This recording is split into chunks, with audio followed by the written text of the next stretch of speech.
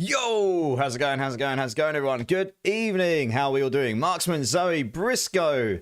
Who else we got? We got Grimshifter, Raziel, Ozzy, Why So Serious, another British streamer I've met recently in the house. Night Medic, Coots. How are we all doing, guys? How are we all doing? How has our Thursday been or going? Are we all ready for some blasting? Ozzy coming straight in with the birthday challenge points. Make sure you put your 2,000 points in, guys. You go down to your channel points, you can put 2,000 in each stream. And when that's complete, if you haven't been around long enough to know, you will get to choose what I get to dress up as for a 24-hour stream. And yes, I will dress up in female attire if it gets voted on. Grimshifter, how's it going, dude? Right.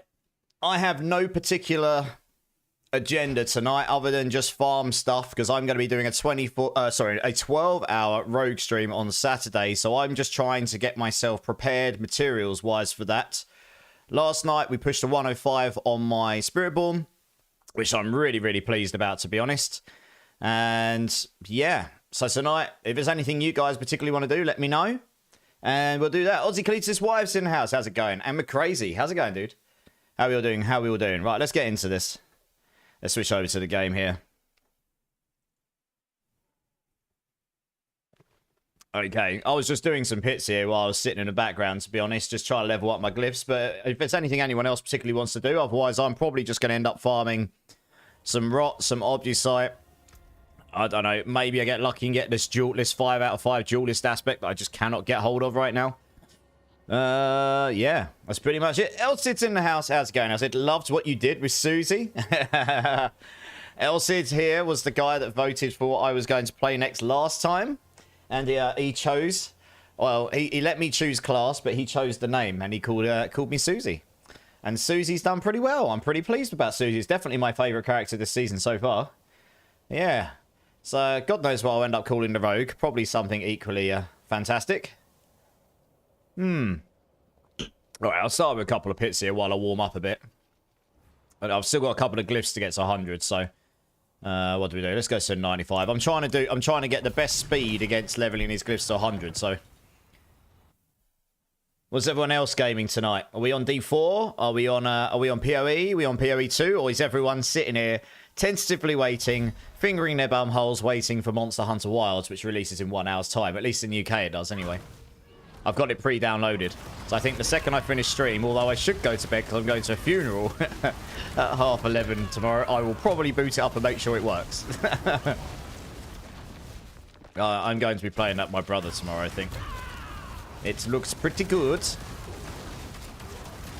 I also did a lot of... Well, I didn't end up going to work today because I felt crappy, to be honest. But so I spent a bunch of that time researching how on earth you get a 2 PC setup. I know how to get a second PC working and how to capture the screen. That's the easy bit. It's the audio. And I think I figured out how I can do it. It's not an area I'm an expert in, but I think the way I've got it set up will need to change a little bit, but I think it won't need too much.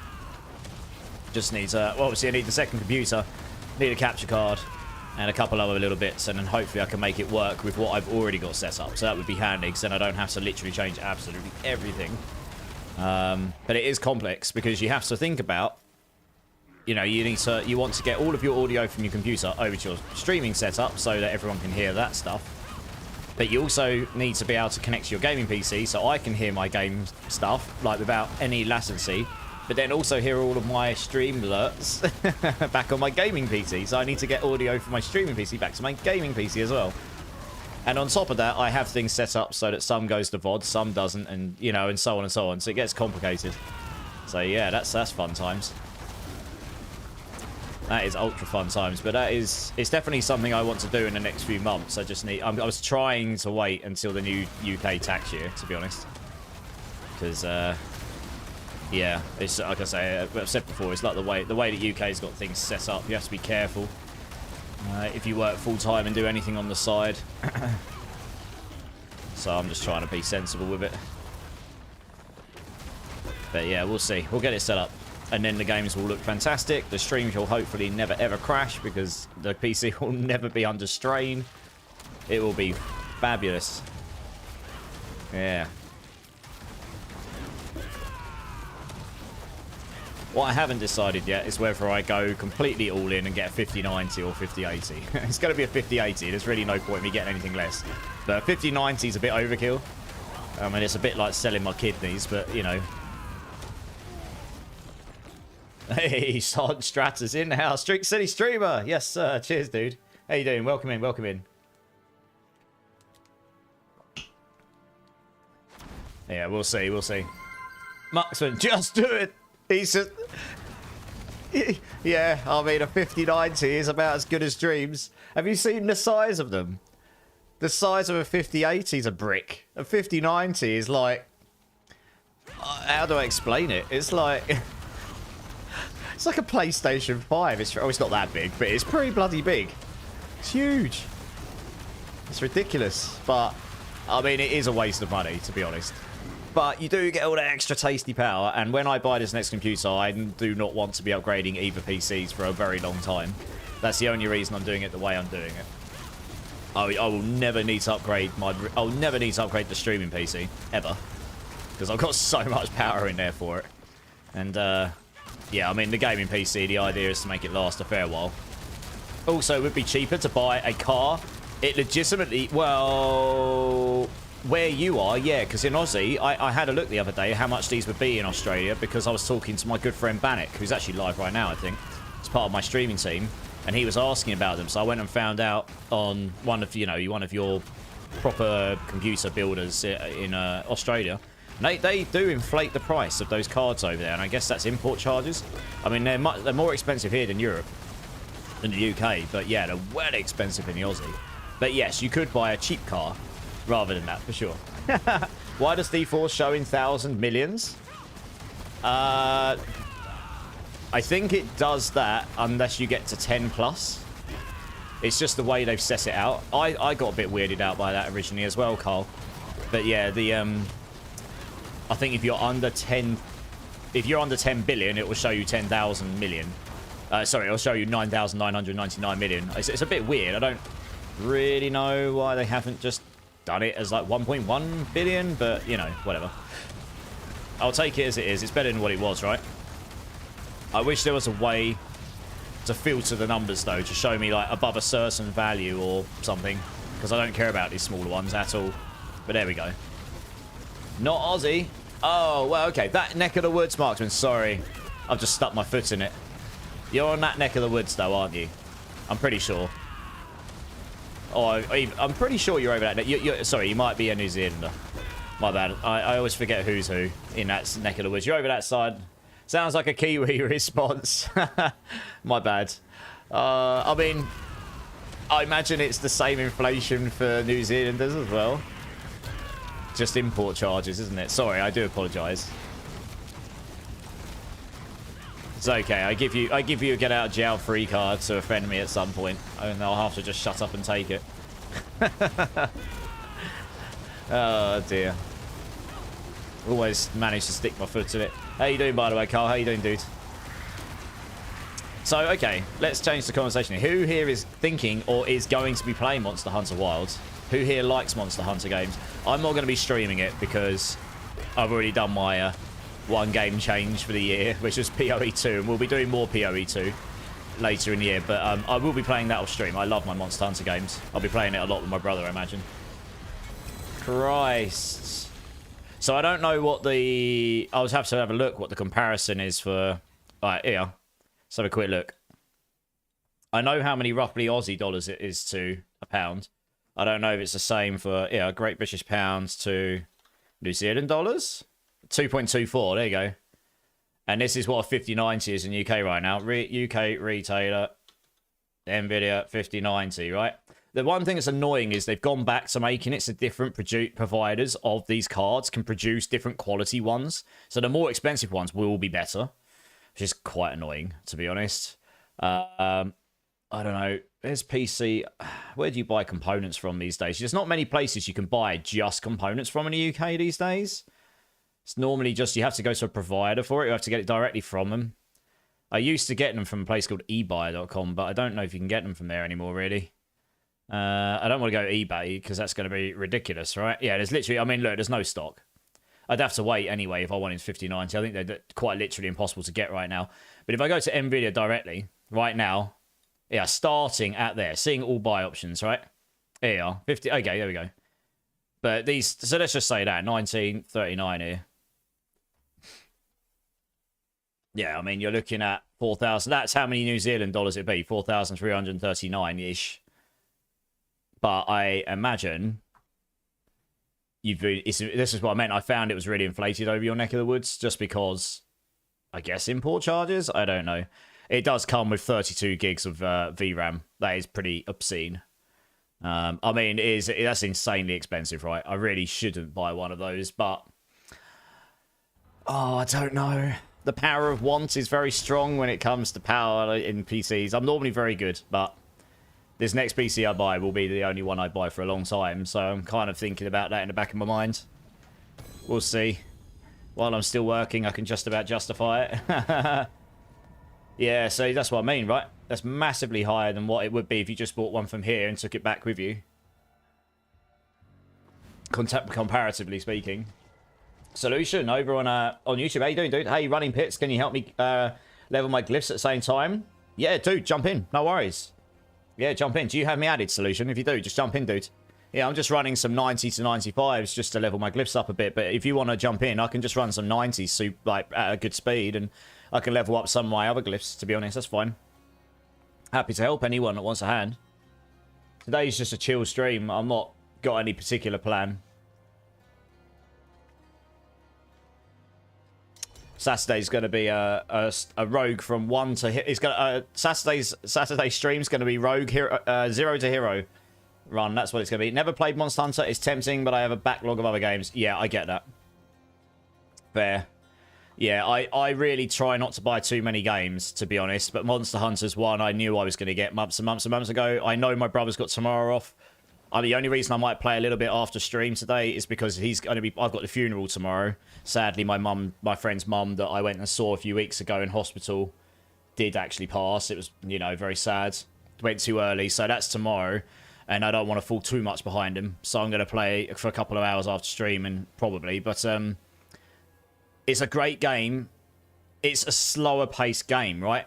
When you go for kill a monster, you're not... Later on, when you're really strong and you got really good gear, the early monsters, yeah, you'll kill them really quickly, but not like Diablo walk in one shot. You never get to a point where you can one-shot a big monster in Monster Hunter, like, ever.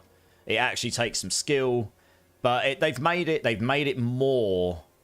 what's the word I'm looking for?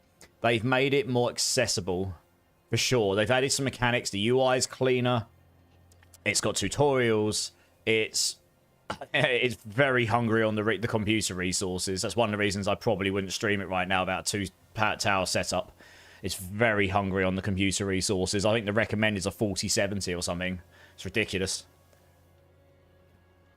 If you want to run it with all a load of the bells and whistles. And then, yeah, but it's going to be a super fun game. It's great to play with friends. And I know my brother, my sister, my brother-in-law, all my friends at home, they're all going to play it.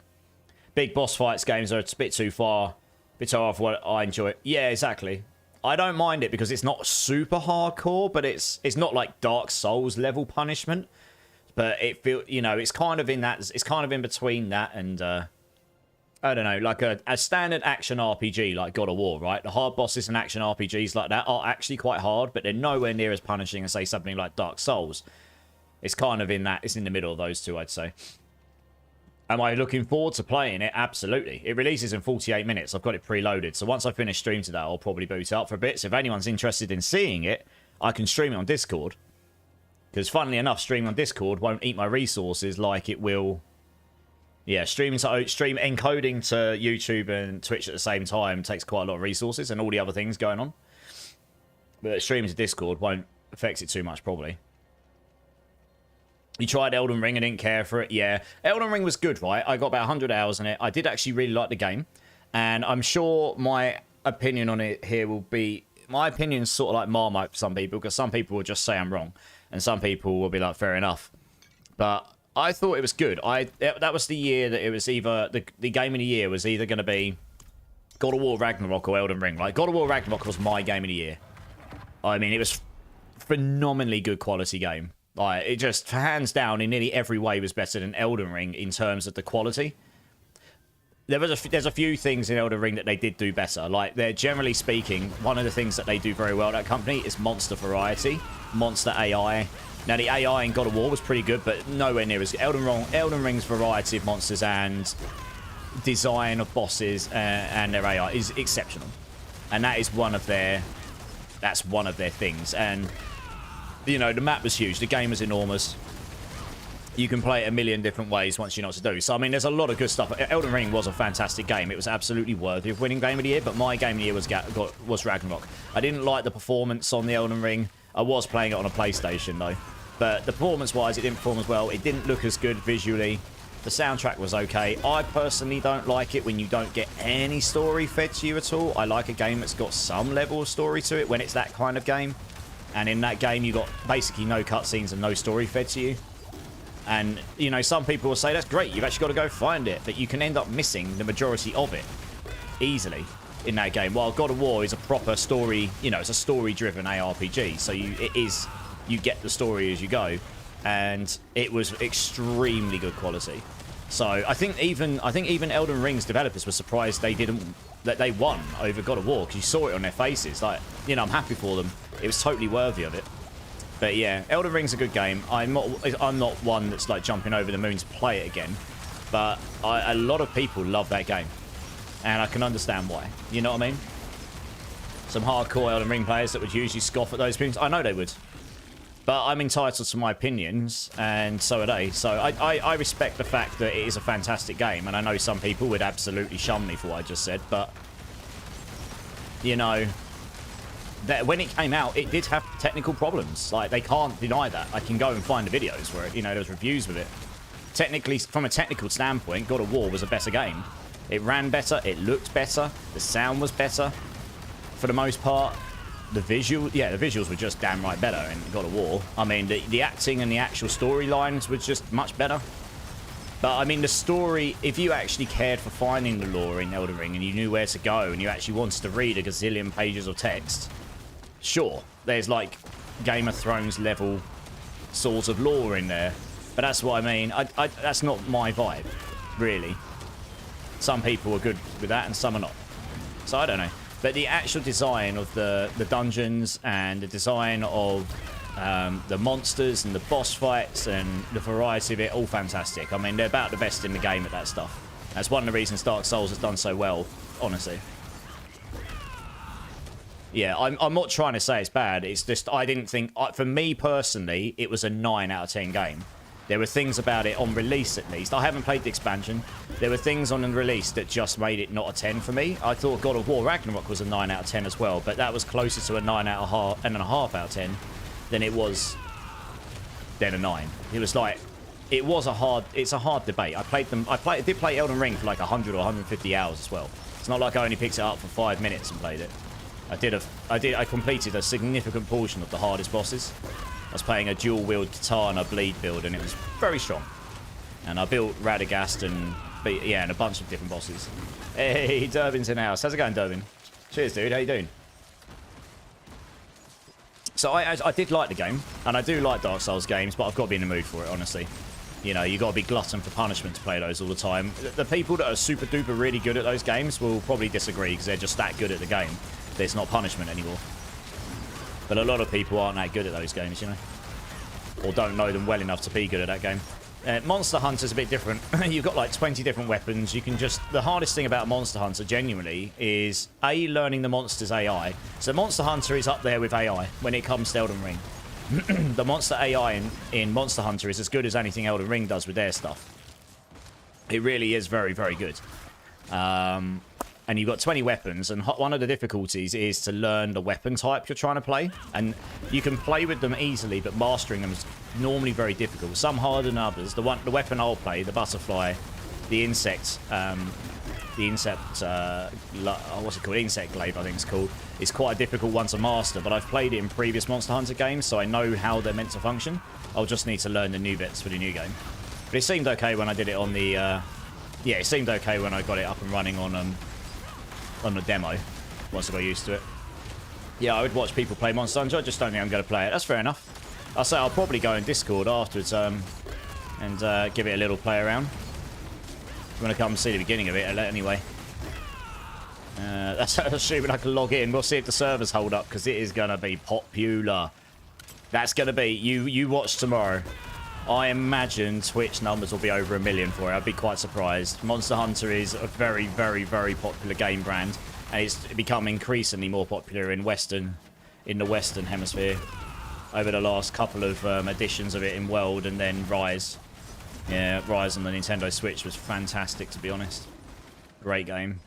That was way more accessible than the previous ones. So we'll see what they... Yeah, Wilds has got a super pretty aesthetic to it as well. They've really put a lot of time into that.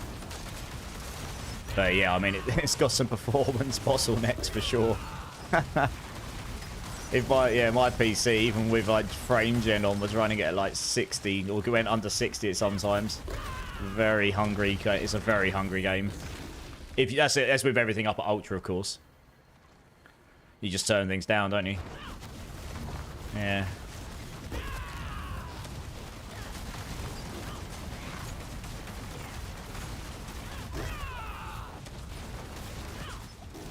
Yeah, maybe I'll go back and play Elden Ring again another time at some point. But, I mean, that was a really busy year. We had Horizon Zero Dawn. No, sorry, we had Horizon Forbidden West, which was a fantastic game. Loved it. And that came out the same week as Elden Ring.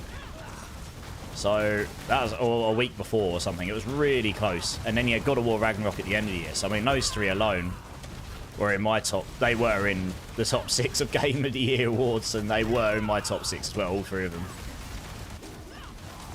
I can't remember what else was in the top 6 that year. It was a really good year for games, though. Some really high quality stuff. Always too many games to play. Yeah, exactly. I tried to...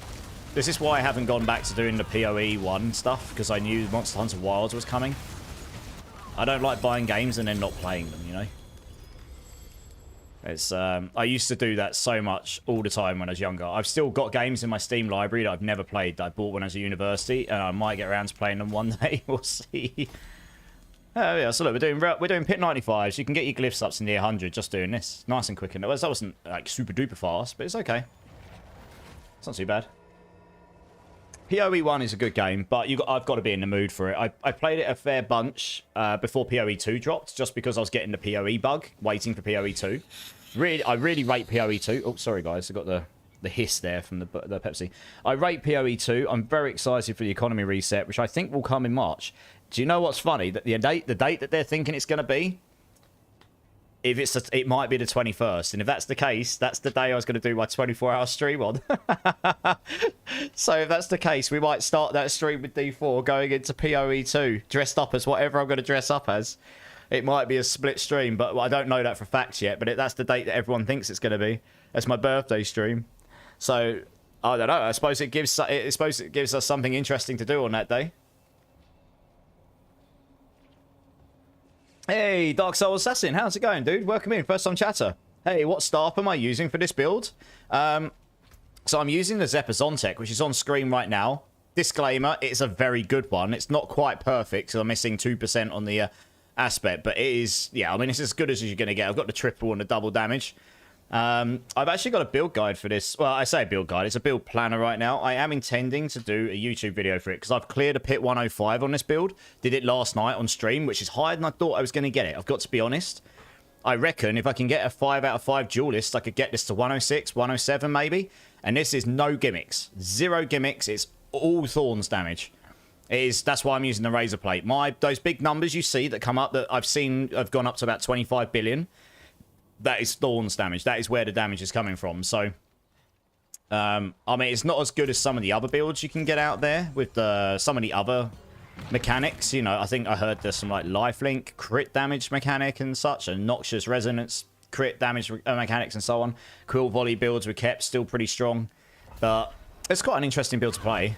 I've had a great time working out what does and doesn't work with this, and I mean, to be honest, the Thorns mechanics can only really get buffed because there's nothing broken about it. I said last night on stream a few ideas that I had which could make the build better. Or not actually, no, not this build better, but just Thorns better on Spiritborns. Because there's so many different Thorns mechanics built into the class, you've got to think that they actually intend it to be used that way. So I can only see them adding or buffing things in the Thorns realm. I mean, there's a mid-season patch coming. Who knows? Maybe I'll get a buff. Lovely. And I mean, there's not much competition on the Spiritborn leaderboard right now, but my clear last night would have put me number 36 on the leaderboard or something. You've got a Quill Volley. Nice. How high have you got it? I mean, Quill Volley's one of the stronger builds, sure. I'm going to take a guess you're using Banished Lords, Rod of Kep, Orange Quill Volley, right? Because you get all of those multipliers. You get the crit multiplier, you get the overpower multiplier. You're getting all the Rod of Kep guaranteed crit multipliers and so on and so on. So it just scales your damage number super high. You had a tough time using Thorns last year. Interesting. Yeah, so I tried to do this build last year and I got it to hit 90 plus. But then I stopped, and it was kind of the same as what you just said, honestly. And the reason with this Dark Soul is because you were going to struggle on any build with Spiritborn last year that didn't gear up. You stacking max life and redirected force crit damage with block chance. Like, you just weren't going to get the same damage out of it as you were any other build. And the problem is they've made it Thorns doesn't crit, and it never used to crit. But now they've made it so lethal shrines also mean it doesn't crit. So you were not getting that block chance redirected force damage. So you could never scale that damage anywhere close to anything else. Like, you know, the other builds were going into trillions with ease. And this build would go to maybe 1 billion if you really... I mean, I've got a really jacked out build here. And it goes to... I've seen 25 billions at like the max. It might go a little higher. Might go a bit lower. I think the highest I've seen is about 25 billion or something on a boss. You know, and that's all pure Thorns damage. So yeah, that to me, so I kind of get where you're coming from. It would have felt very underwhelming, just like a lot of other stuff would have. This season, it's still not the strongest thing, but it's strong enough to clear everything in the game, right? I mean, I can carry everyone on the hardest bosses. I can do hit 100 plus, no problem. So you can do all your glyphs to 100. I've nearly gotten to 100. And yeah, it's a pretty fun build, and like I say, it can only really go upwards. It's a shame that most of the other Thorns mechanics are kind of a bit meh at the moment. They kind of need a bit of love. You're using those, like you said. Yeah, it makes sense. That's what most builds will be using, because that's where you can get all of those damage multipliers, so you can get your numbers higher. I'd say there's a lifelink witch power mechanic setup I've seen, which I think, if the stars align, makes you do way more damage than what I can possibly do on this build by stacking loads of crit using Noxious Resonance and then lifelink, and then when they prop together it gives you way bigger numbers, something like that. It took me a while to figure out what they were doing to get the numbers, but it's a bit of a gimmick, and that definitely won't work next season because the lifelink, well, it's unlikely we'll get that lifelink witch power next season, but I suppose they have brought back some of the powers like mid-season. But you've got to assume that it won't be in next season, so that's gone. The Quill Volley stuff will be there, and there's a few people who have gone higher than what I can on this build, I think. So I think if I got a really proper jacked version of this build, everything perfect masterworks, perfect GA items, perfect aspects, yeah, you might get to a 110, honestly. That extra bit of damage. I had a bit of wiggle room when I did a 105 last night. A few minutes. I think it was about 3 minutes left. But with that extra damage, it's only 110 will be the big HP scale. So maybe I could get a 110 done. I don't know. I could probably get a 106 or 107 done, though, I reckon. I don't know why they don't want it to even be decent. Yeah, so I think there's a few things I said last night, Dark Souls. I mean, this is actually decent. That's the thing. Depends how you clarify decent. Obviously, it's not doing pit 150 or anywhere near the other builds, but it's doing the whole game. But if you wanted it to do higher, the one thing that's bugging me a bit about the Spiritborn class is the Hunter is just damn right outright the best ultimate. You can cast it without it finishing. It gives you the bit, you know, they funnel you into doing the most damage possible. So Hunter gives you the most damage. It gives you 100, it doubles your damage against, yeah, it doubles your damage against enemies that are injured. Gives you a chance to execute them when they're injured. You can cast it over and over again when you're killing stuff. You know, etc, etc. It gives you more stacks of ferocity than you can get anywhere else because it overstacks them. It's just a number of mechanics here which you just cannot get anywhere else. And I kind of feel like Gorilla actually plays pretty well. You can cast that when it's not finished. So I tried it. For a long time I played this build with the Gorilla, but the Hunter is just better. And they added it, so when you put 5 out of 5 points in Gorilla, it does 100% of your Thorns every second. The problem with that is that doesn't scale with any of my other scalers from my basic attack, which is where it's scaled. All of my Thorns damage is getting scaled by my basic attack scalers, because it's all being activated through the basic attack. So that ultimate skill Thorns is actually doing nothing, right? It's doing millions, maybe, which at this level is nothing. You need to be doing billions to hit at all. Otherwise, you're just slapping around like a wet noodle, and you're doing nothing to them. So I kind of feel like that needs to be when you're in the Gorilla area, you scale your Thorns in some way, or it allows you to crit with your Thorns, or do something that allows you to scale what doesn't matter where your source of Thorns is coming from. It allows you to scale it in a way you couldn't do otherwise. To make it, that is the best ultimate for Thorns. I think that they're missing a key passive specifically for Thorns. I think they could add another key passive that's like as a toolbox thing, is designed to be the Thorns one, or something you can use which is just much better for Thorns. So that's that as well. And honestly, the other thing is possibly the Razor Plate, right? The Razor Plate is the one and only... Getting base Thorns, as in a base number Thorns, is not that easy to do. You get way more on this than every other source everywhere else. You can get more on this than everything else in your build. I kind of feel like if you're going to make someone have to get this item for a Thorns build, it needs to be super jacked for Thorns. So I think they need to... I honestly think they need to double or treble or quadruple the sheer number of value of Thorns on here. And then the aspect... Either make the damage higher on it, or make it so it activates 25% of the time or something, so you just more consistently get the bigger numbers. I don't know. I just think the Razor Plate could use a little bit of love, you know? Your glyphs are all 100, and I'm only able to do a 105. Which build? Dark Souls, sorry? That makes sense, because... actually, because I've played since first season, and I still struggle. What are you struggling with? Oh, also, thank you for the follow, Dark Souls. Sorry. I should have said that earlier. I appreciate that, man. Yeah, the Hunter cooldown is awesome, too. Yeah, the Hunter is just the best for damage. And then since the end game is pushing pits, that is just outright the best thing, right? I mean, it's just... There's only a handful of builds where you were like, I would definitely use a different ultimate, but not many. So... Oh, we got 3 out of 4. Not bad. So look, my glyphs are nearly 100. Not quite there yet. I'm still looking for a 5 out of 5 duelist, but they're really hard to come by. Make it hit more often. Yeah. So... Yeah, I just think... The thing is, right, if I had doubled the base... So look at this. When I'm in town, my base Thorns value, and this is including 400 base Thorns from a potion, I'm at 5,437. So if you take the 400 from the potion away, I'm at about 5,000, right? And I'm guessing over 4,000 from the armor here. I can't compare it, but it's like 4,000 plus of that's from the Razor Plate. I get a bunch.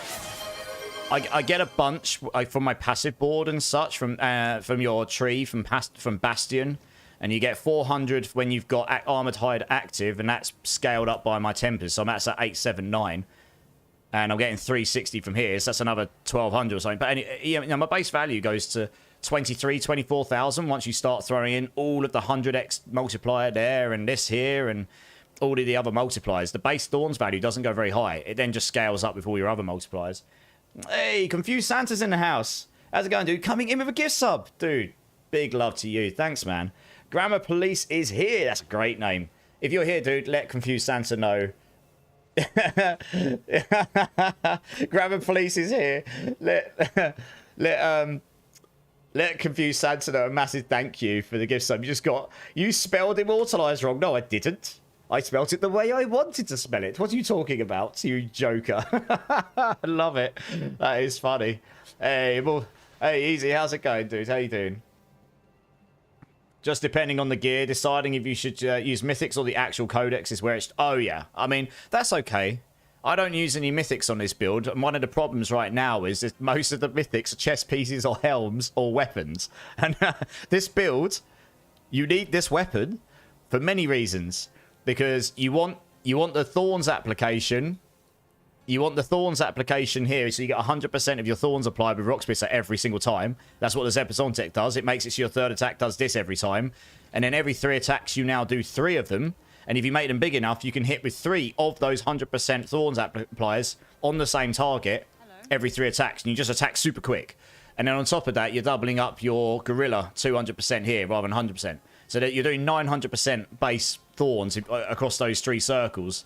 So that you're taking your base Thorns value, hitting 9 times. And then you multiply that up with all your multipliers. That's how I've managed to get the damage so high. So you need that weapon. You get the double up basic skills baked into the aspects. You can get nearly 100%. I don't know why that doesn't go to 100. That's crazy. You get nearly 100% double damage from basic skills there. You get follow throughs plus 9 on there plus. Yeah, you got 12 ranks here. So you can just scale your basic skill damage like nuts. And Dex scales it because it's applied to your basic skill damage. It does work. So the more Dex you've got, the better. You kind of... the Loyalty's Mantle, I suppose you could replace with like a Shaco, but you kind of need the cooldown here. And I tried it with a Shaco, but the doubling up of the Thorns here is really nice. And honestly, this just makes you invincible to CCs. That's really nice. And then you need a Razor Plate for Thorns build. You just do. It's the item for Thorns builds, which is why I say I kind of feel like that item just needs super jacking a little bit. You know, if you're going to make an item specifically for Thorns, it really needs to be the best item for Thorns, hands down. And yeah, like super good for it. How did I @tab? Yeah. @tab. Then what you do when you @tab someone, it highlights it so people know they've been. I do it a lot in streams so people know you're trying to talk to them. Hellspawn's in the house. How's it going, Hellspawn? How you doing, dude? Yeah, with all that Thorns, I'm shocked it doesn't stack and do more crit. It doesn't crit, though. Thorns doesn't crit, right? Thorns doesn't crit or overpower. So you don't... I checked. I've turned crit and overpower numbers off because it's pointless. If I turn them on, you'd see they'd never go as big. You know, Thorns doesn't crit. So there isn't... this is what I mean, though. Imagine a world where if you use the Gorilla ultimate and if you had 5 out of 5 in it, while you're in the area of the Gorilla ultimate, your Thorns can now crit. Imagine that world. Or something. Or your Thorns can now overpower. Or something. A new multiplier that you didn't have access to before. Meaning you absolutely want that ultimate for those builds. Or something like this, right? I feel like that's probably what Thorns needs. I mean, look, the Thorns build's doing okay. This Mystic Circle stuff scales the damage for Thorns because it's an all damage scaler. That's why I use it. So yeah, that's why most of my damage is a bit like rubbish until that Mystic Circle's on the floor. But once I've got that down, my damage skyrockets. It's like 180x or something now. I can get out to about 200x if I've got the last duelist ferocity stack. It scales with ferocity stacks. So that's really nice. If there was a way to overstack ferocity without Hunter, then you could possibly consider doing stuff about it, but... yeah, so this is what I mean. It's not an overly complex build, honestly, once you get your head around where the damage comes from. Anyway, it's been a really fun challenge. I don't mind if it goes to pit 150 or not. I wanted to get to pit 100. That was my goal. I've done a pit 105, and I did it with a bit of time to spare, so it was comfortable enough. And honestly, that's higher than I thought I'd get it, so I'm actually really pleased with that. You know. That's what I tend to do with my builds, Dark Soul. I tend to just go into my builds and go, do you know what? I really want to make a build that does the damage with Thorns. It might be rubbish, but we'll find out, you know? So at some point, I'll do a Razor Wings build, and we'll see what we can do. It might be rubbish, but you never know. Might get it to pit 100. If I can get it above pit 100, even better. So I did not misspell it. I think he was... I don't know if he was talking to you or me, honestly. I think he's just trolling. Breakpoint, how's it going, dude? How you doing? Yeah, of course, Dark Soul. Do you know what? I'm always happy to talk about build stuff, and then maybe I learn some things as well, you know? I mean, maybe some genius can come along and figure out a better way of doing the Thorns build, but this is where I've landed, and it's doing okay. It's definitely the best I've seen any Thorns build do this season that I've seen. That doesn't mean there isn't someone else that's done it. It's just not everyone shows it off on stream or YouTube or something, do they? And I can also see, because I've done this, I can also see where the potential flaws in the Thorns mechanics are, / where the improvements really could, you know, where the mechanics could use the improvements. So, like, the ultimate damage is just a bit pitiful. It doesn't really do anything in the end game. It's great early on. It's super strong early. It's just rubbish end game. And then... yeah, I say the Razor Plate is okay. It's not bad. It's just not, like, incredible for Thorns builds. And I kind of feel like if you've got an item that makes you sacrifice absolutely everything else, but, you know, you got 4 affixes of Thorns, your aspect is Thorns, the only other thing you've got in there is your base armor, and that's it. If you're gonna make a build, completely sacrifice everything for that. It really needs to be, like, all in on it. It needs to be really good for it. So I kind of feel like the Razor Blade could just be jacked up. But they could double the value on it immediately, and honestly, that would... doubling up the value of the Razor Plate would make this build go to 115, probably. Because once you start throwing the multipliers in, the damage would go up to 100, 200 billion. So you probably go to 115, 120. I mean, that alone would make it... Yeah, that alone, just a doubling up of that alone would probably push it way higher. Doing well. Barely windy today. Oh, how windy are we talking? Hey, Ryzang's in the house. How's it going, Ryzang? How you doing, dude? Doing good, dude. Hope you're well. I'm not too bad. Yeah, I didn't end up going to work today because I felt like absolute trash, to be honest. I spent all day just on recovery mode, so I feel okay. Had lots of what do you call it? Like I don't often take like painkillers and stuff, but I've taken some paracetamol and stuff, so I feel a little bit better now. But yeah, it is what it is, right? You have to get on with stuff. 40 to 50 miles per hour with high gusts. That's pretty high. Yeah, okay, that's pretty strong. Well, hopefully it's not strong enough it's actually causing any actual damage. I guess it's probably not too bad. You start to worry if it goes to like 60, 70, 80, right? Like, yeah, guys, make sure you put your 2,000 points in for the stream. If you go down to the stream points at the bottom of the chat, you'll notice there's a run-up to a community challenge going on.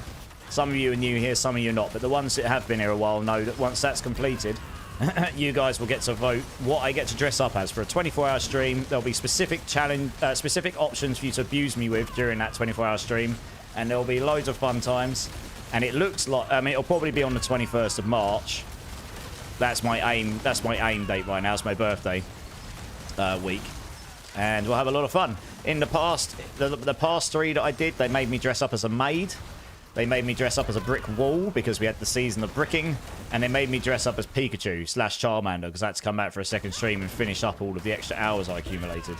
So a little bit of fun there, if that interests you. Just some smaller tree limbs, nothing crazy. Okay, that's not too bad then. Zep, how's it going, dude? How you doing? How you doing? Jester Loki, he's done a maid stream that gave all his scholars the Thorns build.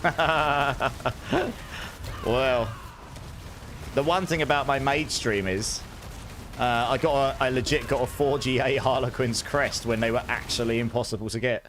Didn't I? I pulled it from the gambler right at the last 5 minutes of the stream. You could not have written it. Someone trolled and said, go and craft an Uber right before I was closing up 24 hours, and I was knackered. So tired. And I rolled a Harlequin's. Did not think anything of it, and the next thing I know, I had a 4GA. It's completely mental. I vote you dress up as a gorilla covered in thorns. I mean, I don't want to actually kill my cats while I stream, you know? Imagine if a cat jumps on my lap and gets impaled by a thorn. Jesus. I mean, there'll be lots of options you can vote between, and then I guess I'll leave it down to you. I'm not going to sway the options either way. It can't get me arrested or banned from Twitch, though. That's the criteria. So I can't do a Mankini from Borat. That is legitimately against the TOS of Twitch. It's actually on their TOS saying, do not do this, otherwise you'd be banned. Yeah, it's pretty savage. So something must have happened in the past. Pyro, how's it going, dude? So what you're saying is Pikachu is definitely taking the day off. That Pikachu costume needs dry cleaning before I wear it again, to be honest. I vote you dress up. Yeah, they don't have to be real. Well, I don't even know. Well, I'd have to look to see if I could even get a hold of a costume like that. That's got to be one of the things, right? I've got to be able to actually get a hold of something that makes it work. But I'm sure whatever it'll be glorious, and you guys will have a great time abusing me. Yeah, I know what some of the fan favourites were in the past. It didn't quite make the cut compared to like Pikachu and such. It was very close last time between Pikachu and another one. So I imagine those will be on the list again. Yeah, Hellspawn knows. That one's been on there since day one. Off to get the wife, going on alert. No worries, Pyro. Thanks for the alert, dude. Happy wife, happy life. For sure. Hey, Davey, how's it going, dude?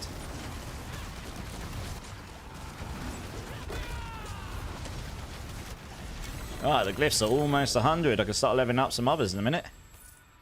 Where the hell's the... I can't click on a thing without picking up items. 1, 2, fail, 3. Alright, not too bad. It's going to start getting tough getting to 100 unless we go higher, but that's okay. I would just start leveling up other glyphs. Don't need any of those. Super. Next town.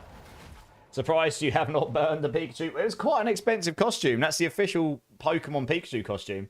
Really good. It's +2 per shot at this point. Oh, you mean... Sorry, yeah, it's Elution. Yeah, you mean your glyphs. You're getting +2 per level. Yeah, you'll be leveling... If your glyphs are at level 62, 63, you'll be leveling them up 5 to 10 levels ago, I guess, for a bit. Not the fastest clears, but, you know, it's okay. It's nice and chill. So I can do higher, it just takes a bit longer, that's all, isn't it? I'm going to put a chicken drumstick made from real chicken on the list. Your cat will probably love that. I won't have much of a costume left after about 2 hours. I might be breaking TOS after 3. A bit showing that shouldn't be. So when the cat comes along and like jumps up trying to gnaw it, you're like, no, that's not the costume, stop biting. Yeah, I mean, my cats are really good actually on that front, but if I was wearing real chicken, I imagine they probably would try and come and eat me. When is the rogue coming up easy? On Saturday. I'm doing a 12-hour stream on Saturday, which will be Rogue 0 to Hero. We'll start a brand new Rogue and we'll level it up legit, and then we'll go straight into the end game and we'll get it into T4 at minimum and hopefully higher. Well, it probably will go higher. Jester, Drink City Streamer. Yes, sir. Cheers, everyone. Appreciate you all. Nice.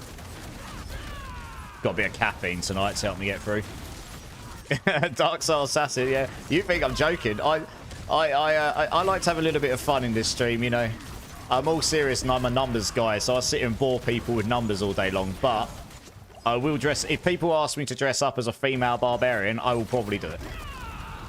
And let's put some context here. So I dressed up as a maid in the first one, and I added a channel option to claim, which is dust my red room, and because I've got a red room, right? And I don't know if you've ever, you know, I mean, I'm going to assume that not everyone's read or watched the 50 Shades of Grey film or books and stuff, but it's all about this guy having a red room and all of these, like, dominatrix toys and being this super rich dude who's into, you know, all of that stuff. So I just thought it was really funny. And it went down really well, it seems. Dust the boards, and I was wearing this tiny little maid's outfit. Something like this. Yeah, D-Rock like that one. Oh, dear. I'll start mine as well then. Nice. Yeah. I haven't quite figured out exactly what build I'll play in the end game. I might play a Death Trap Rogue. I'm not going to try and theory craft a build as per se, because I know there's much better Rogue theory crafters out there than me. I want to use that stream as a... I'm not going to use a build. I'm going to learn it as I go. I want to use it as more of a rogue learning stream for me, personally, because it's a least play class for me.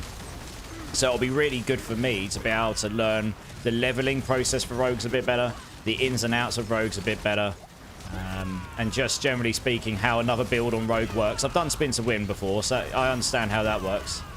It's just really handy. It's like a knowledge learning point of view, you know. Daniel Wolf, I'm not sure how to put it polite, but you looked horrible. Well, I'll take it. It could have... it could be worse. You could have said I looked horrendous. You looked like a 3 out of 10. I'll take it. That's 3 more than I thought I did. Yeah. How you doing, Daniel Wolf?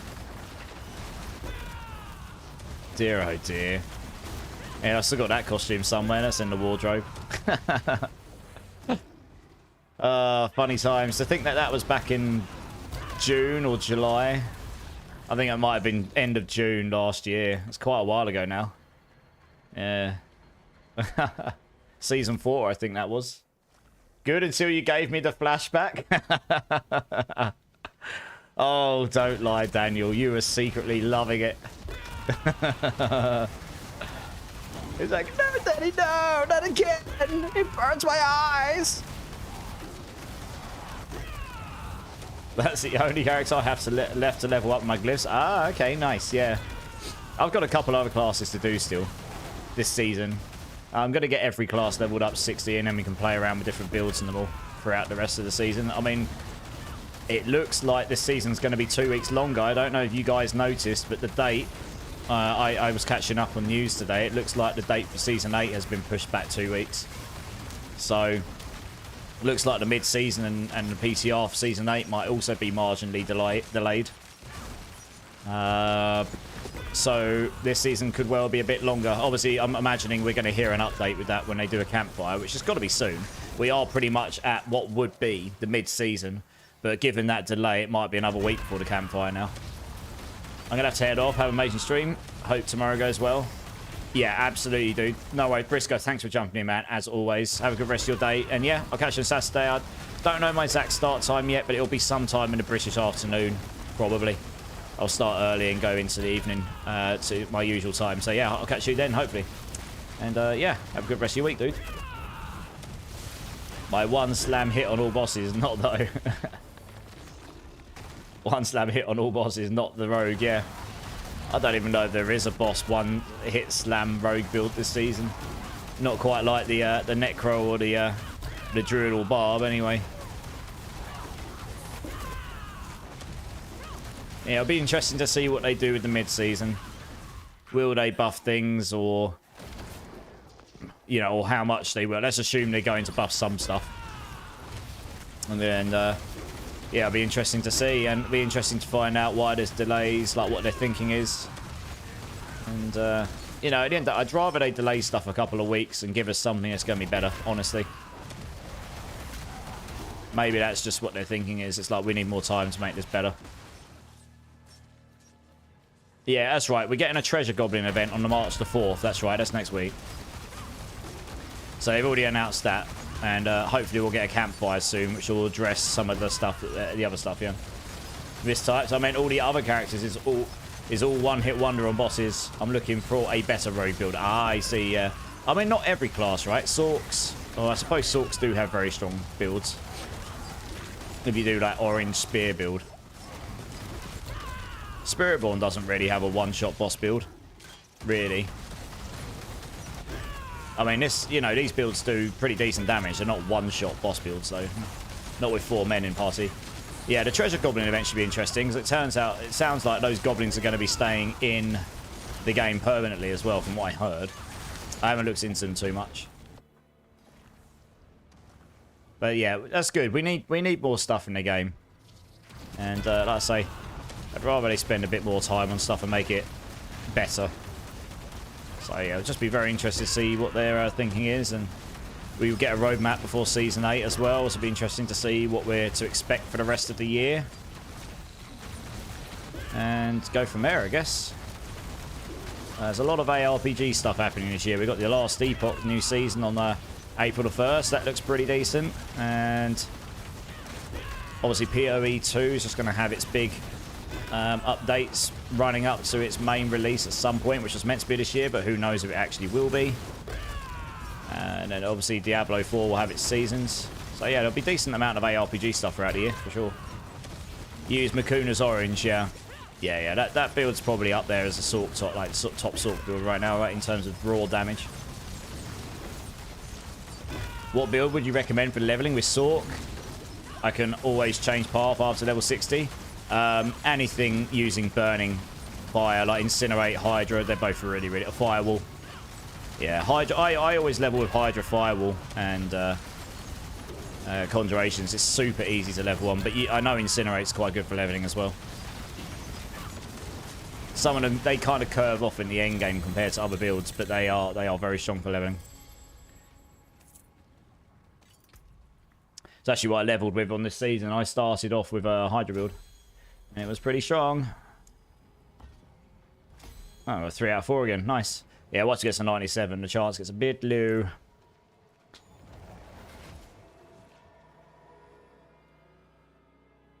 This season's been fun. I've been enjoying it, and I'm still going to play a bunch of other builds.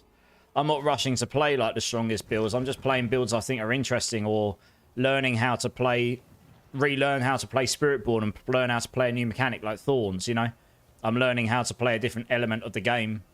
I just find that stuff interesting, so that keeps me interested, so I'm having fun with it. Yeah. I only have one buddy whom I play with, and he's been back on Fortnite. Yeah. I think a lot of people are sort of taking a break right now because, obviously, lack of extra content beyond the playing loads of builds and lack of stuff coming, like, immediately. But, yeah, I mean, if you're ever looking for people to play Dark Soul, I'm on quite a few days of the week, and there's always people up for playing. You know, you can always jump in here, look for people to play with, or if you're looking for a clan, I've got a clan. There's usually people online. And, yeah. I mean, that's the main reason I got back into streaming, honestly. I was looking for people to play with on last Epoch. And I couldn't find anyone, so I went and, well, went and watched some streamers, and then I ended up getting into streaming. Hey, Gorsh in the house. Drink City streamer. Yes, sir. Cheers, dude. How you doing? How you doing, Gorsh? Liar! Okay, I was looking for more people to play with. Wink, wink. Saying that, though, I found you, Gorsh, on another streamer's stream. I found you on Pinch's stream. So, I'm not really wrong. What's my gamer tag? If you do !B tag, you can add me up. Sorry, I would type it in myself right now. I'm just trying to make sure I don't get insta-slapped by these, because these have got explosive on them. But, yeah, I mean, that's how I met Gorsh. All that, I mean, it's got to be coming up to almost a year. Getting there, anyway. Yeah. This is my battle tag here. If you have me up, I'll accept you in a moment.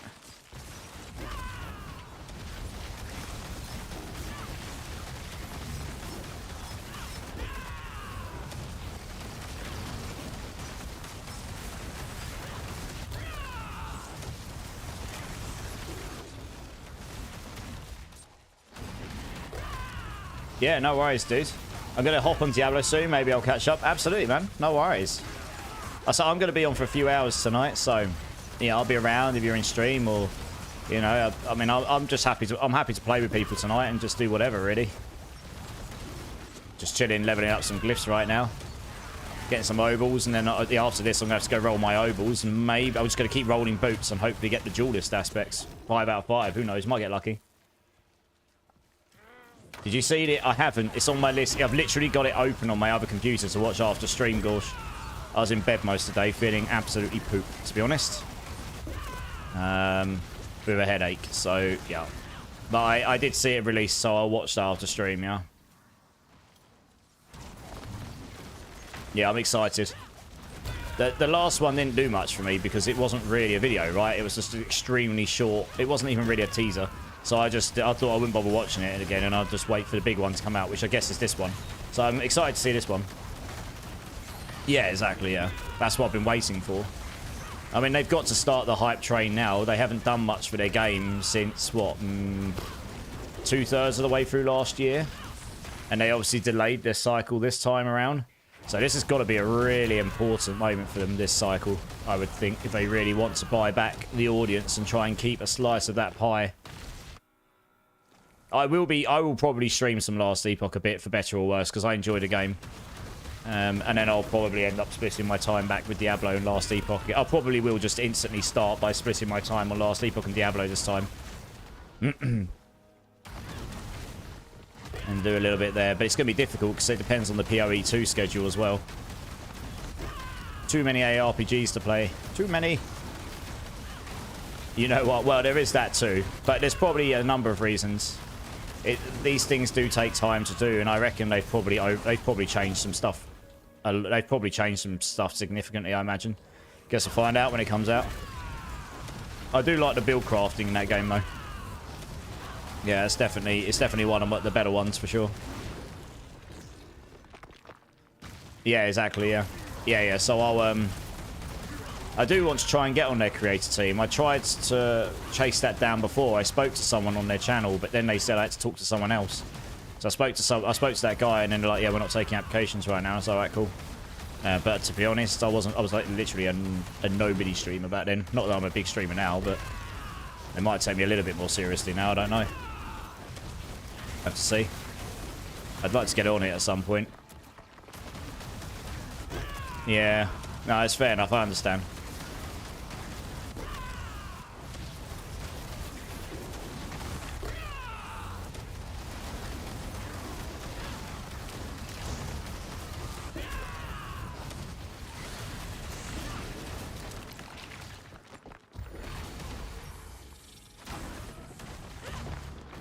You're going to go rogue? Yeah. Well, this is the thing. You and Pinch and that are probably going to have an idea what you're going to build to start with because you've had a chance to play on some of the test stuff, haven't you? So you're going to have an idea how on earth to play the game. I'm just going to be playing from scratch. So that's all right. I don't mind. I won't be racing. I'll probably just look at what looks interesting to me and try and play a cool build. You know, that's what I do anyways, isn't it? Yeah, exactly right. So I'm not even going to attempt to do the race because you and Pinch and all the other guys that have had that creator access, I'm just not, I can't really compete with it because, not that I'm massively bothered, but, you know, it's a bit difficult to compete with people who've had a chance to prepare, like properly prepare, and have a really good idea what they're doing, and I've got literally no idea. I mean, you guys are better at the game anyway than me because you've played it way more than me. But, that aside, obviously I just can't play any of the new stuff, so I don't know any of that. You're just going to enjoy the season. Yeah, say that. After about 5 days, you're going to have like a whole bucket load of characters all maxed out. I'm just expecting that, to be honest. Hey, Panda, how's it going, dude? How you doing?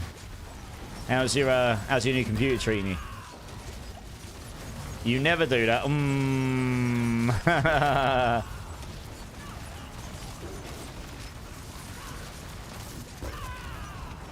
Yeah, I'm messing. I'm pulling your leg. I'm pulling your leg.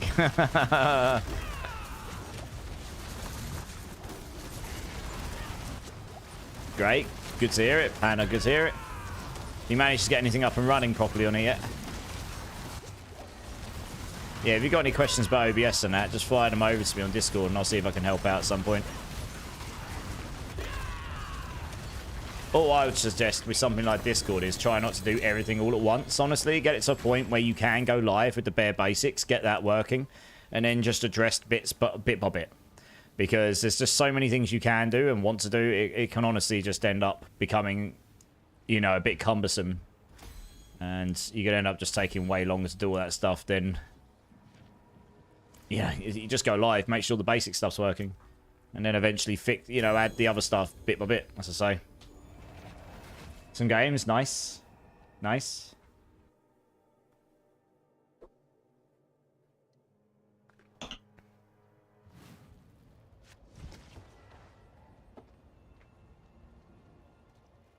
Alright, where are we at? I need to go spend my obols. Who knows, might get lucky. Did actually roll an Ancestral Duelist last night, but he only rolled 4 out of 5. It's proper troll.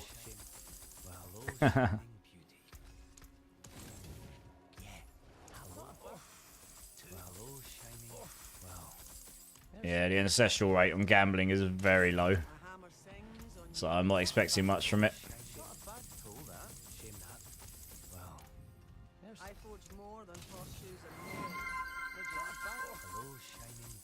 Yeah, literally not a single ancestral. Zach's in the house. How's it going, Zach? Drink City Stream. Yes, sir. Cheers, everyone. What's else in my box here? Here we go. Big Bad Panda. Spin to win. We spin to win in this channel, guys. Yes, we do. Yeah, we spin to win. I just knocked my cat bed away. Oh, well. Spin to win. Woo! Thank you very much, Panda. Hey, Jay's in the house. Coming in with his Prime. Dude, thank you so much for the Prime. Could have given that to anyone else, and you've chosen to give it to me. I appreciate your support, dude. Thank you so much. How you doing, dude? You did a 115 hit on your barb and reached 30 billion damage. Nice. Very nice. GG's.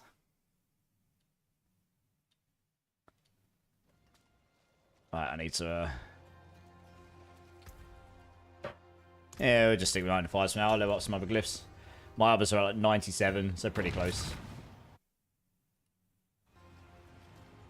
Good, my guy. How are you? Yeah, I'm not too bad, Jay. Not too bad. I've been feeling a bit off today, but other than that, we're all good.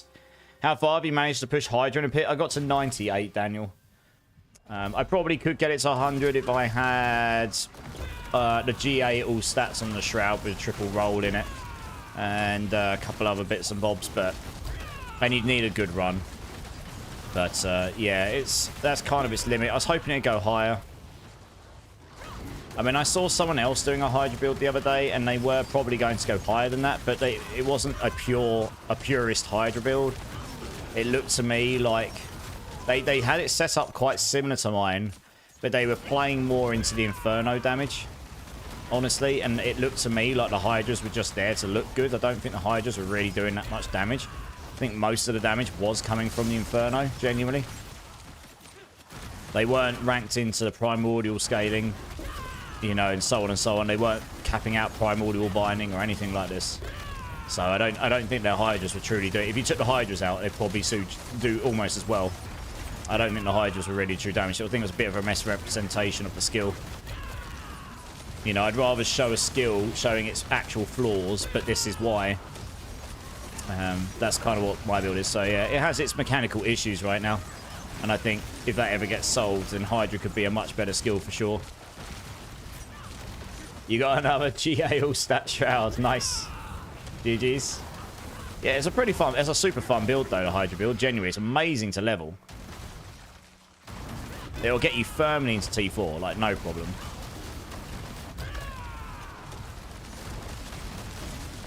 But this build I'm playing here is just a better all-round build. It's mechanically a little easier to play. It's less spammy. A lot of Sorc builds are very spammy. It's about spamming, like, you know, your conjurations or your defensive skills or cooldowns. This is more about timing them, so it's definitely better on your fingers. Like, you can actually get cramped doing pits with Hydra, the build, if you trying to push the high pits. I found this build, you could do them all night long. Because you're not smashing your keyboard like it's a flipping piano. So that's kind of nice. And this is just, yeah, it's better at clearance. And it's probably not quite as good as bossing, but it's decent enough. So it's okay. So yeah, this has ended up being a bit better. At least where I got it to. I mean, I couldn't... I say, to keep it a pure Hydra build, I kind of just need the mechanic... You need the AoE problem solved a bit better. And I think Hydra actually needs that baked into itself. Rather than relying on Inferno to be the main damage. Which is where the AoE was coming from on his build, I think. It was interesting though. I mean, his build was pretty decent. I say he had it built very similar to how I built mine in a lot of ways. So that was quite interesting.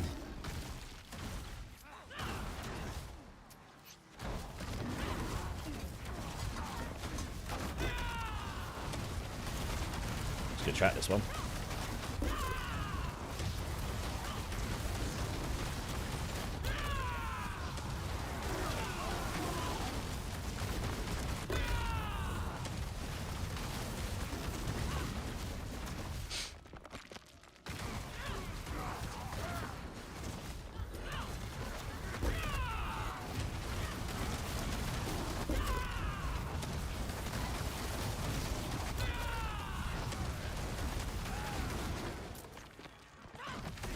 But yeah, this is way better than the Lightning Spirit level, so it's good. It's really, really good for leveling. Yeah, yeah. Firewall Hydra. Literally put... I've got a Hydra leveling guide. If you do... One sec, I'll link it to you.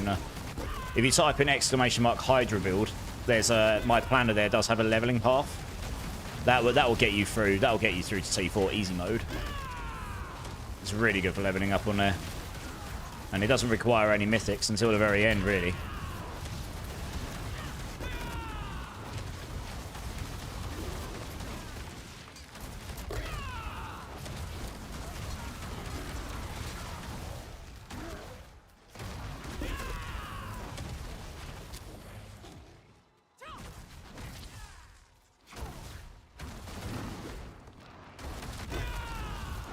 Oh, you got ads. Oh, that's bad timing. Yeah, I've got a Hydra planner. If you haven't checked that out already, Daniel, that's got a leveling. That's actually got the proper leveling path in there and explaining. Like, so I tell you one thing you can do on that build that makes it really strong early on. If you've got it, put a Seer rune in at the top and put the... I can't remember what the name of it is. Put the Wolves rune in on the bottom. That'll give you 3 wolves or 4 wolves, and that gives you loads of primordial binding stacks really easily. It allows you to get them near cap or cap them like super easy early on. Gives you loads of damage. Makes your Hydra slap super early on. It's Hydra build. 1 second. I think it's Hydra build. Yeah, anyway, it's probably that. Yeah, there you go. Oops, nearly died. It's alright, got there in time.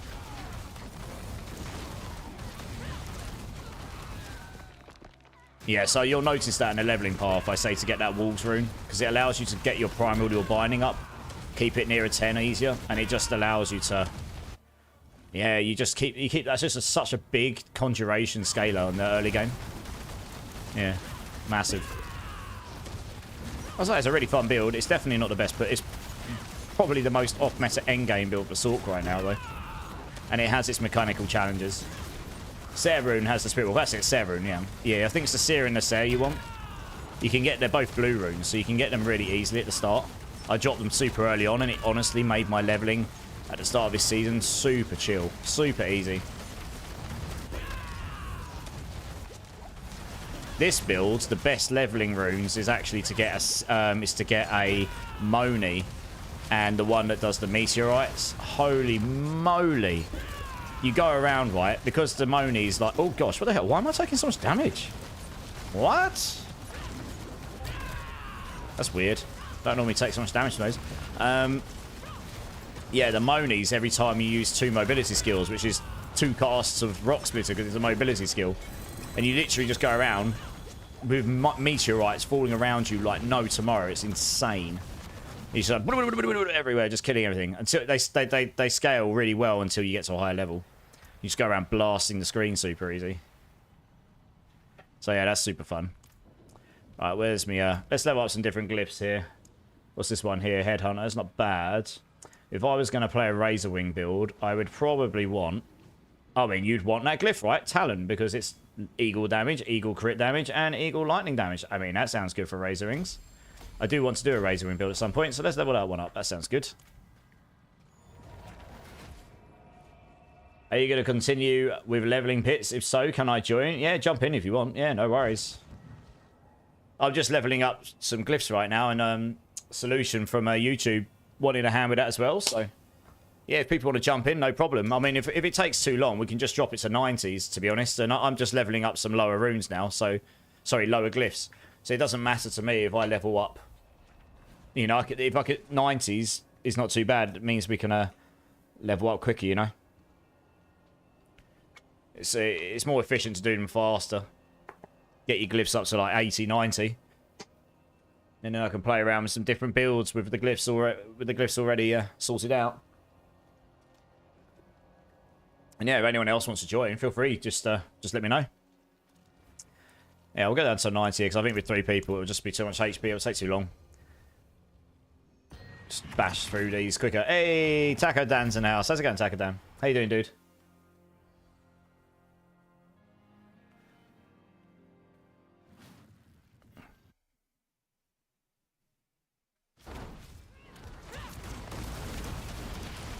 Where it's +1 only.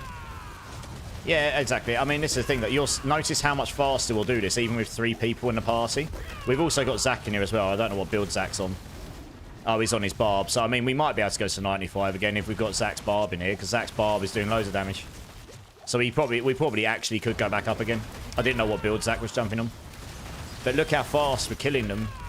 Yeah. I mean, the amount of damage I'm doing is more than when we had 2 people on a 95. It's every 5 levels. Once you get to that level, the HP scaling is really harsh. Doing great. Ready for April 2nd. Last Depot trader today. That's right. Yeah. And the race on Sunday. Yeah. Yeah, so I'll be playing last. I need to check that trader out. So I'll get that trader on after I finish stream. I probably won't partake in the race on Sunday because I've just got too much on this weekend. But I'll be watching. I'll be watching people do the race for sure. I'll probably watch Rudy, to be honest, because he's definitely going to be trying to go for it. Isn't it like the top 6 people or something get some epic skin or something? It's storming where I think I am. Oh, right. Badly? Or just storming?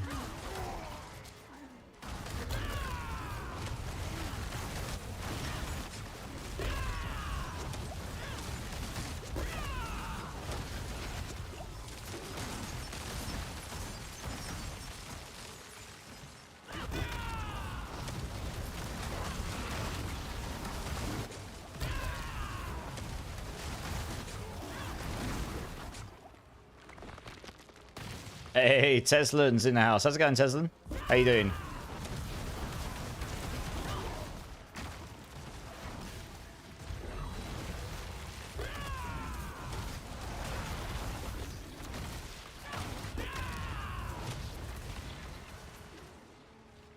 Is there anything up here? Question mark? What? Where's all the enemies gone? That was such an empty area. Weird. Yeah, I'm doing way more damage here. It's noticeable. I'm good. Hope you're well. Yeah, I'm not too bad, thank you. Yeah, it's good to see you. How's your day been?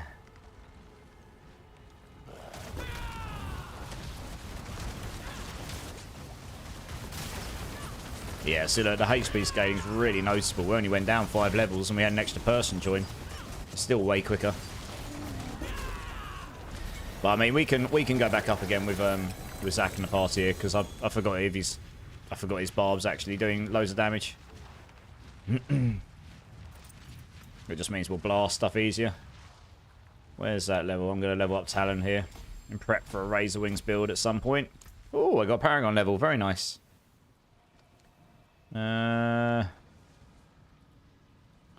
think I was just going to take all of these HP nodes, honestly, first. Get the extra HPs.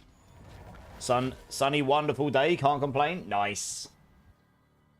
Wasn't too sunny here, but that's good to hear. Glad to hear it was sunny for you.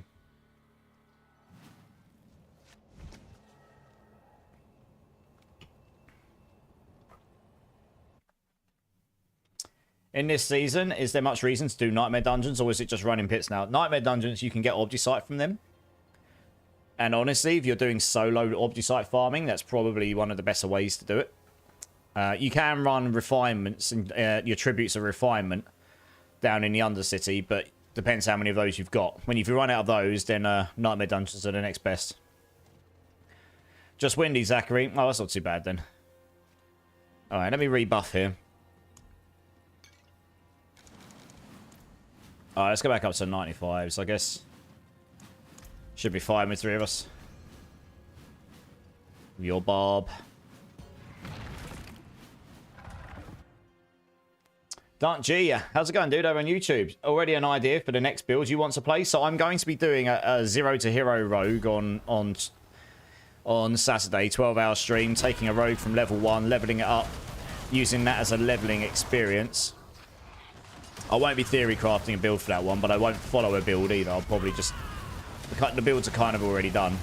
But someone's voted for me to play rogue next, and it's my least played class, so I'm going to use that as a learning experience.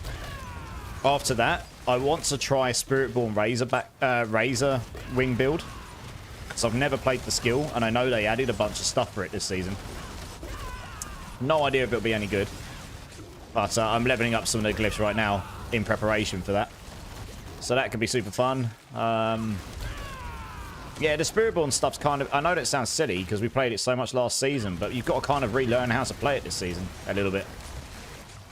So it's quite interesting learning how to play the class properly, how it was intended to be played, not with all the broken mechanics, how it wasn't intended to be played. So I'll probably have a little play around with that. I'm waiting for them to fix the Ring of Men down properly before I go back to the Minion Necro.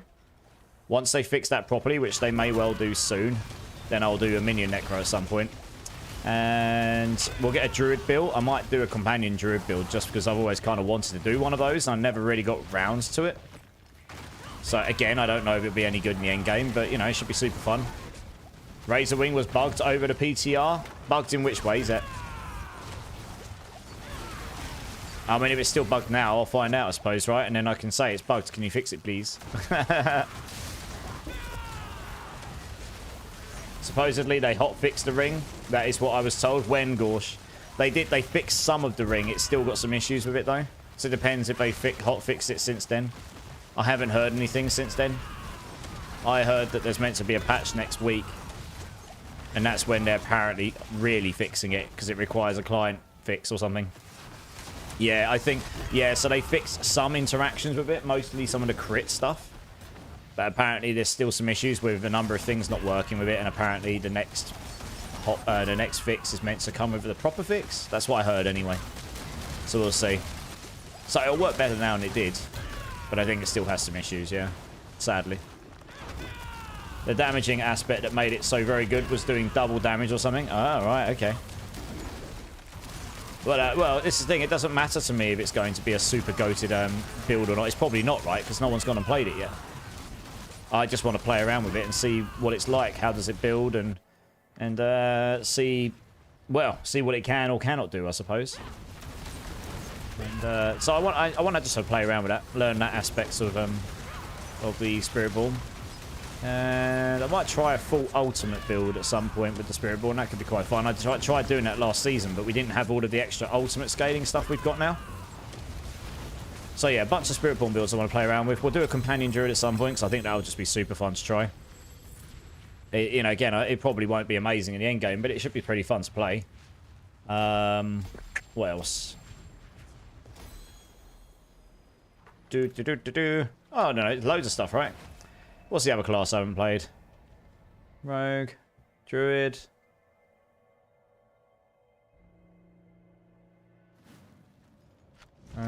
Rogue, Druid, Spiritborn, Sork, Necro, Barbarian. Alright, and a Barb.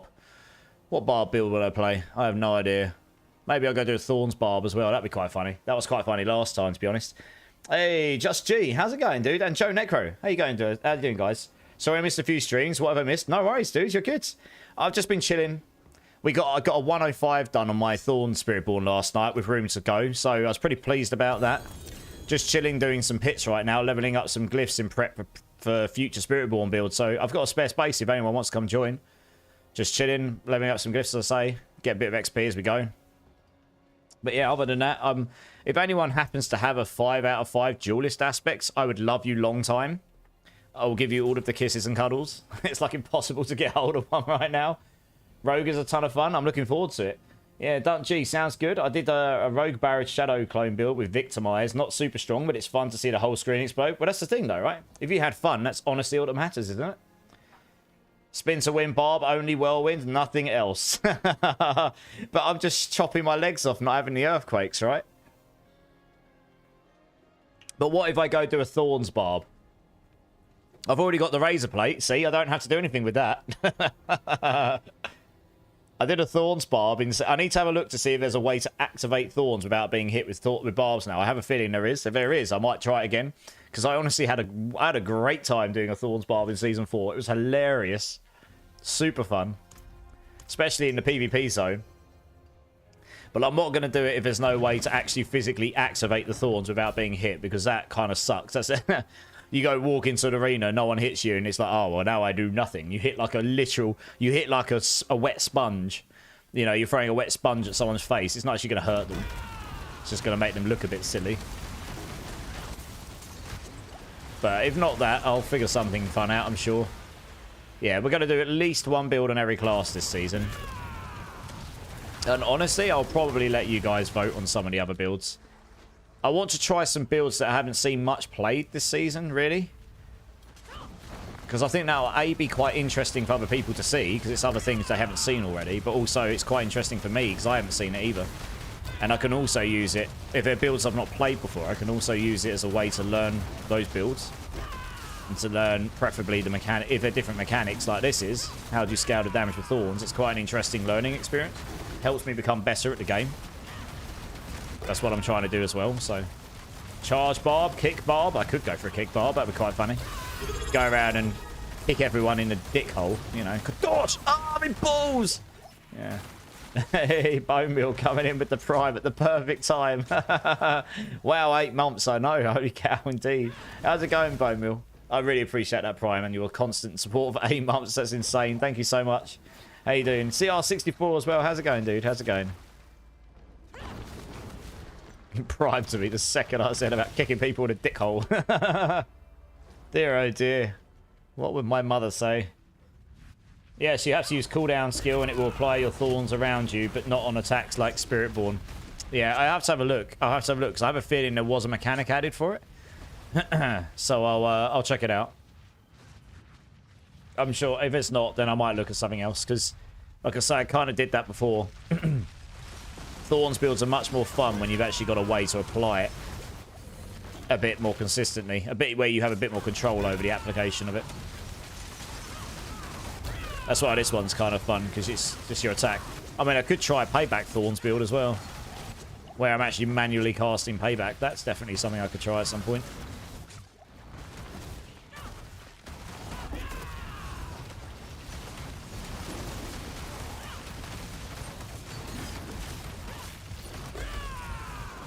The only thing is, I'd have to work out how to scale the damage more, because you lose all of that basic attack scaling.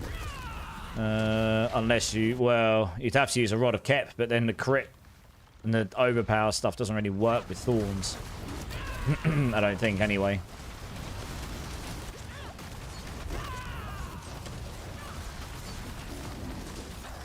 He died fast. Very nice. GG's.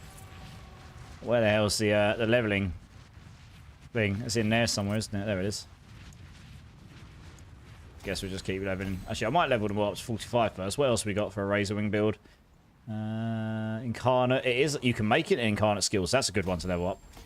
There's a aspect now to make Razor Wings and Incarnate skills. So that could be used. So 16x damage there. Scale magic nodes. And Incarnate scaler. So yeah, that's a good one for it. We'll level that up to 46. Can I join the group? Absolutely, CR. Yeah, join in 64. We're just chilling. I'm just leveling up some glyphs in prep for other builds. So yeah, anyone that wants to join, just let me know. The problem with Kick is that it knocks people back, but the Tornado, which power keeps enemies in. Ah, right, I see. I mean, isn't that kind of what you want? Kick, pull, kick, pull, kick, pull, and so you can just constantly kick them.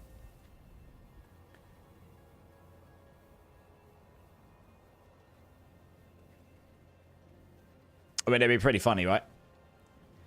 It means, because otherwise you'd have the problem where you kick them, they go away from you, and then you have to get, it depends how far you kick them away, right? You want them to be close enough so you don't have to close any gap. You can just kick, and just get your cooldown done. That's a good thing they made it so it has no drawbacks. Yeah, yeah. You reach 1,000 earthquake damage. Nice! All of the earthquake damage. All of it. Alright, yeah, let's crack on, I suppose. I'll leave it at this right now, because we're clearing them pretty fast. It's super chill. I say, where I'm leveling, I'm personally leveling up glyphs that are super low, so I'm going to get the maximum levels anyway. So I'd rather do them faster for now. 4-man 95s. My damage is okay. It's not too bad. Oh yeah, barrier's not great for Thorns. That quite literally blocks it off. Oh, there's a... I'm not going to do any damage to it with this around, am I? Yeah, the HP on the enemies here is starting to get a bit meaty, but I am killing stuff still. It's all about this mystic circle on the floor, though. There you go. Man, my executes are so good. But look at that, though. The barb just shreds it. Like, so much quicker than this build can do it. Noticeably faster. I do have the double execute mechanics, though, so... that's kind of handy. Oh, we have to go that way. Okay, my bad.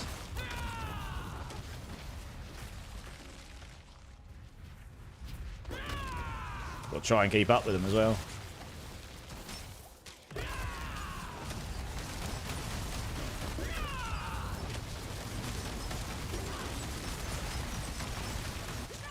The question would be is why would you go play Diablo 4 expansion when you know the next season the Paladin will be destroyed? Just like, well, I don't know. I'm going to give them the benefit of the doubt that they probably sat back and thought, you know, done a retrospective on how things have gone since Vessel of Hatred, or even before then, and probably had, well, and we kind of know they've had some staff changings, right? And they're probably just going to sit back and, I mean, look, if they're delaying the next Season 8 like it looks like, there might be multiple reasons, but it might also just be, do you know what, guys, we need to release higher quality stuff. So you never know, maybe they'll just take a slightly different... I mean, look, it's coming out next year, so they've already got longer dev time on it. We don't know when next year. It could be October next year. It could be ages. That'd be a massively longer amount of time to make the product better. They have more time to test it and so on. So I'm going to give them the benefit of doubt. I mean, obviously, if they released a second expansion and had exactly the same problem again, then I'd question what their intentions were with the new class. But I don't think they intended Spiritborn to be quite as busted as it was. You know, it's just one of those things. It does happen. I'm a bit more empathetic to this than a lot of people because I'm a game dev myself. I've been in a situation where we truly didn't intend things to be completely broken, but it happens, and people will always find that stuff. There's always very smart people who are always looking to break the game and get the most optimal, you know, get a leg up on everyone. So, I think most of the devs truly want to make a great game. So, I'll give them that benefit of the doubt for now. 4.5 hours? Isn't it out already? Oh, is it not out yet? Bigginson. I thought it released at midnight. Oh, if Monster Hunter Wilds isn't out for 4.5 hours, I'll probably start it in 4.5 hours then. Screw it. Who needs to sleep before the funeral anyway? Not in the UK. Oh, I thought it was a midnight release. Oh, well, there you go. I don't know. Guys, this is my brother, Bigginson. Yeah, Mr. Lord Bigginton. He's a Diablo noob, everybody. But he's very good at Monster Hunter games, so, you know. We all have our strengths and flaws in life. His is slaying monsters in a different way. Where the hell is my glyph thing? Here we go. It's not midnight at the same time. No, I know that, Bigginson. But sometimes, I suppose they're switching the servers on at the same time everywhere. Fair enough. All right, well, there you go then. I suppose I'll start it in 4.5 hours. Good to know. That's actually a little bit after I finish streams. That gives me a moment to wind down and everything. Nice. Happy days. I probably will start it so I don't fall too much behind you tomorrow when I go to this, when I go to the funeral. So I'm at least not too far behind. Do you think we'll be overpowered, Big? I'm not a Diablo noob. A noob would imply I've never even played the game. Have you ever played Diablo 4? Oh, you might have played it with me for like 5... No. Have you played Diablo 4? I don't think you have, right? Oh, no, you did. Did you download the freebie? Never thought. Well, there you go. You are Diablo noob, see? Who left the party? Oh, yeah, who did leave the party? Who left the party, guys? Oh, that would be CR64. Oh, he's had a network issue. He's going to join back. Well, let CR64 join back. I've just seen. So you are Diablo noob. You've never played Diablo 4. What are you talking about? A noob would imply I've never even played the game. Have you played Diablo 4? No. You absolute turd. Seriously. Who in this chat is smashing Monster Hunter all day tomorrow? I've asked this already. Yeah. What a noob uninstall. Yeah, he's like, well, I did that already. I mean, Monster Hunter weapon would be overpowered. I mean, there's two-hander. We'll find out tomorrow, Gorsh. I'm too lagging today. Sorry, another day we play. All right, sorry, CR64. There have been some server issues the last couple of days. Tegan will be, yes. Tegan will definitely be on Monster Hunter. Tegan has already said that they are pro Monster Slayer in previous streams. Yes, it's good. Okay, I think it's just... If anyone else wants to come and join us, guys, let us know, because it looks like CR64's bailing out for now. I'm going to be playing the Insect Glaive probably myself, to start with anyway. I know it's incredibly hard to make games, but I'm so confused how people find these game-breaking bugs are so amazing, like testing everything to find bugs. Yeah, I know. It is... Some bugs are easier to find than others, right? But honestly, some of the ones they had that broke the Spiritborn probably should have been found before main release. Like the HP scaling legendary node one. That probably should have been found during testing. The block chance one. That's maybe a bit harder to find, but again, could have been found.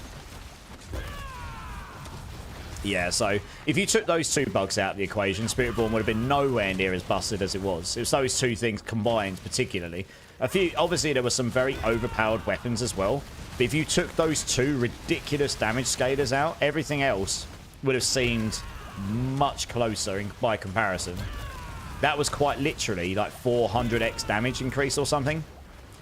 Instead of getting like 33.3% extra damage from the barrier scaling, you were getting something like 33.3% times, I don't know, like 8 or 9, 10 times or something. And then you were multiplying that by getting like 4 or 5 times the amount of crit damage you should get from the block chance. So yeah, you were getting so much extra damage. It was a ridiculous amount of extra damage compared to what you would have had. So yeah. And I say those two things alone would have made it feel vastly different. Genuinely. Viscous Shield, yeah, Viscous Shield, the legendary node, exactly. I'm still using it, it's still good. But it's just not as busted as it was, because it's scaling by your maximum life now, not your base life. So you were just stacking life for days, making you invincibly hard to kill. You didn't even need to do your reses, because you had so much HP. And then you just got bucket loads of damage from it as well, which was not intended. I have slayed some monsters back in the day, but never realized it till the next morning. Lols. Yeah. That's pretty much me most days, I think. Never quite sure what day of the week is. Pub life, yeah. Usually a good idea to take a two-hander. Yeah, are you going to be playing Gorsh? One weapon that's usually quite good if you're new to the game and you're going to play it is the Charge Blade. I played that on Monster Hunter Rise. It's a little bit difficult to get to grips with exactly how to use it effectively, but the main thing is the Switchblade, Charge Blade, Switchblade. I can't remember what it's called. But you basically switch it between, at least on Rise, you switched it between an axe and a sword. Your axe is like faster, and as you hit with the axe, it charges it up. And once it's charged, you then switch into the sword, and you can like stab the enemy. So it makes you way slower. But the idea is that you roll in when the monster is staggered, or when you can get a good position on, like, say, the tail, the head, or the side, wherever it's weak, and then you stab it, and you can connect. When it's charged, you can connect with it, and then you sort of go in them, and you're like, doo, doo, doo, doo, doo, doo, like a gun, and it goes boom, and does a massive explosion. Sound effects included. And it does huge damage. It was amazingly good at ripping off parts in Rise. So I played that in Rise, and Bigginson was playing a crossbow sort of projectile-based weapon. Between the two of us, we were able to clear most of the content pretty easily because we sort of covered all bases, really. So they work quite well.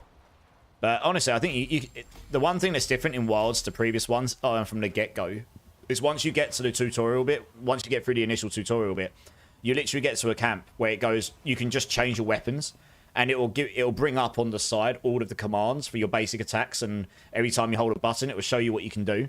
So you can just spend an hour there if you want, learning your moves a little bit. And you didn't do that in previous ones, so it was quite tricky to just know how to do stuff. Yeah. Probably not. Fair enough. Yeah, that's fair enough. I mean, it may or may not be your sort of game. I don't know if you've ever played Monster Hunter games before. I like them. I'll say I'll probably play it a bit after stream, so once it's up, I guess. I thought it'd be up already, honestly. I like that you carry a second weapon on your mount. Yes, that's right. That's new in Wilds. You can carry 2 weapon sets with you on. So that's different to the previous one. You can carry 2 sets of your 2 weapons now, so you can, if you happen to come against a really high a monster that flies a lot, and you're using a heavy 2-handed axe, you can't get to them. You can swap out to your ranged move or something. Can become a hunter streamer. I probably won't be streaming Monster Hunter Wilds. 2 reasons. 1, it will destroy my computer while I'm streaming. 2, it'll probably destroy my stream as well. It'll just destroy my stream in every way. Land of Doom. How's it going, dudes? How's it going? Just trying to get on D4 and it keeps freezing at login screen. Any ideas? Oh, really? What is it? Just literally hard crashing? Have you tried updating NVIDIA drivers, maybe? That's the only thing I can think. Otherwise, I don't know. No. Unless anyone else has got any ideas. I'll be playing Monster Hunter off stream for the time being.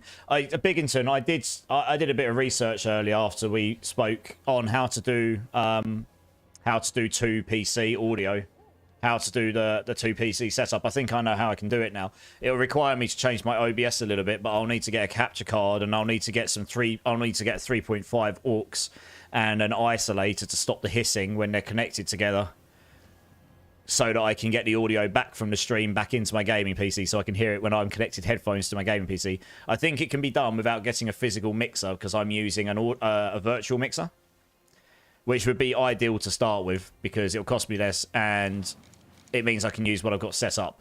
There's only a few little changes, so I think that will work. I'll just need to work out how to set it all up, yeah. Hey, we got Clipsus in the house, everyone. Look at this guy.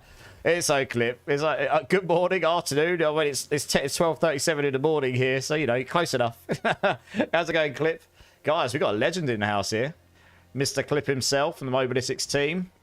Diablo 4 connoisseur. How you doing, dudes? I've been lurking away in your channel after over the past couple of weeks or so. You had a bit of time off, didn't you? You went away somewhere, didn't you?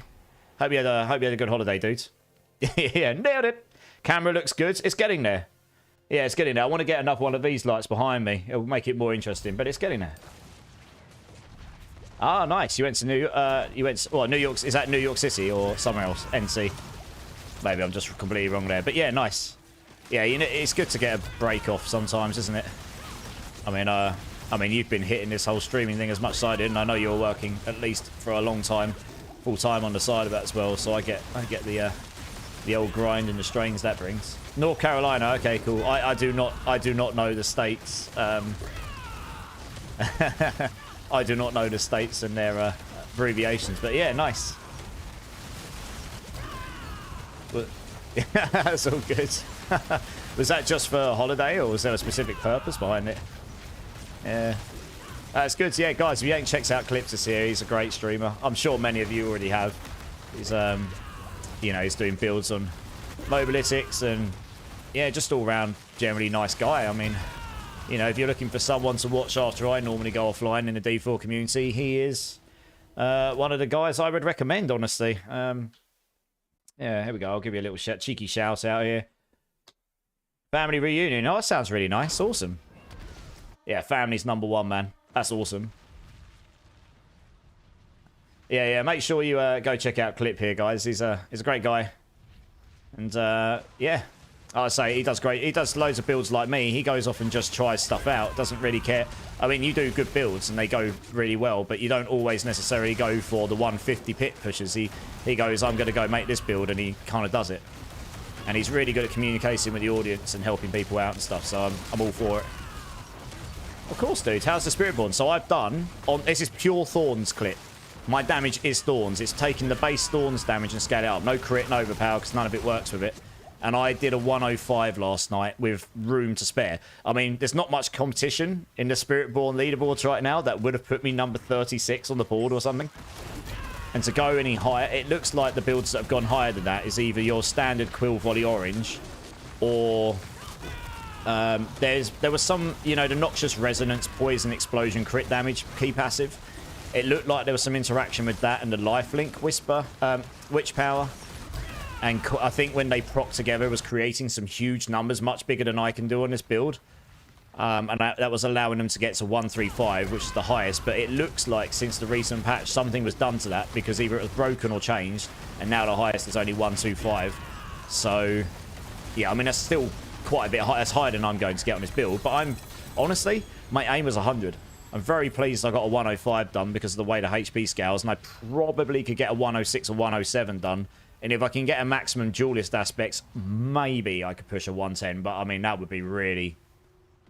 But I'm actually... It literally is. So, my base Thorns number is 8,903 here. What I have learned with this build, which has been super fun, Clip, is A, how to build a Thorns build for Spiritborn. Like, what works with it, what doesn't. B, what parts of the Thorns build really could use some love. I genuinely feel like you have to use a Razor Plate on a Thorns build if that's what you want your damage to be. This just needs super jacking up. We need 2, 3 more.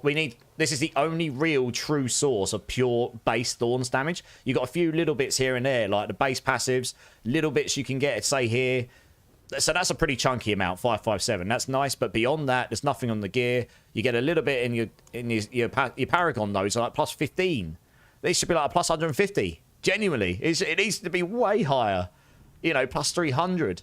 It just needs buffing. But yeah, if you're going to sacrifice absolutely everything for a Thorns item, it needs to be just like ridiculously good for Thorns. So I feel like that needs a bit of an improvement. And honestly, the other big thing, the other big one was I kind of dislike that Spiritborn builds like almost all use the Hunter, because it's that good for getting your Ferocity stacks up and all the extra damage you can get from it. So in the end game, this just ends up, and the mobility, it's just too good at everything. I feel like the Protector could do something like, they made it so if you put 5 ranks in here, it pulses 100% of your Thorns every second, but that's rubbish because it doesn't scale.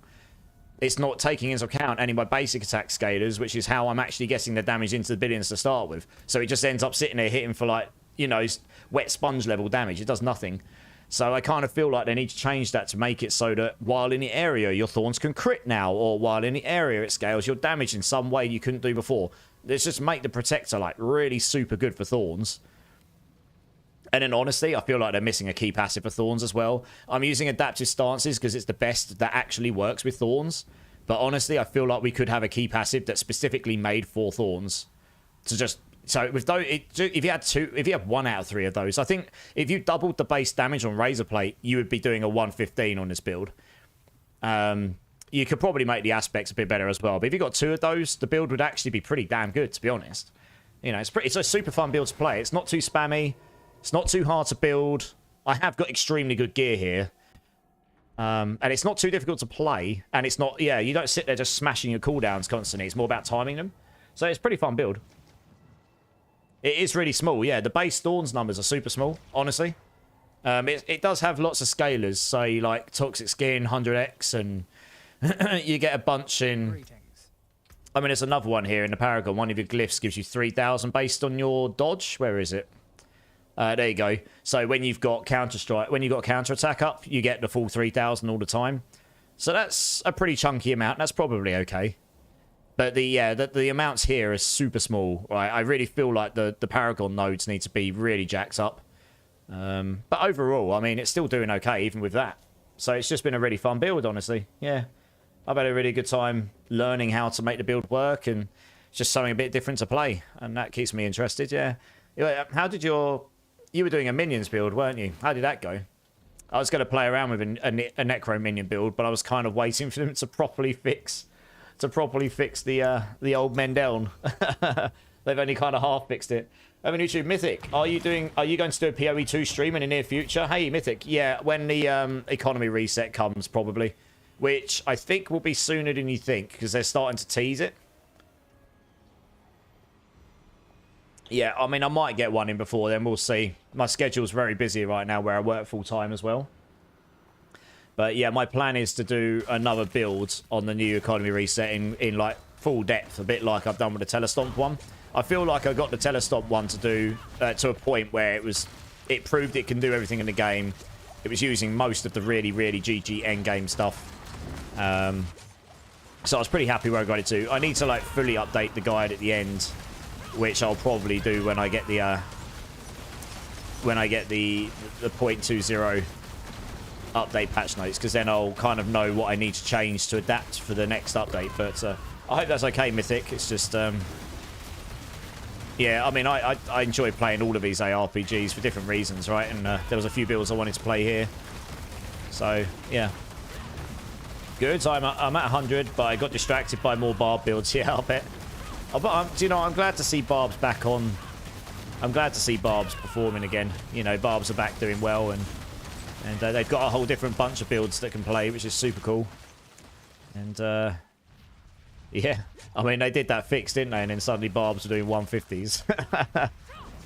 I mean, we've got a Barb in here, and the amount of damage he does compared to my Thorns build is you can see it already.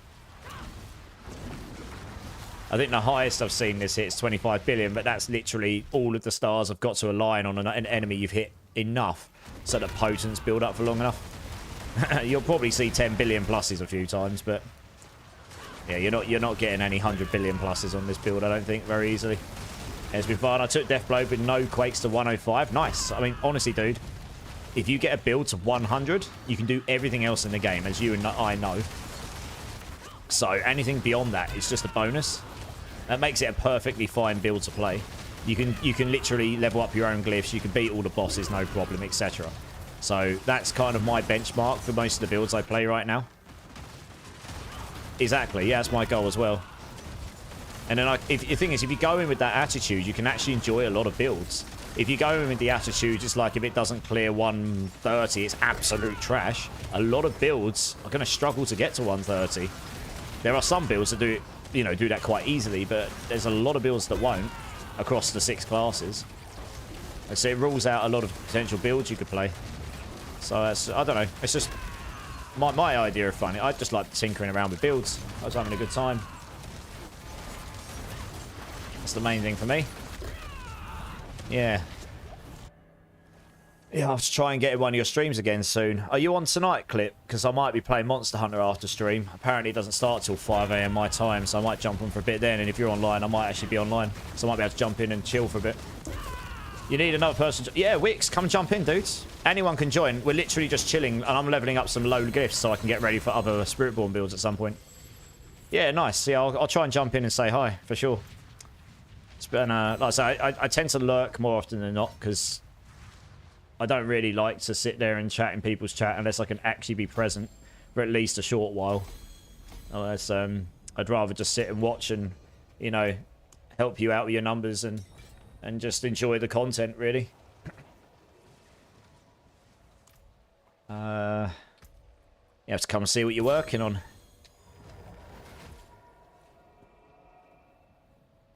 Of course, dude. Of course. You're one of the only people on Mobalytics team that I think I honestly talk to properly. I've got a lot of respect for a lot of Mobalytics team, but it feels a little bit disjointed sometimes in that sense, you know? I feel like they could actually be... They could do a lot more with it when it comes to...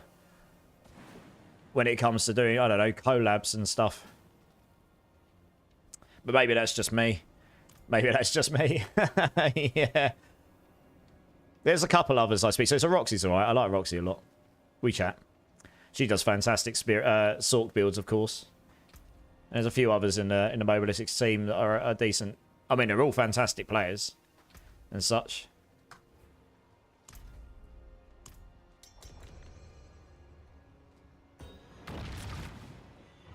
Not even say my name, Zach. You're not a Mobalytics partner, though, Zach. What are you talking about?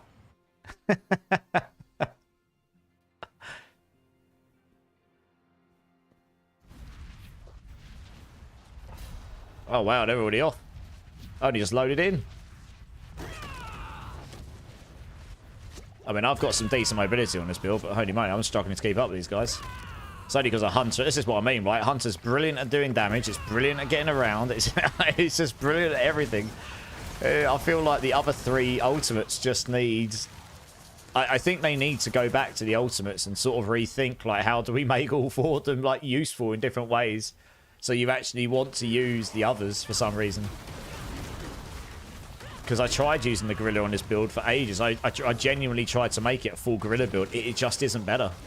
It just isn't. The second you get a few level, like few tiers into tier 4 higher, it just doesn't go much higher. Well, you can go high. The build can go higher, but the gorilla stuff just doesn't do much for you. You can solve the defensive stuff without it. Oh, about the Barb thing earlier. I mean, yeah, you're smashing with Barb. I already said. Zach's smashing with Barb. He's just running through and killing stuff with his earthquakes. Look. Oh, we've got two Barbs now. Look. It's Barb Nation in here now. Barb Nation. Dear, oh dear.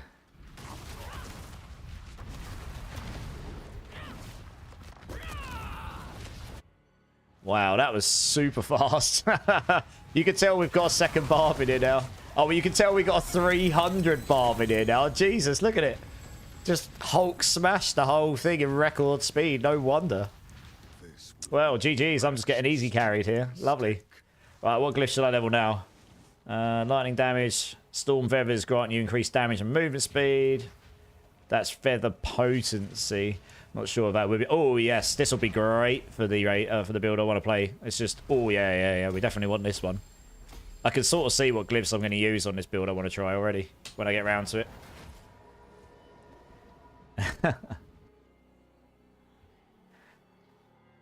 Yeah, when do you think we're going to get the mid-season patch clip? Because, I mean, obviously, it looks like it's been always sort of like shadow announced that the Season 8's coming a little later.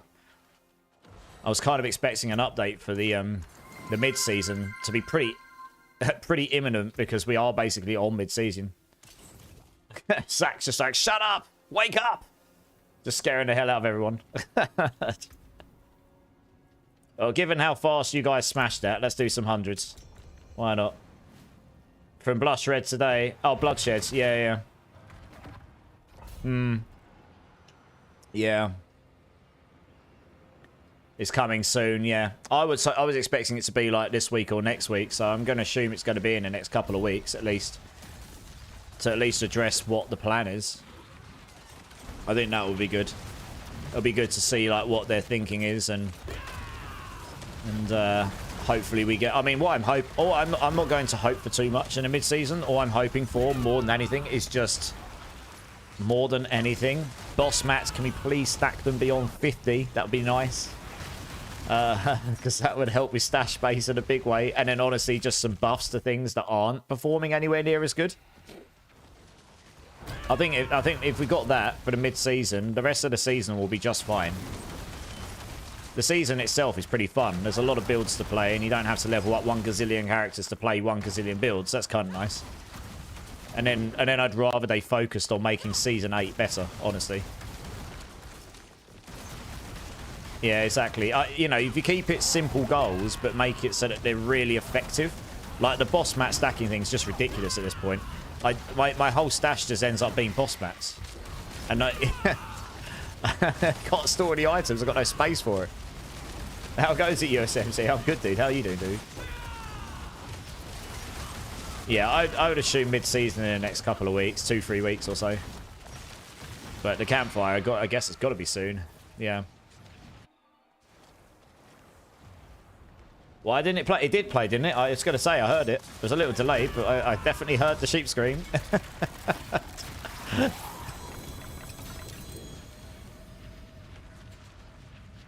We just got home from work, deciding if I want to play Sork, Barb, or Spiritborn. Well, it depends what sort of build you want to play, I guess. Mythic, no worries. I'm a totally new player to PoE. Just installed it today because I got a bit bored of D4. But it's an overwhelming game if you have only played Diablo 4. Yeah, I agree, Mythic. Are you playing Path of Exile 1 or Path of Exile 2? Because Path of Exile 1 is way more overwhelming than Path of Exile 2. And yes, Path of Exile 2 is overwhelming compared to Diablo, for sure. If you've ever got any questions about the game, I may not be playing it, but I'm happy to try and help. You know, I can chill and help while I'm doing this. The one benefit of streaming D4 is I don't have to pay quite as much attention as I do to PoE 2. I don't get killed every 10 seconds. So that's kind of nice. Looking forward to the Goblin Mythics? I am. I am very much looking forward to the new Goblins. It's about time that they added some extra Goblins into the game, because they were great in D3. Having all the different types of Goblins, you know, just created more excitement about finding them.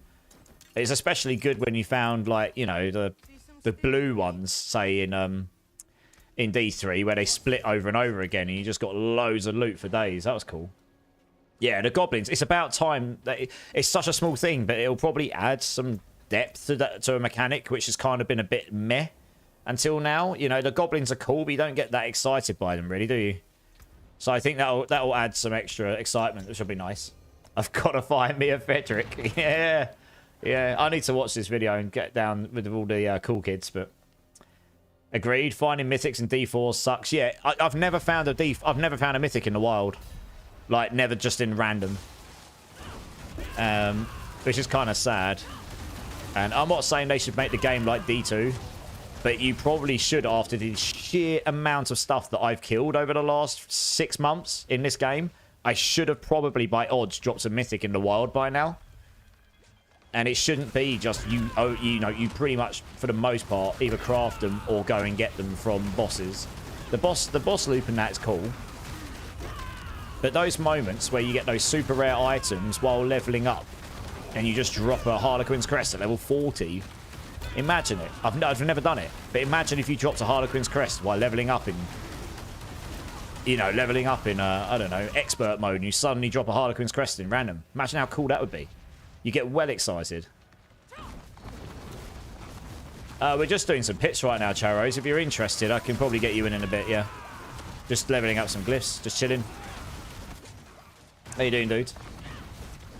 I think the goblins are permanent, yeah. From what I understand, the goblins are to stay once they're in. Yeah, nice. I haven't opened the queue, Charos, but what I'll do is I'll just get... When someone wants to drop, I'll get you in, if that's okay. If it looks like loads of people want to start joining, I'll open a queue. These new goblin variants will stay across all realms after March. Yeah, exactly. These goblins are to stay. That's great. Yeah. So I think that's my point, right? So they can use this time to sort of see how they play out, maybe balance them a bit, and then, well, if they need balancing, maybe they'll be wonderful. And yeah, and then we can benefit from that going forward. So that, like I say, that's a really cool addition. I mean, it's a nice addition. I mean, they've been doing events after events after events over the last, what, 6 to 9 months of just Goblin events, right? It's about time that they gave us something new in the Goblin event region. So yeah, it's nice. Should be an exciting time, I think. Oh, I can get that tonight. 46, nice. Which glyph should we do 46 next? Lightning damage to both healthy and injured. Lightning. That's not a bad one. It's bad in between, but probably do that one next. It's pretty obvious which one's... Oh, yeah, non-physical. We're going to want... Oh, yeah, we'll want that. Any lightning build's going to benefit from this. We'll definitely level that one up next. I can sort of see that at the... Oh, I need to go use my murmuring ovals. Wonderful.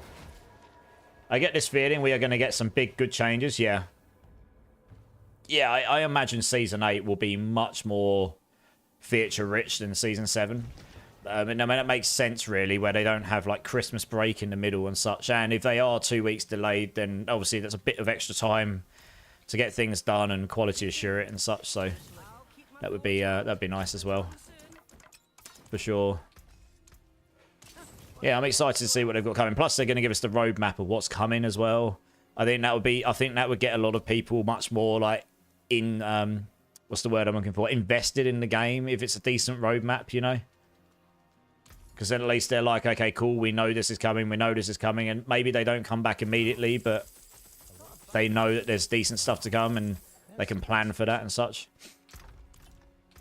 The ARPG market's going to be quite competitive over the next few months, because obviously PoE 2, economy reset, and the last epoch, new cycle in April, and, you know, it's a busy space right now, so I think they kind of need that roadmap if they want to keep people invested in it.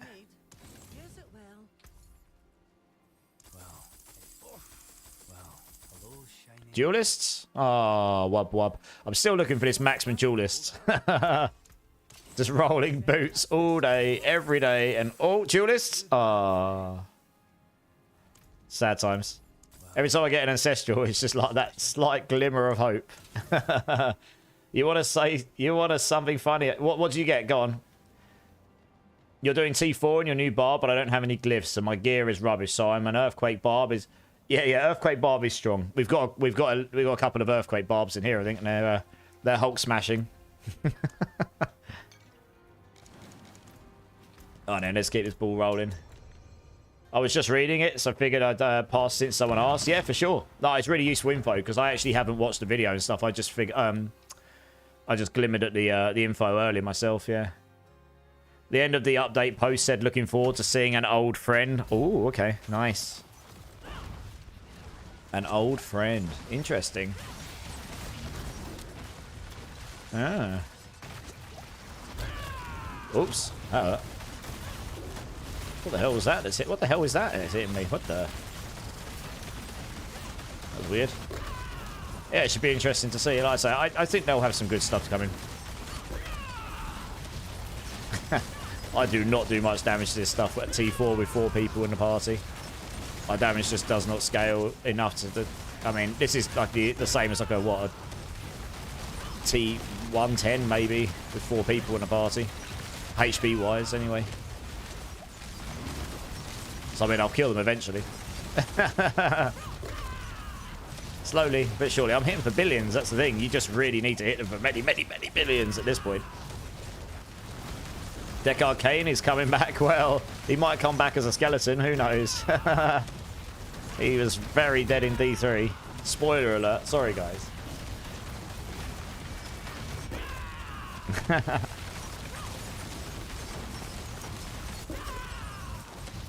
Alright, he's gone. Let's move on. These guys have just gone over and cleared the rest of the pit while we're trying to get that one set of elites down.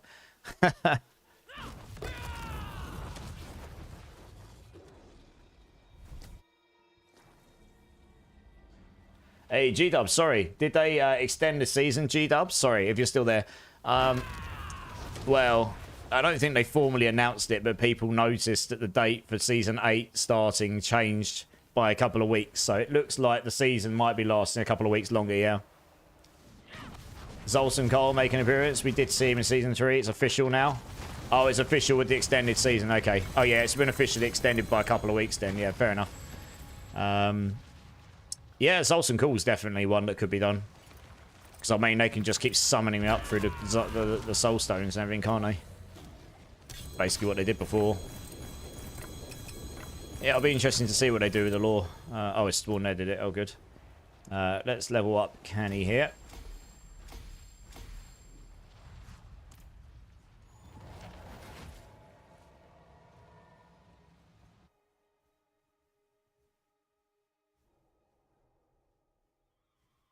You just started PoE 2, never played PoE 1.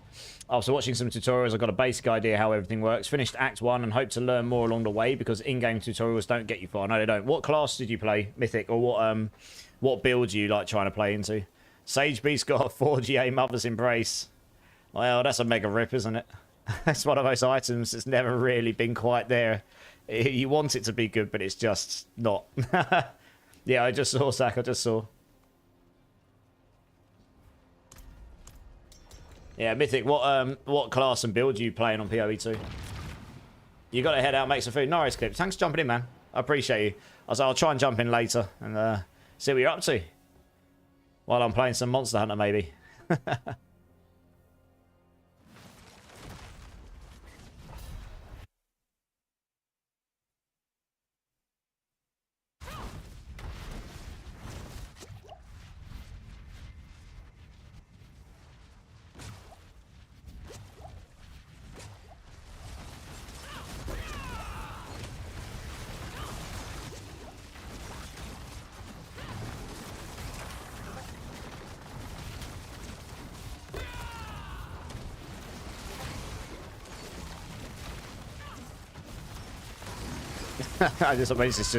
I'm just trying to keep up with them, honestly. I don't really need to do much. These whirlwind barbs are just decimating everything.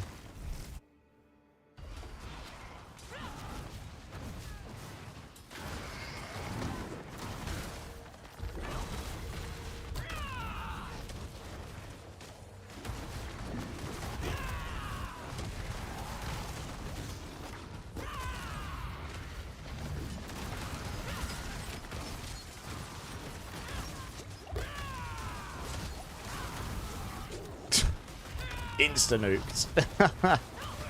Craziness.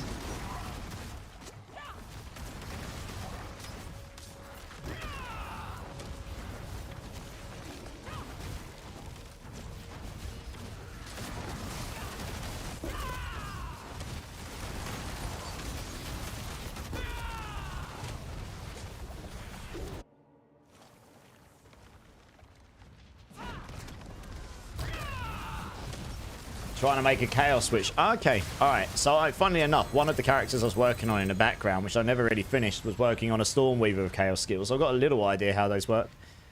Yeah. So, what's your primary damage dealer?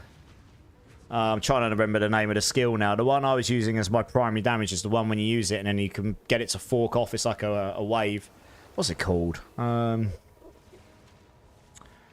Oh, I can't remember the names of the skills. I had the one where you could curse them, and then if they had the darkness shadow damage over time, you could curse them, and then it would spread. When one died, it would spread, and then do even more damage to the ones it spread to. And when they died, it would spread again and do even more damage, and so on. I can't remember what it's called, but that was really good.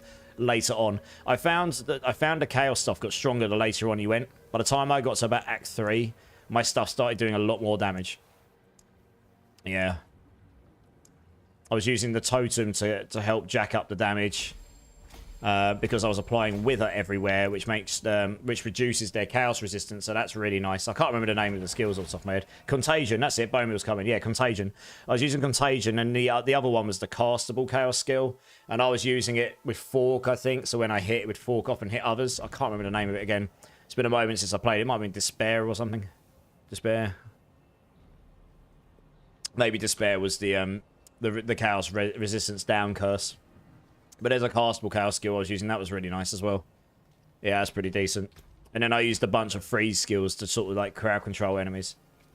Yeah. But I was doing pretty well. I was actually going for like a full dot damage build, so I was going for poison in that as well. So you're stacking up your chaos dots, but you're also stacking up loads of poison. I only really just got to the point where I could actually start stacking the poison, but it was actually killing stuff pretty fast. I really should go back and play again at some point. Because you could just attack so fast. So it was all about just applying poison. And later on, I would have gone down the Eye of Winter route.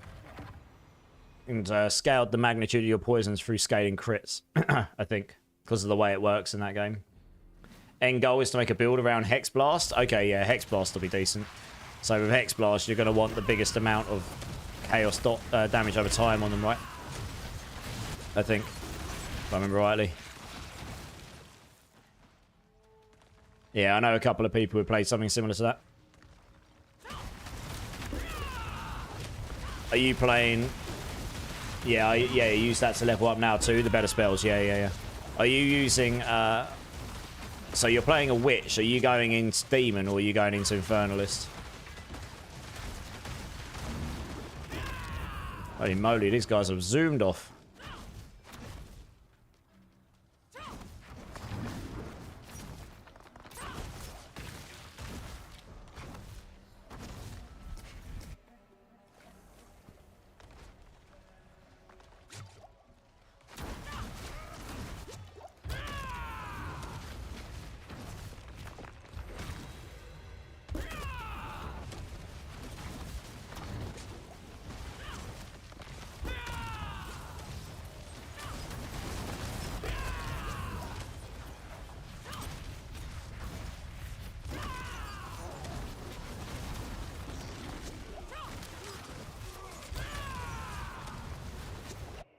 Super fast.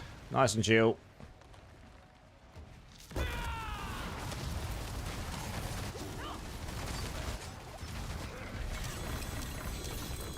Two GA cool to start. 2 GA boots. Oh, five out of 5 duelists. Ah. Movement speed, lightning res. Well, that's sad. Me want that 5 out of 5 duelists. I was there. There we go. Should probably level these up since we're doing these levels, really, shouldn't I? Why not? 1, 2, 3. Nice. Oh, we're doing hundreds. I can get all these to 100. Won't take me long. Finally running maps, Eddie. Hit 78 on Ranger. Nice. Yeah, so you're into the endgame loop now. Nice. What sort of build are you playing on the Ranger?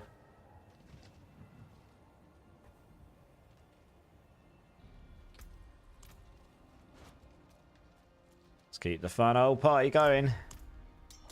Don't know yet. Need to dive into details for what the two different paths have to offer. Yeah, so I know that there was a demon mode hex blast sort of witch, but that's a bit more complicated. Infernalist is like Infernalist was one of the more popular ones to go for because it has natural tankiness in it. So you've got like yeah, so you've got like the Hellhound defensive mechanics. I think a lot of people went into that just for the built-in tankiness and a bunch of damage as well. But I guess I'm not an expert in witch, so I don't know which one would truly be better for the chaos damage. Started with what looked good, but building a solid Deadeye Lightning Arrow. Yeah, Lightning Arrow is super strong. There's a couple of builds out there that just insta-slap most of the game with Lightning Arrow.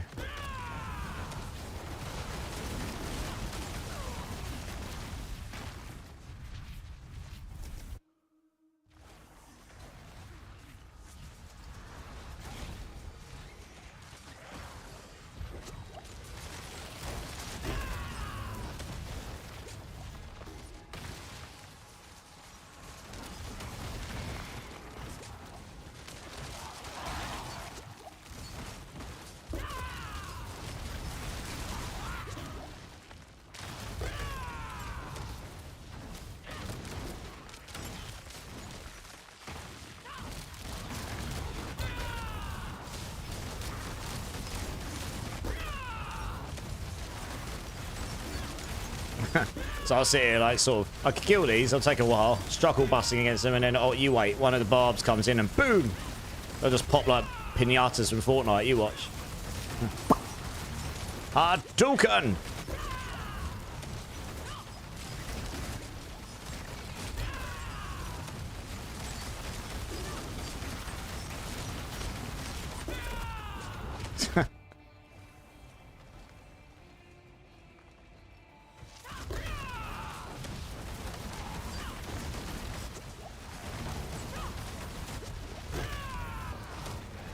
Nice. Easiness. No GAs. Sad. Much sad. Fail. Success. Hey. Hey, we got 3 out of 3. Right. Next one, I'll probably get my last glyph to 100, and then we can just carry on leveling these glyphs up, I guess.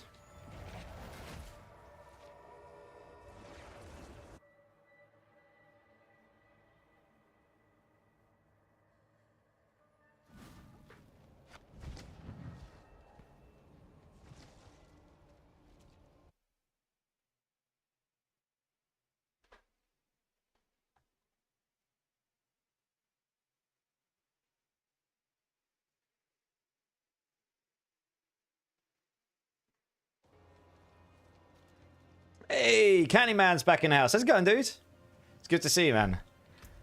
It's great to have you back in the house. Hey, how's your day been? Oh, let's get another one of these going. We're just farming some glyphs at the moment, so if you're interested, let me know, I guess. We've got a full party now, but when a space opens up, we'll get Charos in, and well, I can always create a queue, I suppose, if I need to. We're just chilling. Nearly got all my glyphs to 100 on this build, so I'm just leveling up some of the others now to compensate. And wouldn't normally do 4-man hundreds on this build because I'm not that quick at it, but with 2 barbs in the house, we're pretty much smashing them. Day's good, currently working, so no play right now. Oh, much sad.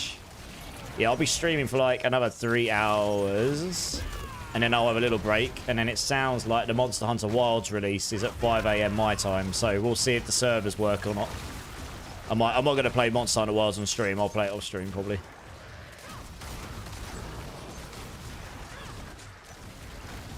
Yeah, I hope work isn't too strenuous for you.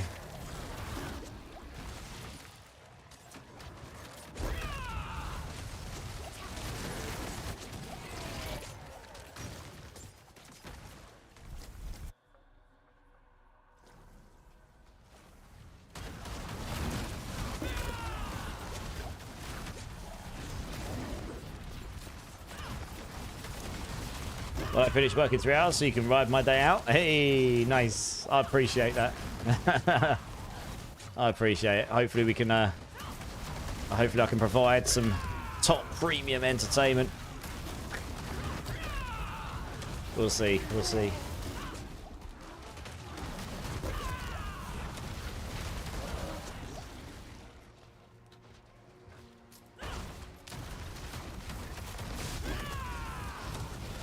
Just watch me absolutely struggle bust on these while these barbs just go around and pop everything.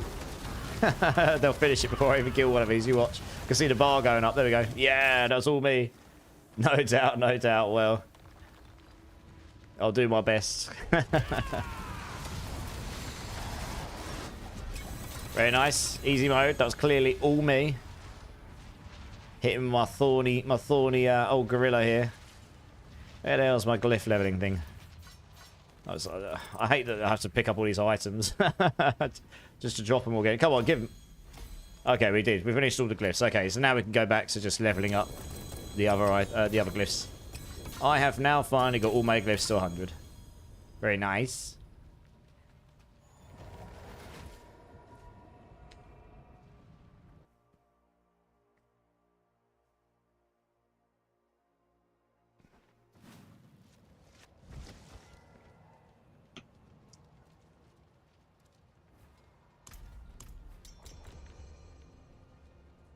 Congrats, yeah.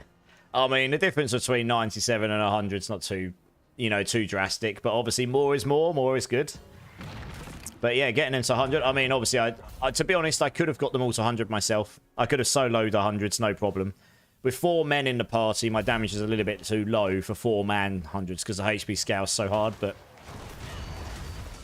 I could have got them all. So I got the others to 100 myself. But yes, obviously these guys have helped me blast it a bit quicker. But yeah, getting to 100 is always decent. Just looking for that 5 out of 5 duelist aspect now. It's like the biggest win I've got left, really, other than Perfect Masterworks. And honestly, the Perfect Masterworks, I'm not sure how much of a difference they'll make. It'll be better, but it probably won't be pit levels better. The duelist aspect might be though. Oh dear, someone got slapped around. Someone got slapped there on the floor. Dear oh dear, naughty naughty.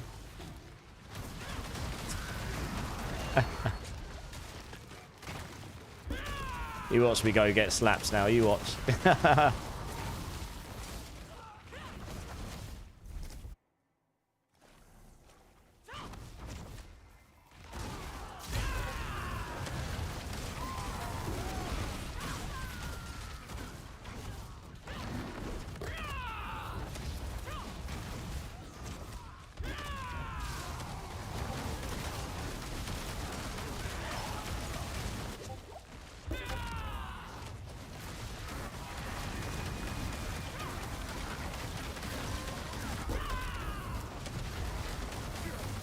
do okay damage. Yeah, I mean, it's not killing them particularly fast, but I could kill these. Just the time it's taken me to kill these is hilarious compared to how fast the bar's going up elsewhere. I might execute them. I might get these. Yeah! Yeah! Get out of my lobby, noobs. Easy mode.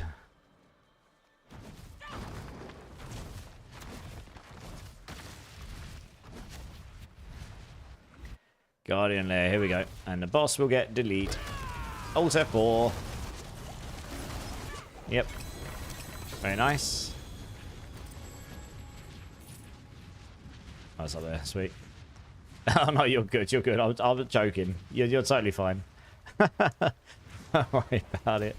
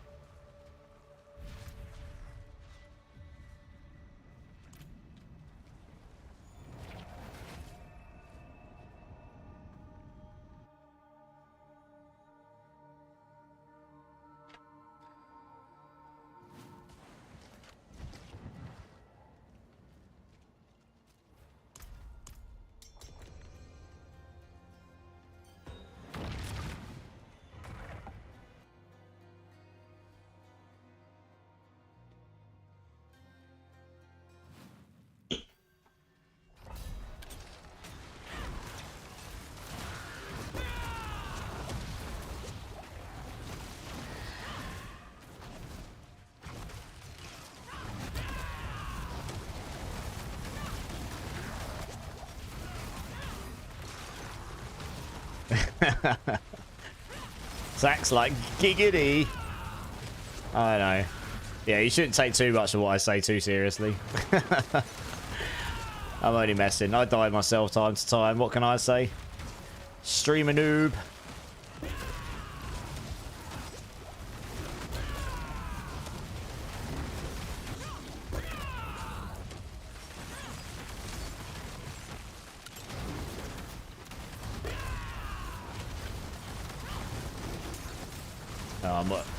Wait for my Mystic Circle to respawn, or just wait for a barb to come along and just insta-slap them with his massive rod.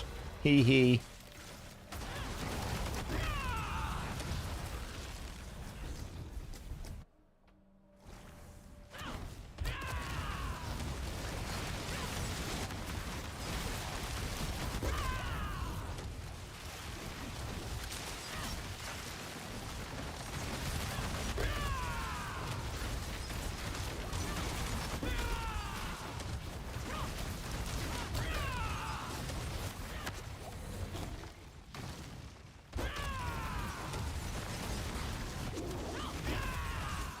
I like this song. It's actually quite a chill song to do dungeons to as well, actually.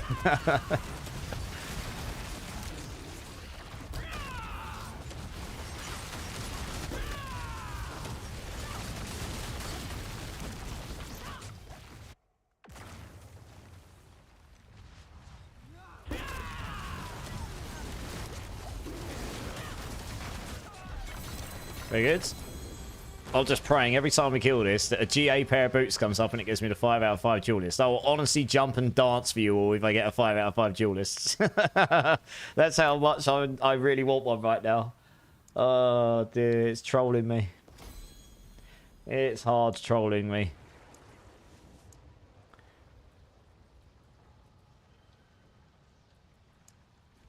What else we got here? It's all centipede stuff.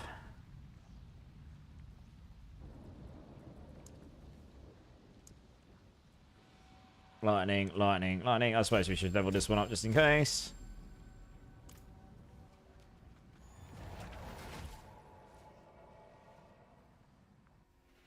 I'm thinking of making a Thorns Necro. Yeah, that has crossed my mind. The only thing about Thorns builds is you kind of need a way to activate your Thorns without being hit. Otherwise, the playstyle becomes a bit annoying. I did a Thorns bar back in Season 4, and it was super fun until you wanted to do something where they didn't have much hit, like no minions hitting you or something. So you got like no reflection mechanic going on, or no Thorns, and then you're just like, now I do nothing. So this works well because my manual attack is the applier.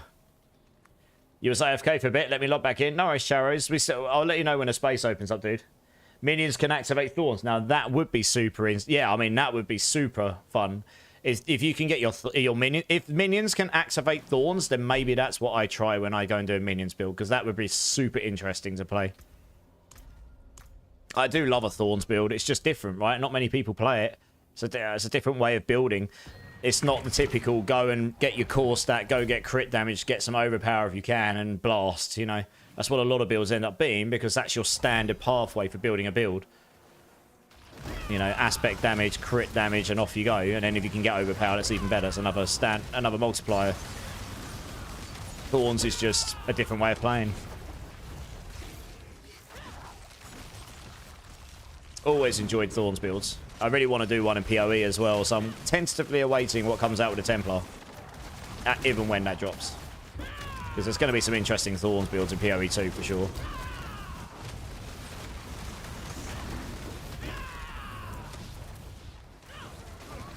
You can stack Spike's armor with Tempering. Yeah, exactly. Yeah. It's getting the base Thorns damage to start with, but then you need ways of multiplying it in a big way.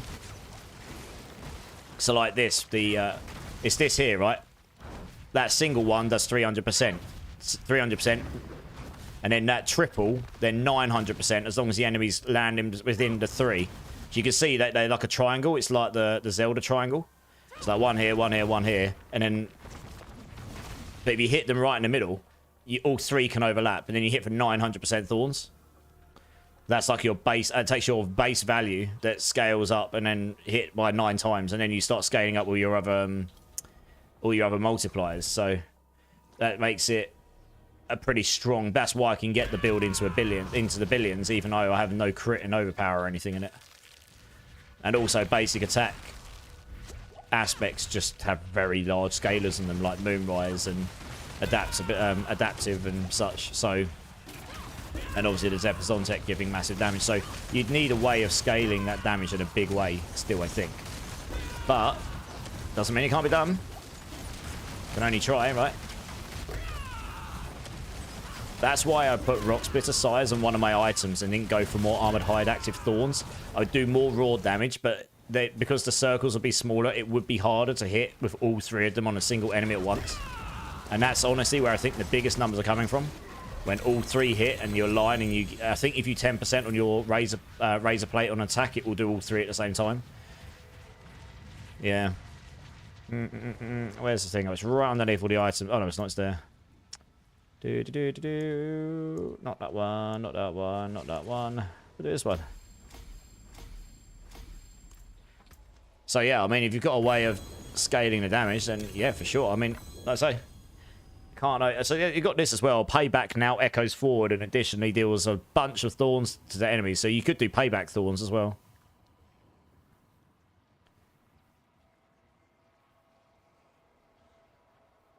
Yeah, so this is one of the big ones for Razor Wings here. Massive damage increase and Razor Wing critical strikes granting stacks. So you just want to get your stacks up like super fast.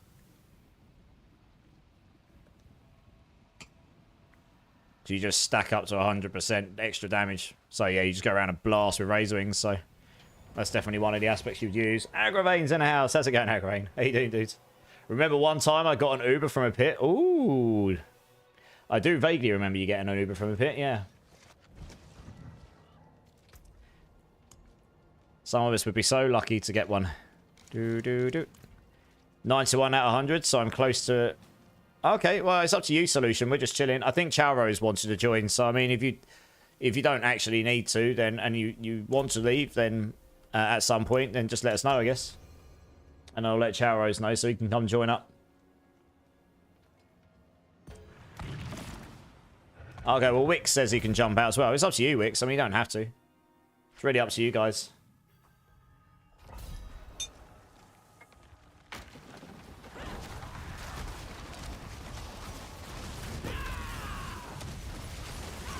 Oops, stuck in there. Looked like I could go through there, but apparently not.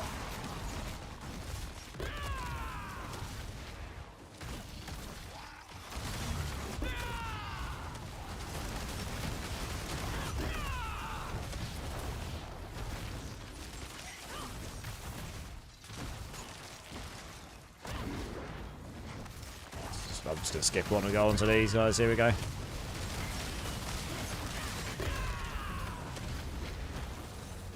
Oops. You get stuck on the corners.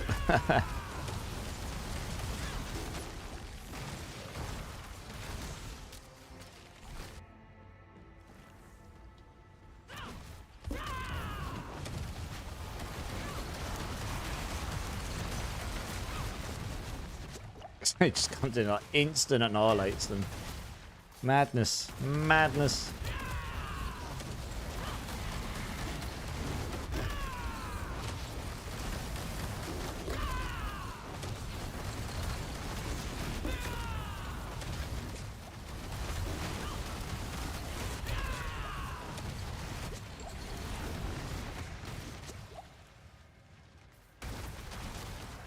Oh, we don't need to kill this thing.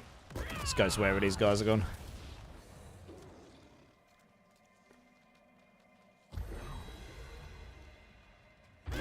Probably not going to catch up with them before the boss, honestly.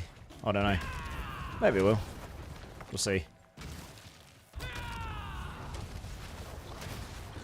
Just about. Oh, not really.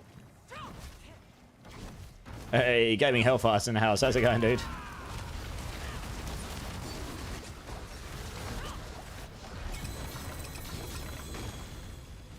No GAs. Wub, wub, wub.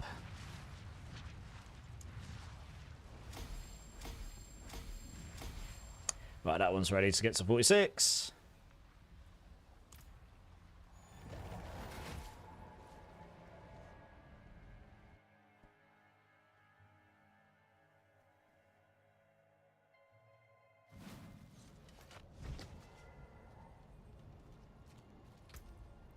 Gotta go spend my obols quickly, actually. If you need higher, just let me know. I can jump on my druid.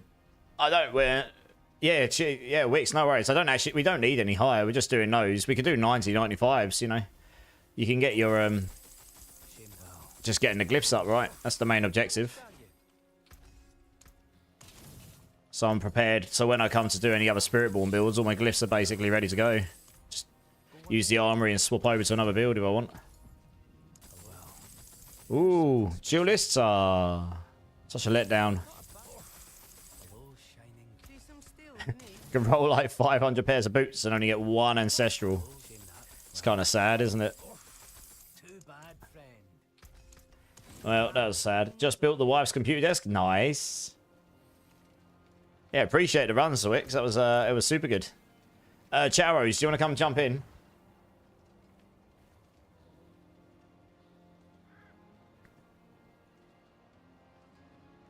See if Charos is there. We got a space now, dude, if you want to come jump in. Yeah, we'll probably drop it to 95 while it's just us lot, and then because it'll be quicker.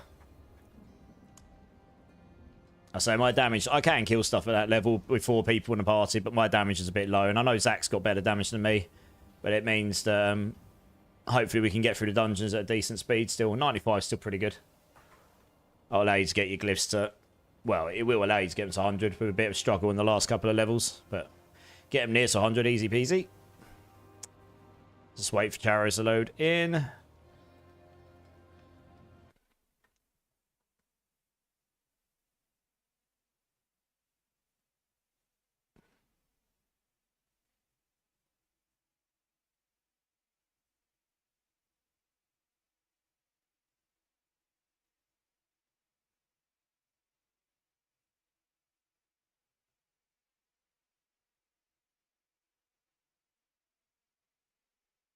Can we do 95? Because yeah. I'm gonna drop it to 95, Zach. Yeah.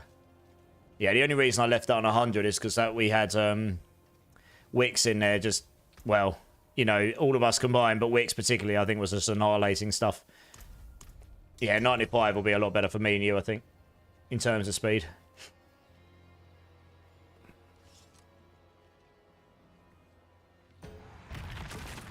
And I say, this is perfectly fine for leveling glyphs on. No problem.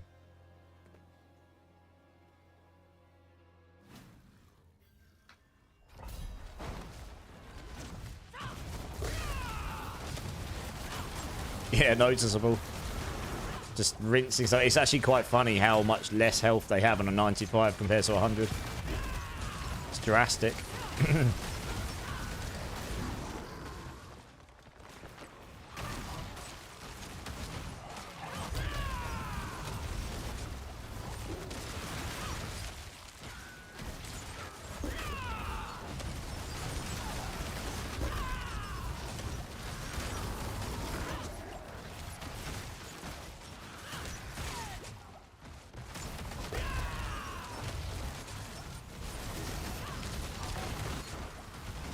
Paragon 265, very nice.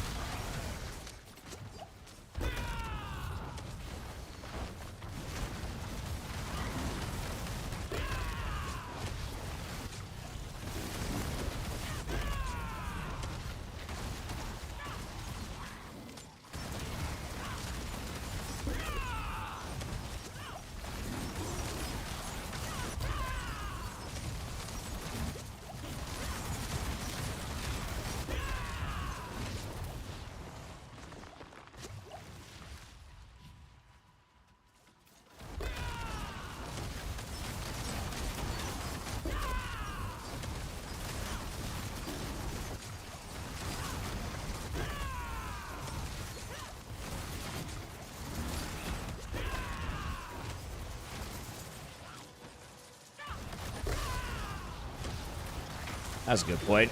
There's a new album that came out today that I kind of want to listen to. Came out an hour and a half ago, actually. Ooh, giggity. I'll stick that on in a bit.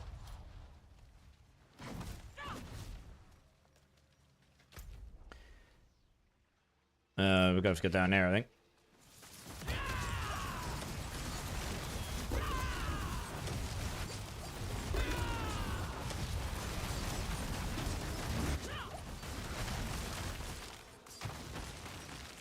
Portals? Question mark?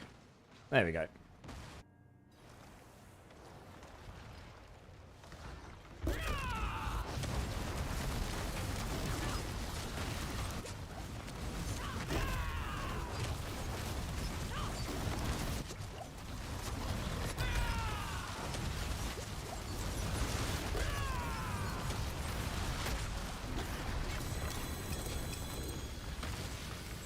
Two of those. Light some of that up. Oh, that's a good tune. Like this one. Yeah, I probably should level the crit one up. That's probably pretty decent, actually.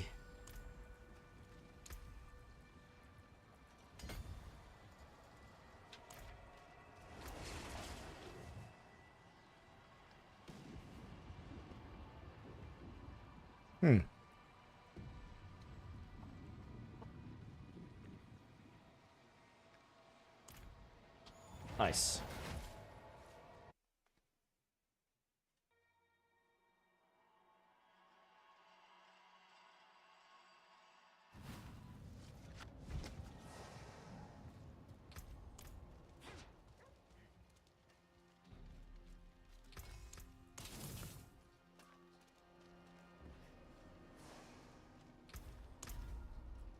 One thing that sucks is my build doesn't tell me the mercenaries I need to use. Ah, right.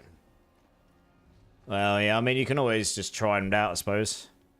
Right here, and Subo, and I like kind of the two go-tos for damage, I guess, right? Unless there's something very specific you want it to do.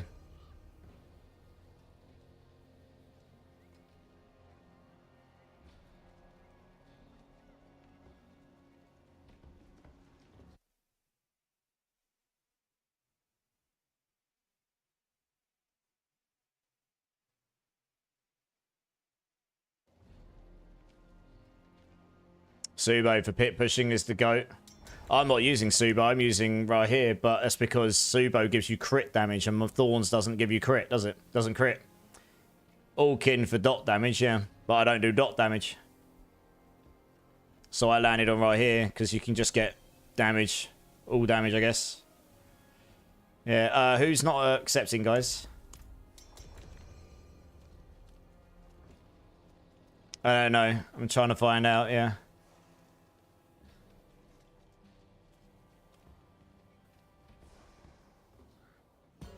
Oh, there we go. Thank you.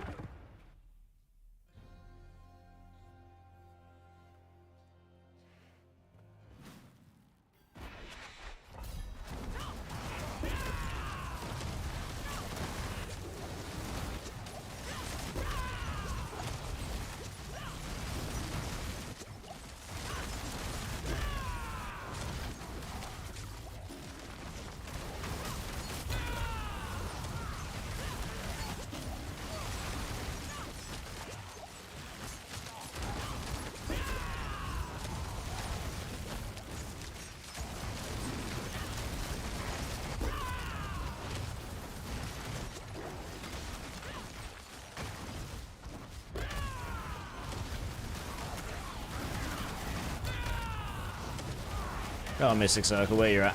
There we go.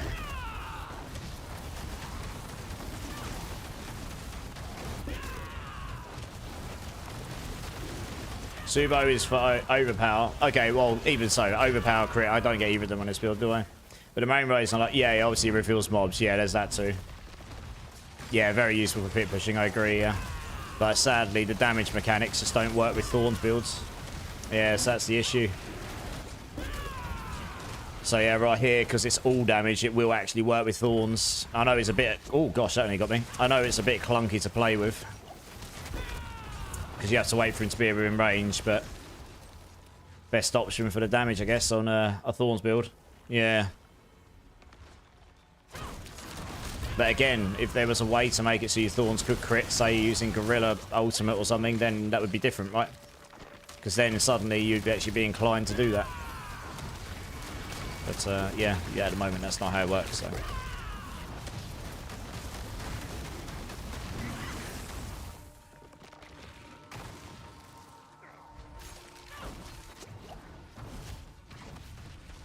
Yeah, exactly. Not necessarily do crit damage, but scale off of crit. Yeah, like the Noxious Resonance, or scale off of Vulnerable. I don't know, scale off of something. So you get another scaler in there. Yeah. Yeah, exactly that. Like a key passive or ultimate. Exactly, I agree, yeah. I agree. Yeah. Hey, D-Rock's in the house. Oh, good, dude. How are you, man? It's great to see you again. Love his tune. Cynical, narcissistic cannibal. Such a great vocal performance in this song.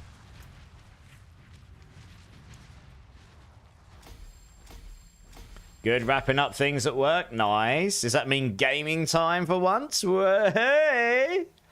Can I join easy? Oh, it looks like we might have a space. Charos, did you mean to drop? Let me check to make sure Charos is actually meant to drop there. 90% of failed to upgrade. Wob, wob, wob. Finally got back on D4 last night. Nice! Is that, you just started the season? Or is that just you started it, but yeah, you didn't get back on it until now?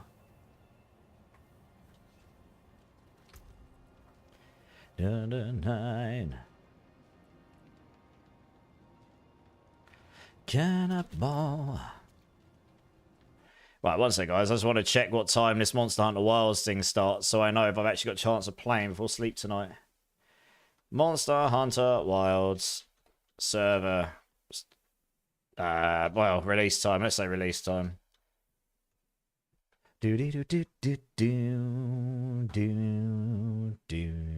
5 AM. Yeah, okay. Cool. That is where my brother said. Nice. You're going to be AFK?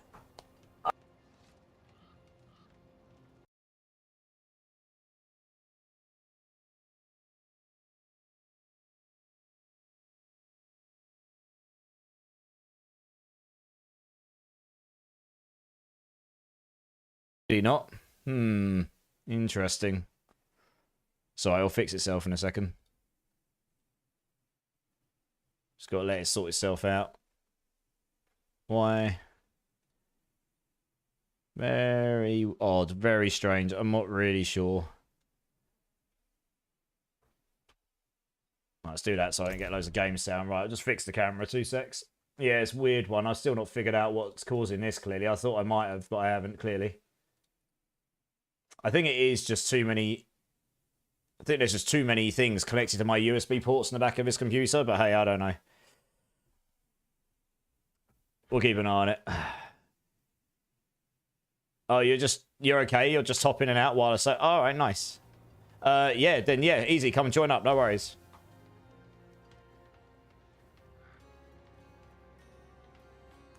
After work said nope for the last 3 months. Ah. Well, you finally got back on. Nice. So yeah, what are you playing, dude? It's thrown in a random Final Fantasy song again. It threw this in the other day, which I found really funny. Oh well. Yeah, Spiritborn is kind of in a bad place. I mean, it's okay, right? It's not terrible. It's just not the best. It's just not the best. But yes, Kepaleka needed bringing down though. Kepaleka was just... It was so good that basically every other build, apart from that one poison build where they stacked a redonkulous amount of crit damage with the block chance, because that was bugged as well. So the Rushing Claw poison, that was the only one that didn't use the Kepaleka that wasn't like completely goated. Everything else just felt terrible last season, so I'm enjoying mine, but it's definitely not... I mean, you can do everything in the game with this, no problem. Yeah, you're good, easy. No worries, boy. But yes, the Kepaleka was really, really good. Yeah, Barb's really good this season, D-Rock. That's a solid one to start with. Hey, Imsri! How's it going, dude? How's it going, man?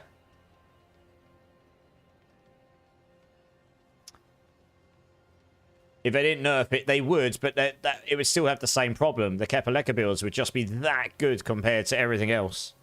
So, yeah, I'd like to see them buff like Spiritborn in other areas, so that the Kepaleka and the Zepazontek and other things all equally get better.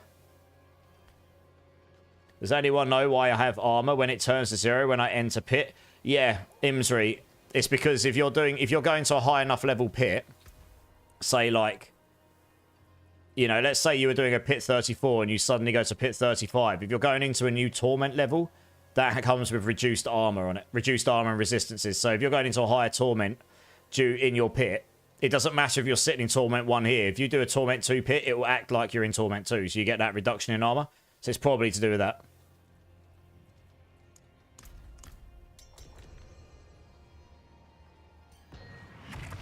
At least easy can do the damage for you. Well, we'll do a 95 first. We'll see how fast it goes. If it's super quick, we can up it.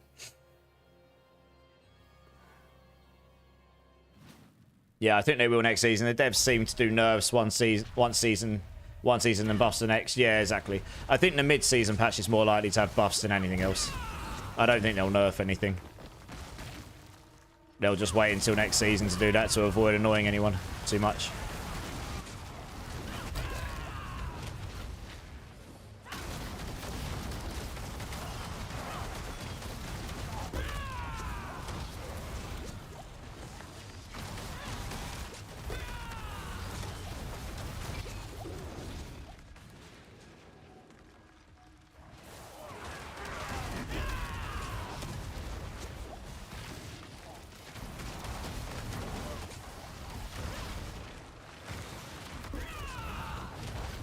Yeah, they said that. Yeah, they won't nerf anything in the mid-season patches anymore unless it's server breaking. That's probably a good way to go.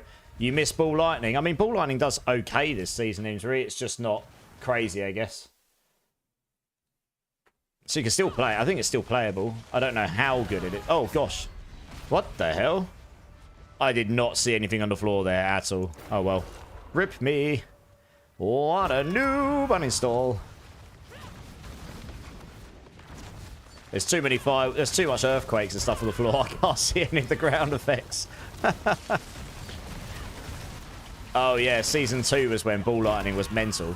Season 2, it was legit crazy, right? You had no limit to how many balls you could summon. Giggity, all of the balls. You were giving it. They were giving the bosses all the balls. It's decent, but it would be cool if it was back to its glory days. Yeah, it was very, very strong in season 2 for sure.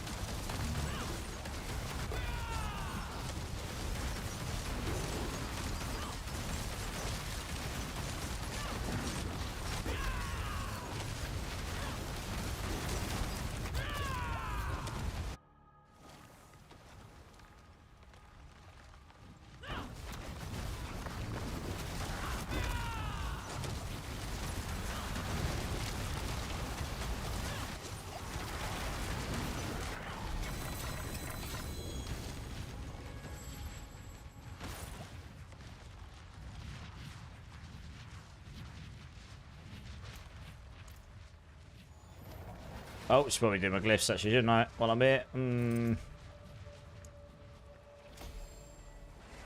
There's that one. Don't need this. That's not too bad. Don't need that. Probably won't need... Oh, maybe... probably don't need that this season very much.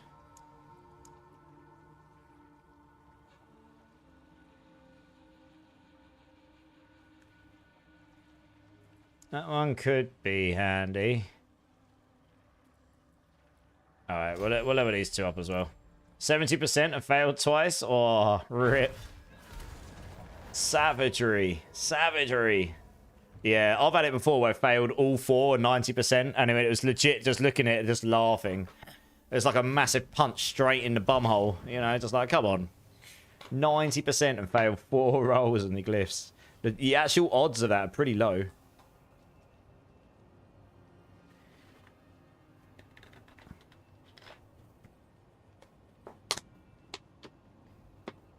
Let's put that down there.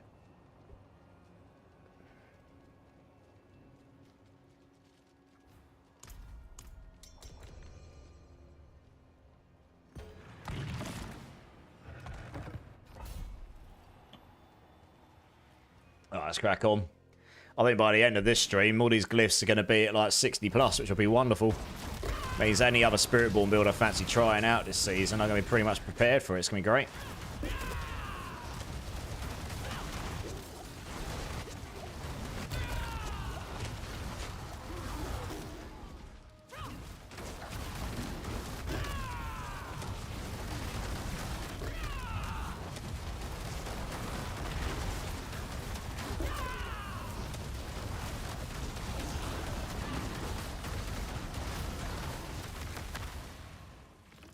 So I've got to wait to the end of his playlist, and there's a new album that drops at midnight about 2 hours ago, which I kind of want to listen to. The new Architects album. I really like the singles. Been waiting for that album for a few months. Should be a good one, I reckon. Are you carrying people? I have a few glyphs I need to... Yeah, if a space opens up, gaming, I'll get you in, no probs. Oh, a little bit of Linkin Park, nice. Yeah, I'll let you know, dude.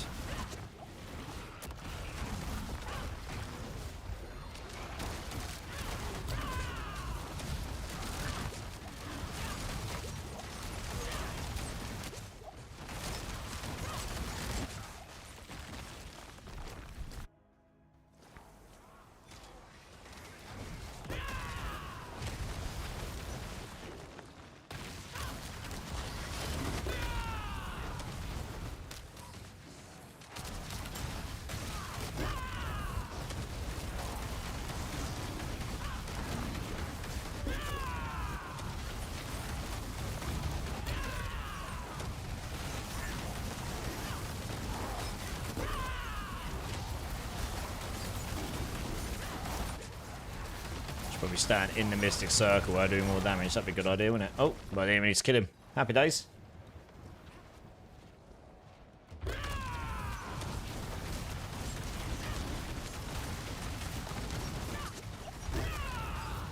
Where's the Mystic Circle gone? What?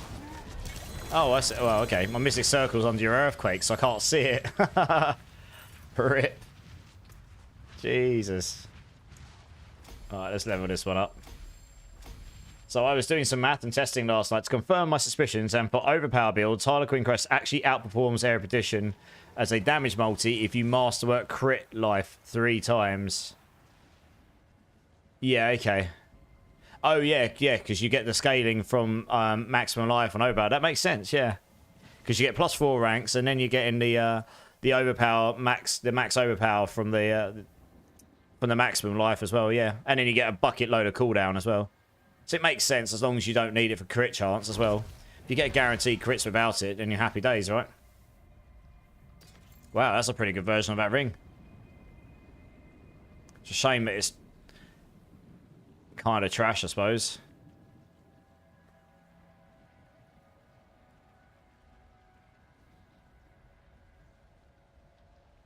Gaining velocity also grants resolve, but you don't, yeah.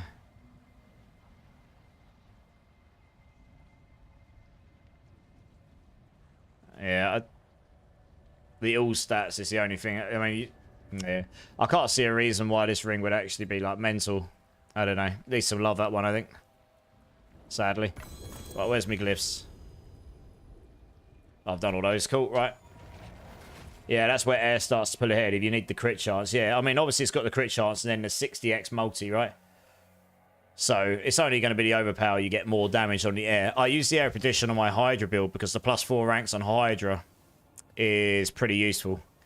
And then the cooldown reduction, and then the damage reduction, and then the HP and armor and everything. So it ends up being pretty good, actually, for it.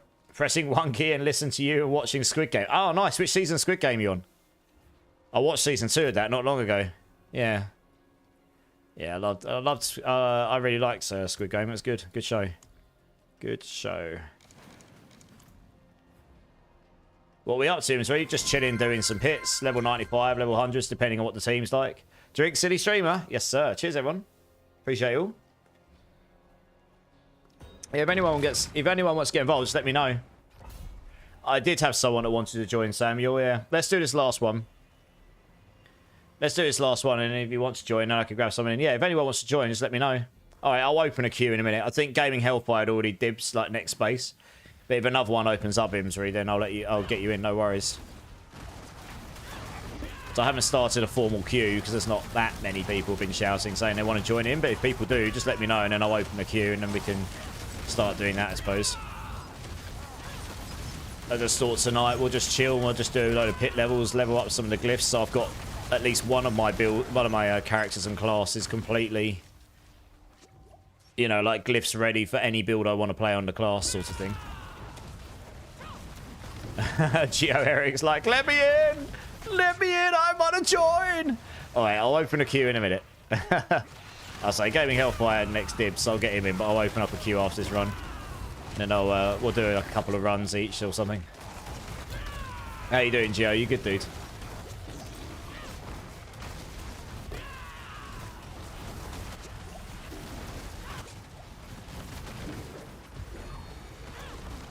If I was home already, I'd be all over your... Oh, I see where you're going with that, D-Rock, you naughty boy.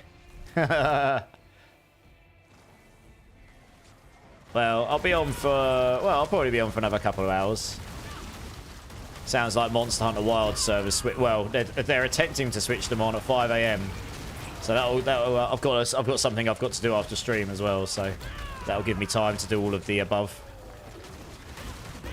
And then I might play Monster Hunter for a bit.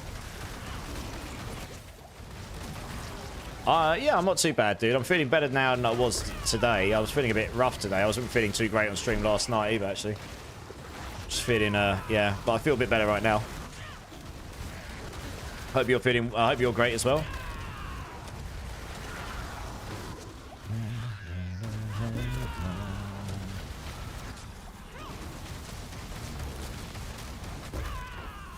Oh, this is going at a good speed. Hulk smashed. I can't see it. You can only look. The Mystic Circle renders under the earthquakes. Look, you can only see part of it here. I can't see my Mystic Circle. This is really hard for me to play. That's really funny. Yeah, the earthquakes, they render above it. Oh dear. Good old rendering orders. How funny. The usual work from home grind, yeah. Yeah, I bet. Is it normal to follow build, then have excess Paragon, and then have excess Paragon points? Depends what the build is, I suppose. Some builds might be... They might just have it leveled to like 250, because that's the achievable... You know, for most people, that's achievable. And then some builds might be... They might just give you the full 300 board. I don't know. Yeah, no worries. Solution. Thanks so much for joining up, dudes. Hopefully that's helped you a bit. I mean, hopefully your glyphs have got to a point where, you know, you're almost maxed out.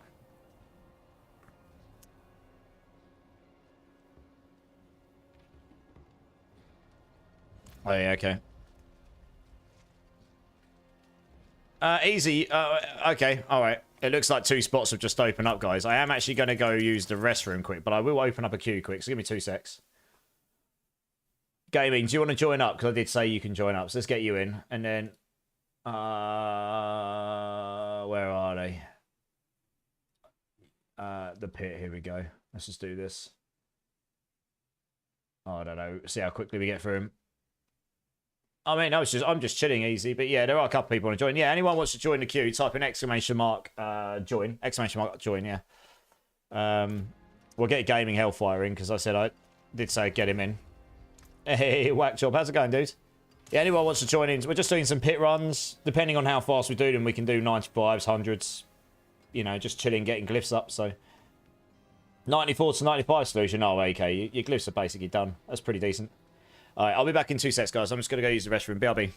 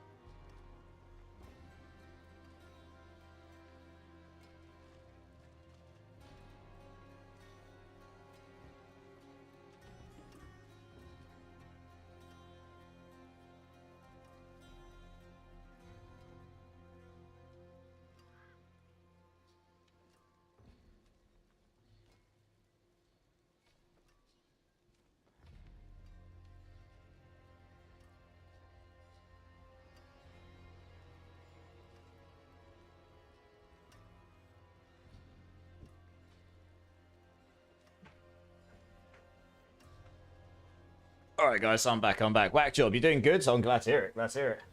Zoe's in the queue, nice. Imsry's in, Jiro's in, nice. Gaming, oh, okay, the whole... Oh, right, everyone's dropped, so we've actually... Oh, Zach's dropping to test. Okay, cool. So we got a full team. Gaming Hellfire, you here? You're going to come join up? I'll grab Imsry and Whack Job as well. And then we'll see if Gaming gets back to us. Oh, my neck. Don't know what I've done to my neck. You know when you just like feel like, oh, I've definitely laid the wrong way or something. It's not like hurting too bad. It just feels really tight. So God knows. I'm on your way. Nice. Alright, cool. Let's get gaming in. We'll do 90s or 95s. We'll see how fast they go. I say the build I'm playing is pretty decent, but it's not like super duper fast for the 100s or whatever. It's all about doing them at decent speed so you can get your glyphs up really. And you'll get some okay XP from this. It's not like incredible, but it's But my main aim with this right now is honestly just try and blast up some of my glyphs. So I've just done loads of glyphs up to orange. And I've got a couple others nearly there. I mean, I could literally just level them all to orange. And then bump a couple others up higher. Because I kind of know what the next Spiritborn build I want to play is. I want to play a Razor Wings build just because I've never done it before. And I've never played a Lightning build. So I think that would just be super fun. I think this might be the last song on the playlist. It is. It's good. It's a great track to end this playlist on. Let's go get this other album up. Really want to listen. It's quite heavy, this other album I want to put on, but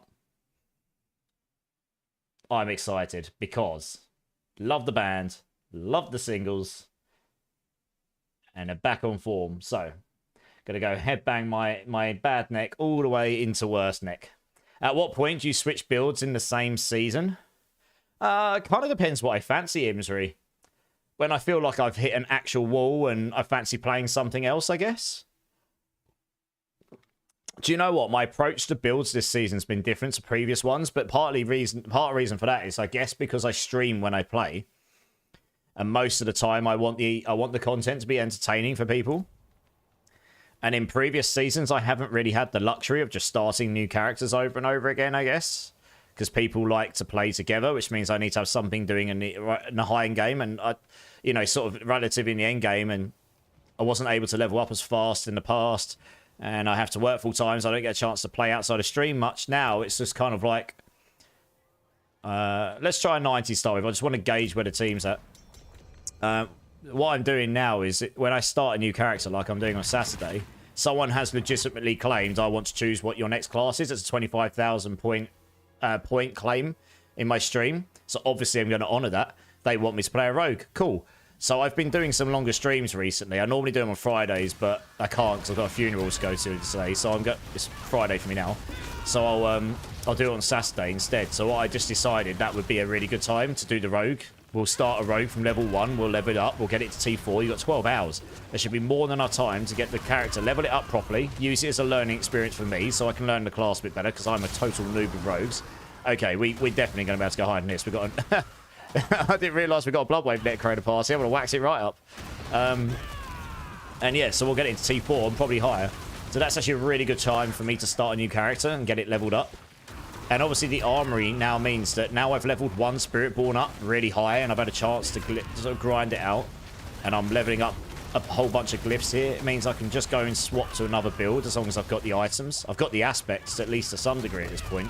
Because I've played the Spiritborn class for long enough now that I've probably got a pretty decent level of all of the aspects for Spiritborn. So yes, a little bit. The armory is a really good addition. It was much needed for a very long time. It's going to allow to play many more builds much easier. Wow, yeah, you just instantly and everything. Holy cow. So, yeah, so that's been my approach. I'm kind of starting a new character once a week at the moment. And I sort of semi-allow people to either choose the class or the build. Really. I wanted to play a Thorns build, so that's why Elsid, even though he claimed what character class you're going to play next, he said, you know what, I'll just choose your name instead, and that's what he was happy with that. And, so we got the best of both worlds. If someone redeemed it instead of starting a new character, could we choose a build for you to play? Yeah, exactly, yeah. I should probably rename that to just choose something to do with the character. I don't know how you would word it, but yeah.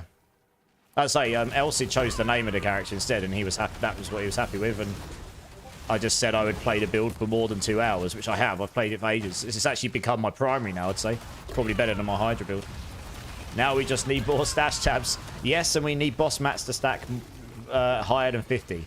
Because that would probably gain us at least 1, if not 2 stash tabs straight away. Right, right guys? I'm not even exaggerating. It's that insane how much stash tab space gets taken up due to boss mats. It's mental. Could call it direct accession or something like that. Yeah, exactly. Yeah. But yeah, obviously, I mean, if anyone claims it, they can, within reason, ask me to do what they like with the character. But let's say the rogue one, it made sense for me to do it on a longer stream. So I asked them, is it okay if I do it on Saturday? Because then you'll get a 12-hour stream on it. Oh, yeah, GA Boots. 5 out of 5 duelists. Oh. Goodness me. The game's still trolling me.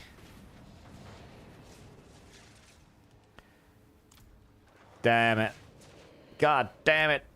Never mind. So, yeah, I am actually... In previous seasons, I've done maybe 2 or 3 builds, and then that's it. And I've really honed in and focused on them and tried to get them as far as I can, even if they're, like, really off meta. So I did my Poison Bolts build one season. I did the Hydra build one season, so that was 2. And I might have done a 3rd build that season. Maybe it was the Barb Storms that season as well, if I remember rightly.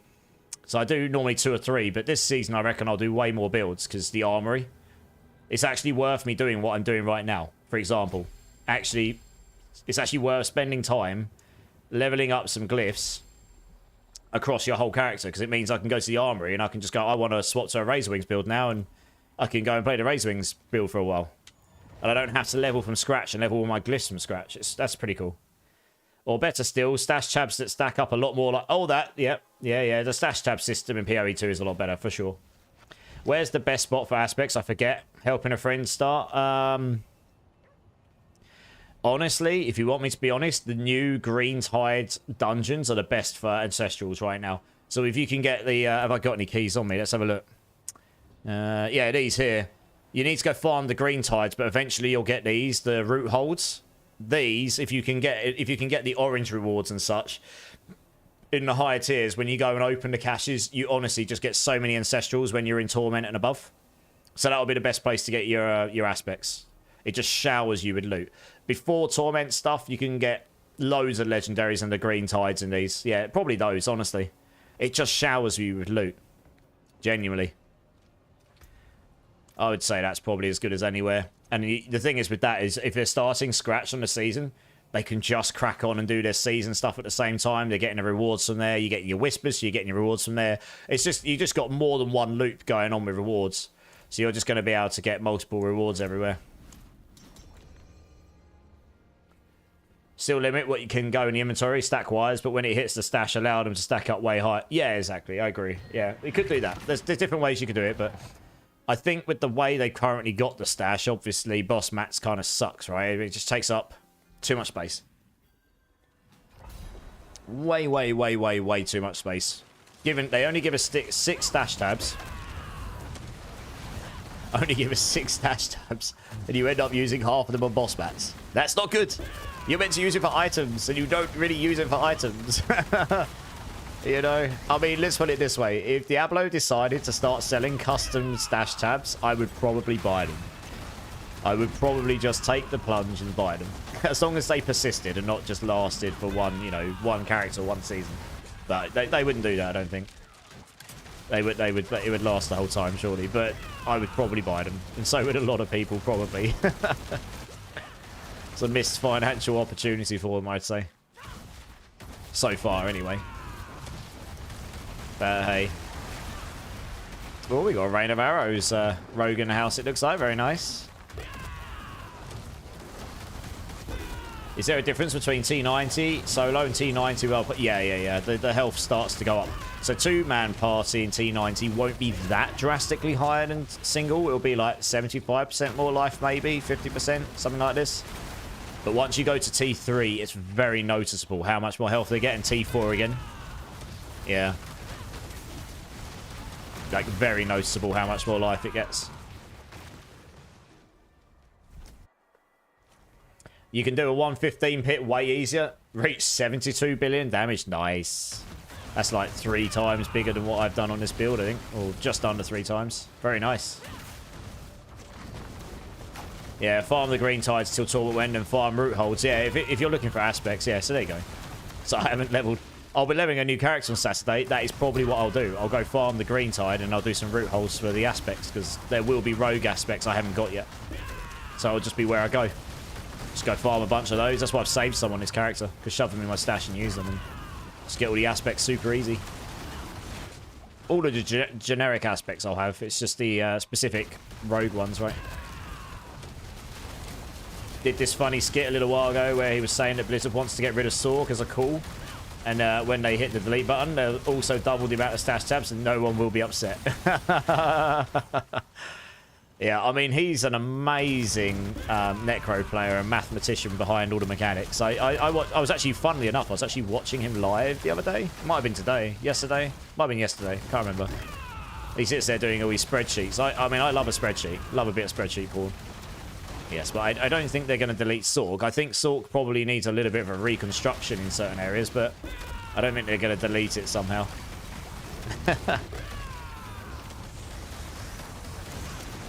But yeah. I mean, that would be quite a drastic move if they just went delete and just took a class out of the game. Everyone would then be like, Blizzard bad, D4 bad, we lost class, you've gone backwards, not forwards. You know, you could just see it now, can't you? They could delete all classes besides Barb and I'd be content. Well, yeah, to be fair, there's a few people who've probably been the same about Necro, right? Yeah. I could also reach 5k strength for my Barb with Snapshot. Ooh, nice. Very nice. Ridiculous. Alright, where's that? There we go. I guess we're just doing them all to 46. Get them all up. Oh, we're getting some Malignant Hearts, are we? Ooh, very nice. Oh, what the? It didn't even say I died! What the hell killed me? What? Everything was dead. That makes no sense. Stupid game. Imagine dying that way in hardcore. No indication what killed me at all. It didn't even say I died. Oh, dear game.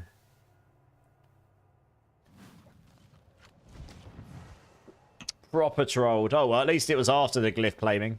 We didn't lose any of our glyph chances. Oh, dear. Hey, Shadowstorm's in the house. How's it going, Shadowstorm? How you doing, dude?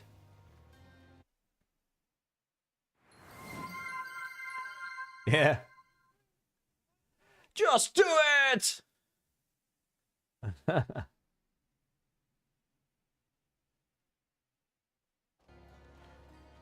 Yeah, Whack Job, no worries. Oh, are you dropping out? Are you Whack Job? I mean, you can stay in if you like, Whack Job. We'd probably do 2 or 3 together if you want. If you want to come jump in for another 1 or 2. And then I'll swap to the next person. Is it going at a good speed? It's up to you. Just let me know, because I'll grab someone else if not. Raziel's just like, sheep scream! Wake up, everybody. Been grinding PoE 2? Yeah, I've seen you guys have been playing that. Rocking the Rivers in the house. How's it going, dude? How you doing? I'm not actually going to attempt to try and scream that high, because my voice is buggered anyway. Take someone else. My glyph's at 95. All right, nice, dude. All right, cool. Zoe, do you want to come join up? Let's get you in. Yeah, appreciate that, my dude. Appreciate that. Yeah, we'll just do this. He just waits to... There we go. Nailed it. Grinding, grinding, grinding. Oh, yeah. Same. We're just doing some pits right now. I can see you join up, so we'll get you in shortly. Like 90 to 100. It depends on what the team is. I can carry 100s, but they're a bit slow with 4 men. And my damage is decent, but it's...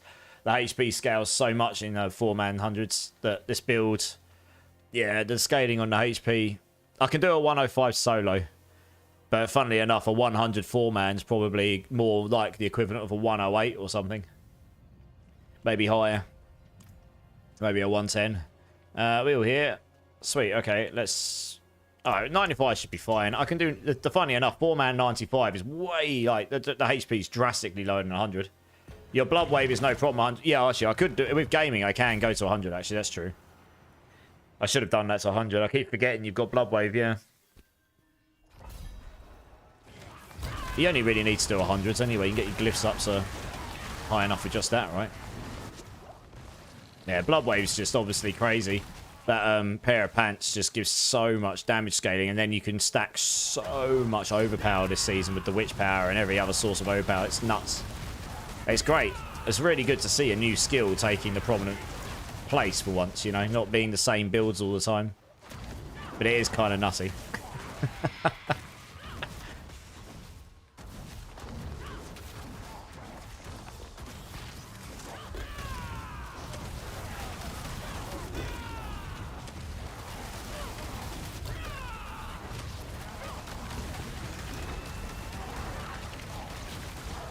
Yeah, borrowed power seasons are hard to balance when they're also adding, new items. I agree. There's always going to be builds that are outliers. Like, you know, it's really hard to not to catch everything. You know, the blood wave mechanic right now is different to what it was last season with Spiritborn. Like last season, that wasn't an intentional item just being way more powerful than it should have been. It was an item being way more powerful than it should have been, and then some really unintended bugs that were just so broken that it broke the game. Like nothing else was anywhere near. Right, I'm going to put on this new album. I want to check it out. See what it's like. I'll say I really like the singles. It's quite heavy, but it's came out 2 hours ago. I like the intro.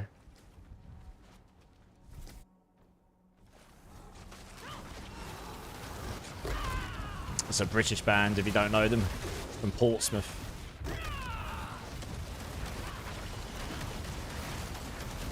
It's quite a clean vocals. Oh, gosh. What the hell's hit me so hard in there?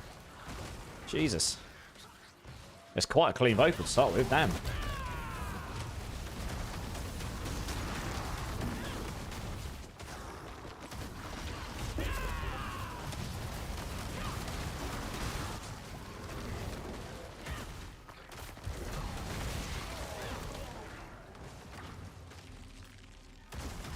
Well, they did their last couple of albums about good intros, to be fair. Just waiting for the next snapper to come in.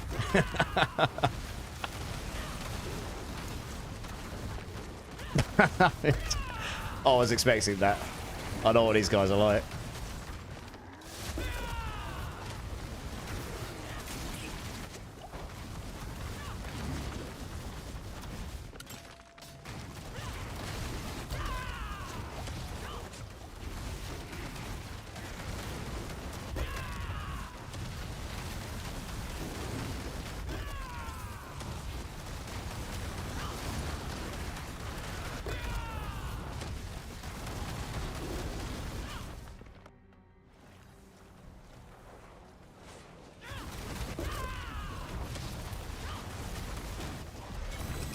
They've really gone back to their roots on this album. The last one was more like Linkin Park.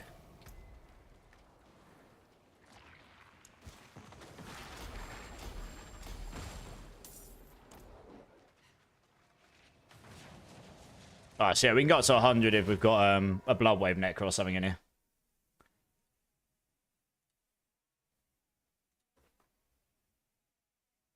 You hope they nerf OP? Yeah. I imagine next season they'll balance some of this stuff down, Candyman.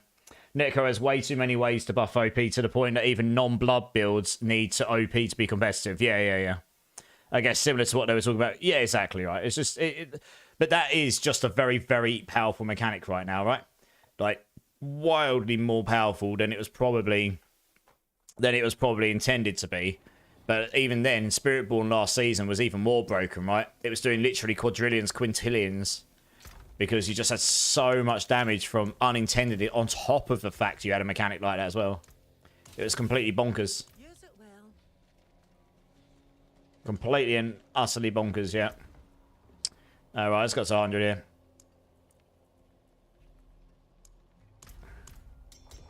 Yes, you do hear Architects. It's a new album, Imsry. It came out 2 hours ago. I've been waiting for it to drop, so I want to listen to it. I know it's a bit heavy for a lot of people, but I just want to listen to it, so... Yeah, the whole album dropped 2 hours ago. In the UK. So, you get to listen to it now. If you're not in the UK, I suppose. That was the opening track. That was pretty heavy. They've gone back to their roots. It's a bit more like their... It's a bit more like Holy Hell with the album after, isn't it? Yeah, this is way more like their Holy Hell and before stuff. It's way heavier. Holy cow. Like dark, grimy guitars.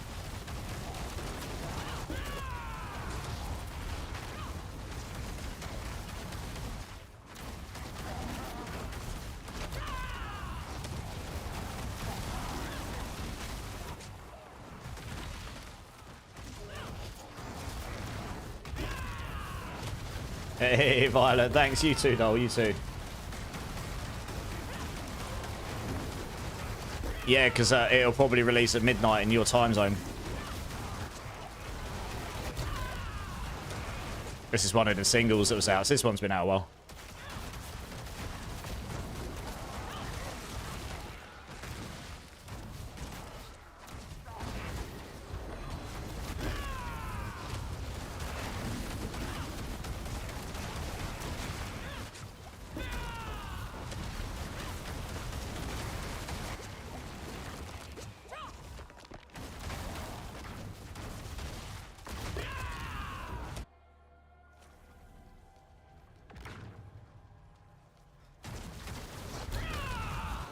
So all the singles were good. And there was 5 of them. That's half the album. Hey! Coot's coming in with the skiff stuff for Imsry. Dude, thank you so much.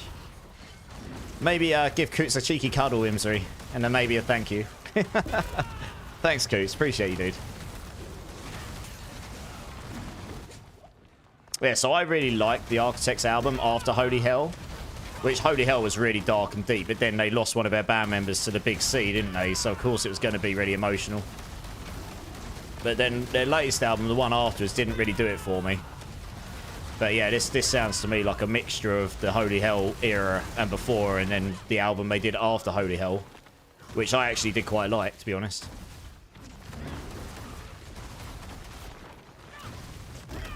So they're a British band as well, so, you know...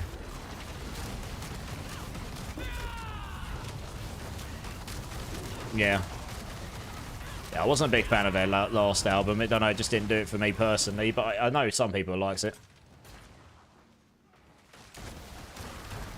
I imagine this is going to be quite a popular album. I'm actually going to try and get tickets to see them, because I think my sister's quite keen to go and see them again. I've seen them... Yeah, we went to see them in the Holy Hell tour with Beartooth and Polaris supporting.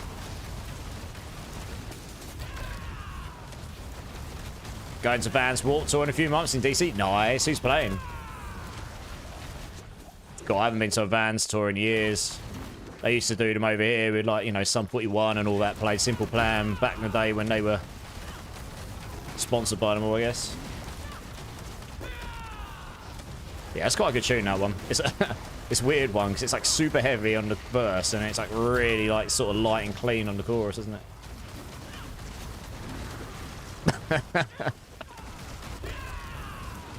There's a lot I did notice in these singles. They've got all these little lines going, everything's going to be fine, and then it's just like, punch you in the face, because everyone that slated them for the last album, they're going too poppy, didn't they? No worries, Cataman, you're good, dude. Oh, this is a banger of a track. This is a really good one. Black Hole. It's ridiculous, but it's the double bassing. It's insane. Oh, where's my portal? Oh, where the hell is my portal to get to the boss? What? It hasn't spawned me a portal to get to the boss. Where the hell is one? Oh, there's one up there. Okay. Oh, I see. It's one here. Here we go. Asking Alexandra from Ashes to Ash, 9 Inch Nails, Memphis May Fire, Miss May I, Slot Prevail, and Must. Oh, okay, damn. I like all of those. Yeah, I like all those bands. I haven't seen all of those live because they don't all play over it often. Yeah, this is a good track. I like this one.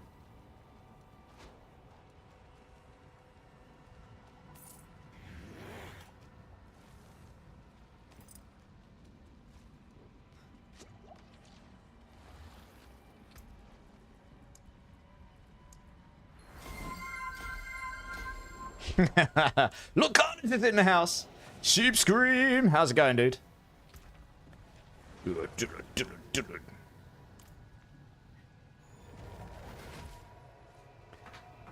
Oh, good. Good to hear. Good to hear.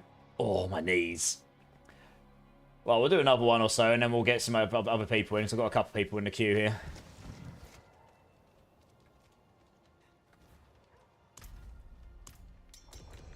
The production in this song is super tight. It's really hard to get your double bassings. The bit that's going... It's very hard to get that as clean as it's come out. They've done a really good job of that.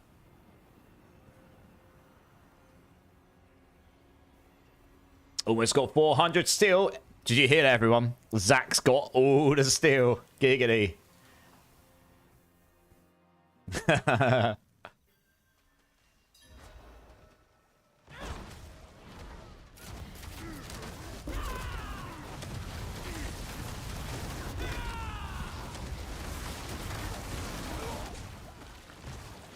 Headshots. That's what that Bloodwave build reminds me of. If you ever did any of you ever watch that YouTube skit back in the day? And you just had like, what was it? Sniper Ed or something. He was just like boom headshot all the time. I'm not going to try and do it as high as he did, but it's just that build. Yeah, he just walks in and goes boom. Unless they've used a trigger to compress it into digital sampler, and it's even whatever they've done, it's super clean. That's quite hard to do with a double bass on a drum.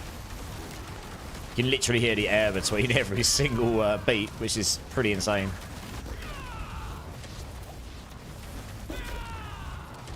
Almost have 300 eggs. Nice, yeah. Boom! Headshot. Something like that, yeah. And then he smashes keyboard up when he loses, right? I can't remember the name of the skit. It was so long ago. I was at school. We used to do that for live bands when I was part of running on a... Oh, okay. Nice. An underage club. Good times.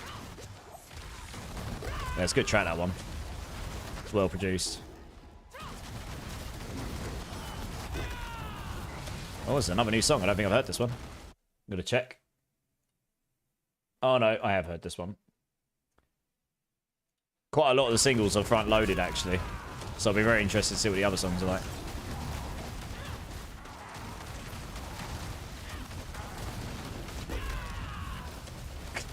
To see how little I hit T100s on my own.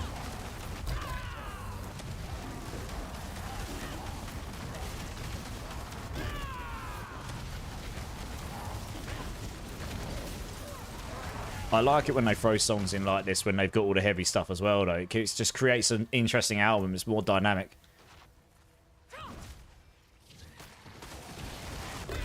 That's just me, I guess. I'm open to all genres. It's all well and good. I mean, I love an album. It's just like Sledgehammer from beginning to end, but it is... That's what it is. It doesn't have any, like, variety in it particularly.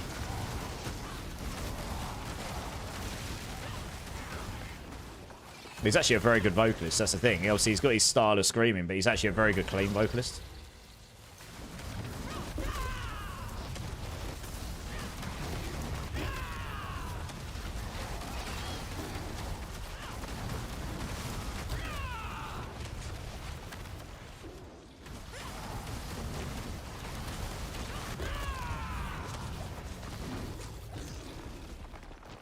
Yeah. It's really well produced. I'm listening to some pretty good headphones, and I can hear everything. It's really well produced so far. All the levels excellent. Yeah. So I liked all the singles. I was very excited for this album. I don't get excited for albums much these days. Yeah, I'm liking this so far.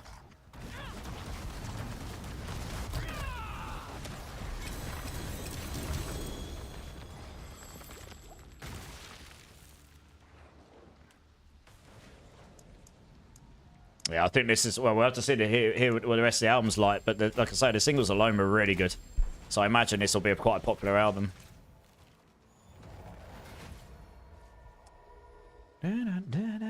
Nice. I'll grab a couple other people now, that's all right. Because I've got people waiting in the queue, and I don't want people to wait for too long. Absolutely, guys. Feel free to join again. I mean, I literally have, like, 3 people in the queue, so...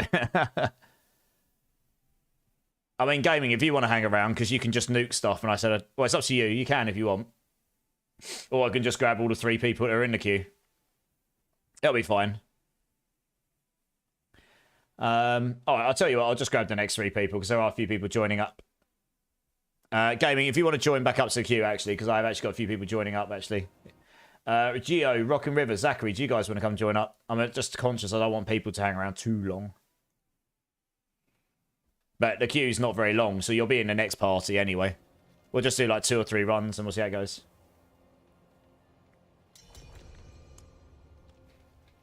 Slowly but surely getting all these glyphs to orange. It's a pretty solid place to be. At least if they're all orange, no matter what build I want to play, they will have the biggest radius on them.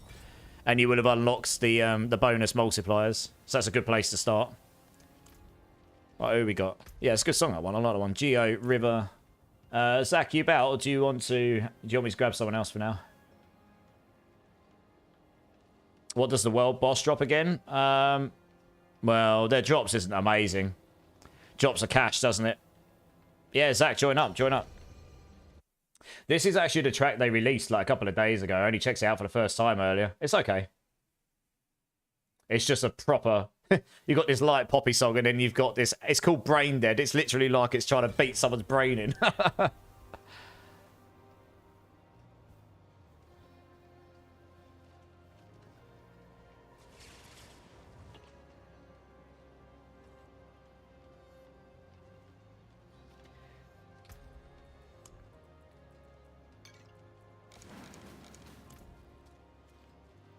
Right, who we got and what builds we got? Okay, we got a Blood Surge. I know you're playing your Bob. And Geo's got... Okay, we got a Blood Wave in here. Nice. Alright. Yeah, we're 695. Just because me and Zach were doing this before and this was chill. If it looks like we're annihilating it, I'll up it to 100. They just released the vid for this. Yeah. The song only came out a couple of days ago, I think. It was like a last-minute single edition. I'll say all the singles were good, to be honest. The best single's Curse. That was a banger of a track. That is a literal anthem track. I can actually see that becoming an anthem like 10 years' time. Along with the rest of their already anthems like Animals and stuff. Yeah, Black Hole was really good as well. But I don't know. Curse for me was just even catchier. Black Hole was really good though.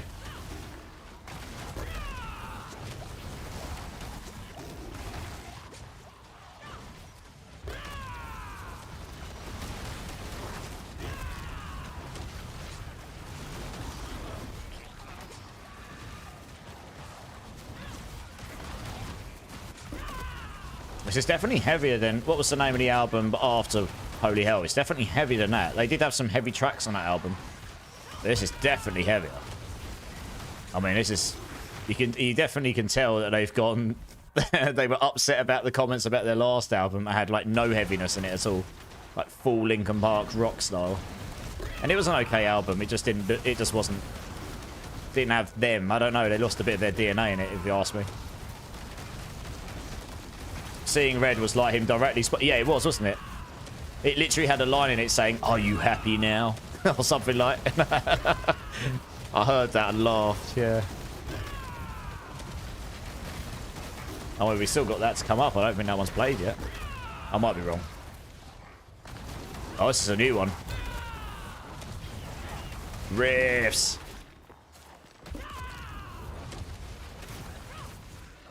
Oh, that's a sick riff. Love it.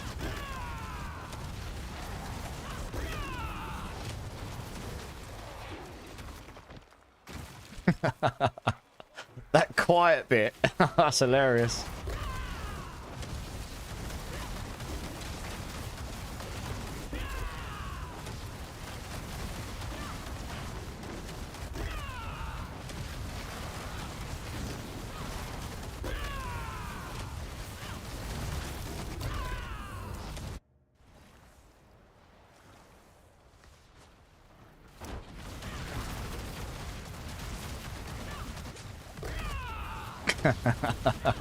I imagine if I went and saw this live, you'd have to stand at the sides. I mean, you're going to get punched in the face by someone. Jesus Christ.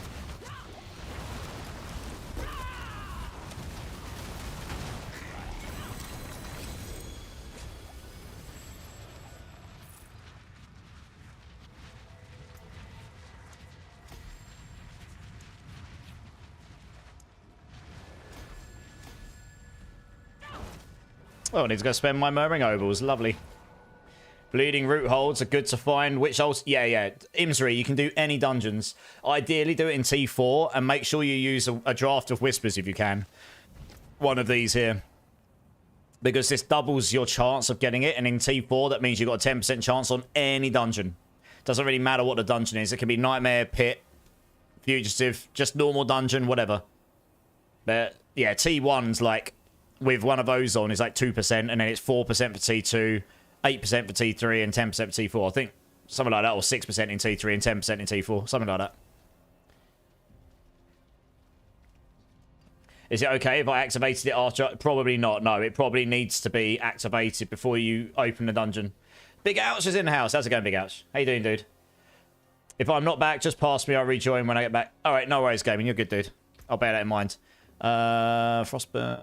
And this, what was I going to do? There was something I was going to... Oh, might be just empty this out quick. Oh, yeah, spend ovals. That's right.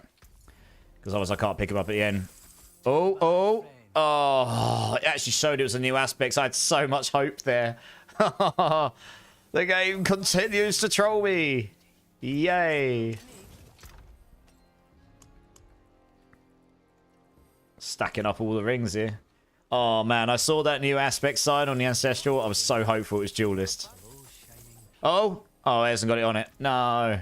That's a 2GA. Fire, Res, and Vigor. No idea if that's any good, but I suppose we should probably keep it. Oh, I need to get rid of the rest. That'd be useful, wouldn't it? I might as well burn through all of these.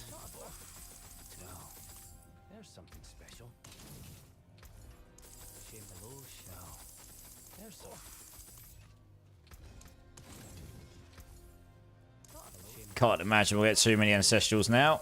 No. Oh, well. No cigar. There are the... Oh, yes, of course. Candyman. Coming in with the legendary information. Imsri, the best way to get the altars. Yes, you can craft new... they added a new affix to the sigils for Nightmare Dungeons that guarantees an altar. So just go craft a load of Nightmare Dungeon sigils until you get one that says guarantees an altar. Do that. Yeah, you're right, dude.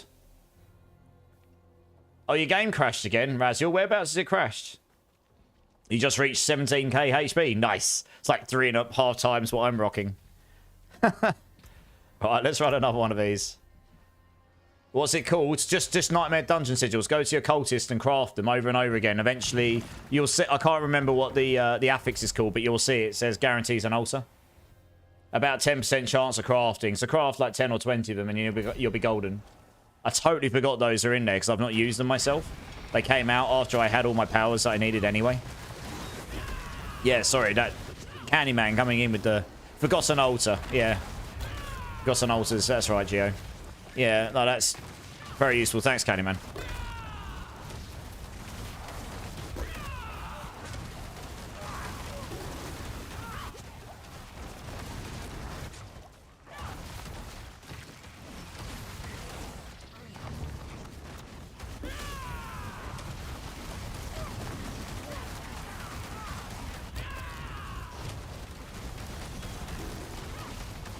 Yeah, so Zach's just linked me one, but I can't show it on screen right now because I'm going to get tanked if I do. The second I've killed these, I'll show you.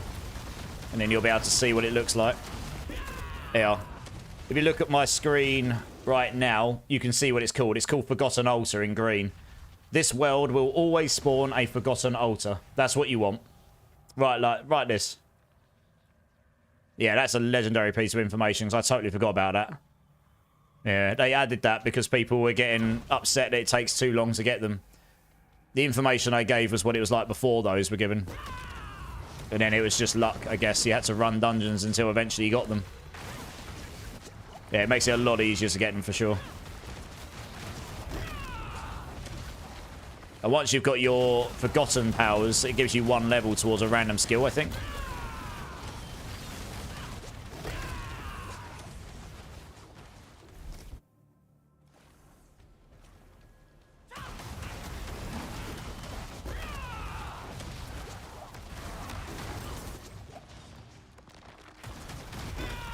Hey, Recovery Dudes in the house.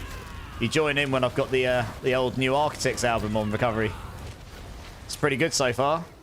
My neck's still in one piece, but only just about. How you doing, dudes? How you doing? I threw you a follow the other day, by the way. You just have to let me know when you're considering going live. I'll come and drop in when I can. Hey, Sudil's in the house. How's it going, Sudil? Yeah, good, dude. How are you doing, man?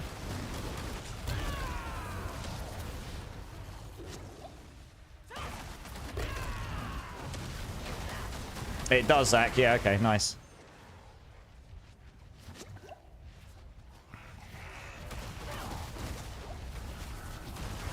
Oops, he killed me, that did. Rude. Not doing bad at all. Just celebrated your 34th birthday. Happy birthday to you. Happy birthday to you. Happy birthday to the old man Sudil.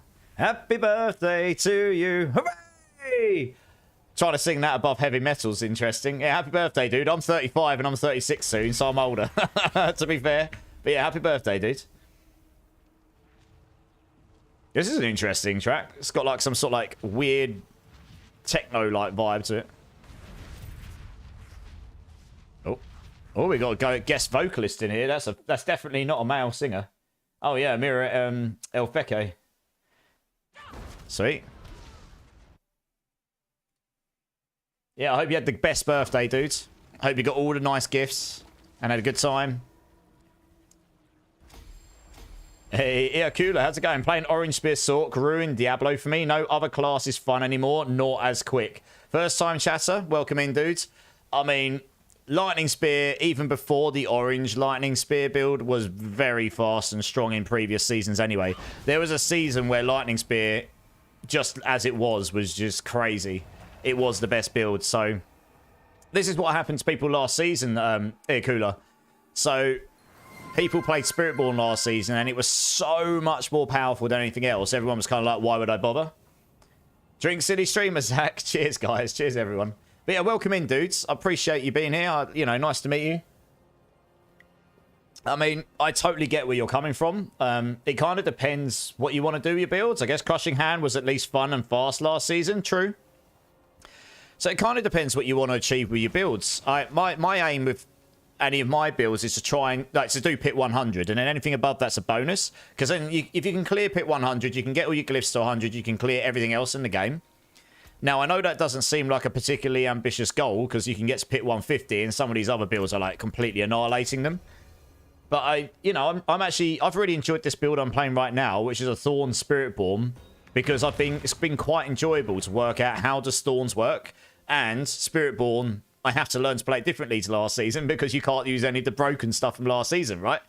The Thorns build won't work with crit and overpower, so you don't use the Rodok Epileka. You don't stack HP because that got fixed, and you don't stack block charts because that got fixed. So I've had to learn the class, learn how to use a new mechanic, and I've got it to pit 105 solo with room to spare. I could probably get to like 108, 110, which is obviously, you know, not fast and not ridiculously quick, but it's been really, I've found the challenge quite fun, and that's what I've enjoyed. Now, I understand that that's not everyone's idea of fun, and I actually do understand where you're coming from, because I was in the same boat last season. I tried to play this build last season, and it just didn't feel good to play, because it was the only Spiritborn build which didn't slap that I played, because every other build just slapped when you did all those other things I said that don't work anymore. So I do get where you're coming from, but I've tried not to let that stuff ruin. I've not played any of those builds this season, and one of the reasons I don't tend to play the meta overpower builds, or over very powerful builds, I take overpowered out the sentence because they may be intended to be powerful. It's just, if you do play those, it can ruin your experience with other builds. While if I just go and play what I think is going to be fun and try and, even if it's trash, try and get it to do something good, it doesn't really ruin my experience of the game. I can just go play another build.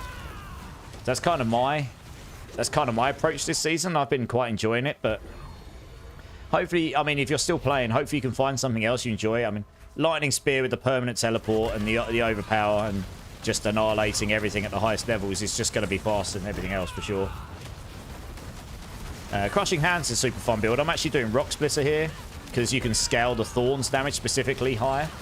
I just basically went into this build and went, I want to use Thorns damage as my primary damage with a Razor Plate. And if it's trash, so be it. But that's what I want to do. See what I can do. And I've managed to get it to do something okay. You know, it's not incredible, but it's not bad. I was one of the few people playing Necro last season. Spiritwave was so much fun. Yeah, Spiritwave was super fun last season, where you were going around smashing down your Spirit Waves in front of you and knocking everything back and getting it, right? Grinding pits is painfully boring. Agreed. That's why I don't tend to grind pits very often. Like, as in, I don't push pits very often, because that's not what I enjoy in these games that much. I prefer playing builds, learning how the classes work, for better or for worse. That's my enjoyment. I do builds for Mobalytics, same as Makuna and that. You know, Makuna's a fantastic player, fantastic build creator, and he comes up with, you know, the #1 builds most of the time, because that's what he enjoys doing, and he's also very good at it. Me, I quite like playing around with weird mechanics and just enjoying what I'm playing, and I like a puzzle. I like to try and figure things out. But yeah, they kind of need more content beyond pits that's actually worthy of that extra damage beyond pit 100, because kind of beyond pit 100, the only real goal is the push higher pits, isn't it, really? If you can do a pit 100, you literally can kill T4 Uber Lilith, T4 Uber bosses, do everything else at T4 at highest level, like, without problems. So everything above it is just a bonus for... If you had leaderboards, I suppose you'd have more inkling to want, like, proper official in-game leaderboards. You'd have a bit more of an inclination to push pits, I guess, but yeah, it's difficult to balance this stuff. Is that the only build you've played this season here, Kula, or have you played some other stuff as well?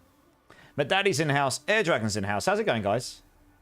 70% have failed twice. Sack's really on a roll of failure today. Well, we'll do one more, and then we'll get the other team back in again, I think. If pit levels correlated to increased chance in GA items, then I can see the appeal to grind. True. Agreed. At the moment, it drops way too much. Way too much non-GA stuff. I said this on T4 bosses. I would rather T4 bosses drop me 3 times less loot, but 3 times higher quality in terms of just at least single GA ancestrals. Because I could do more bosses without having to go back and get rid of all the items sitting on the floor that I'm definitely not looking at anymore. Once you get to T4, you're not looking at anything non-ancestral, really. Very rarely. Most builds, you're going to need ancestrals to get to T4 in some form. You know, unless you've got a really powerful build like Bloodwave and you get one unique and you can just smash stuff. Oh, yeah, this is a bang of a track. So, yeah, I agree. There's definitely some stuff they could do, they could balance out here for sure. You play Bloodwave Necro, not a fun build whatsoever, Emo. I mean, I know a lot of people enjoying that build, but yeah, like I said, I haven't played it. We've got a few people playing it today. It's definitely a very powerful build, that's for sure. Your glyphs are in the 90s now? Nice. Yeah, they were... Oh, okay. At pit 95, your chances will be, what, 70%? Yeah. 55 at 92 or something. Oh, it's this chorus. It's just so catchy.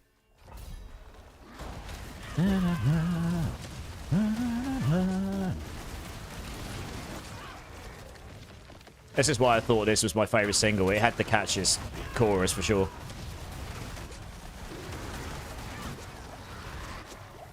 Just an anthem song. I'm doing okay. Playing out the season on Barb. Not often I pick the meta build. Yeah. Look, look at it. We've had Earthquake Barbs all night, and it looks great. I had 3 Earthquake Barbs in my team the other day with the lava, and they all hit the floor at the same time, and I couldn't see anything on screen. My whole screen was lava. The whole lot. I just sat there and laughed. It was like being in Mount Vesuvius when it took off, you know, when it exploded. Absolutely, absolutely insane. It looks great. It looks visually very pleasing, though. Hopefully in the mid-season patch, we'll get some buffs and some other stuff. That's what I'm hoping for. I wish they added a Torment. I don't think they'll add a Torment 5, because then they're going down the route of Diablo 3. They're better to sort of...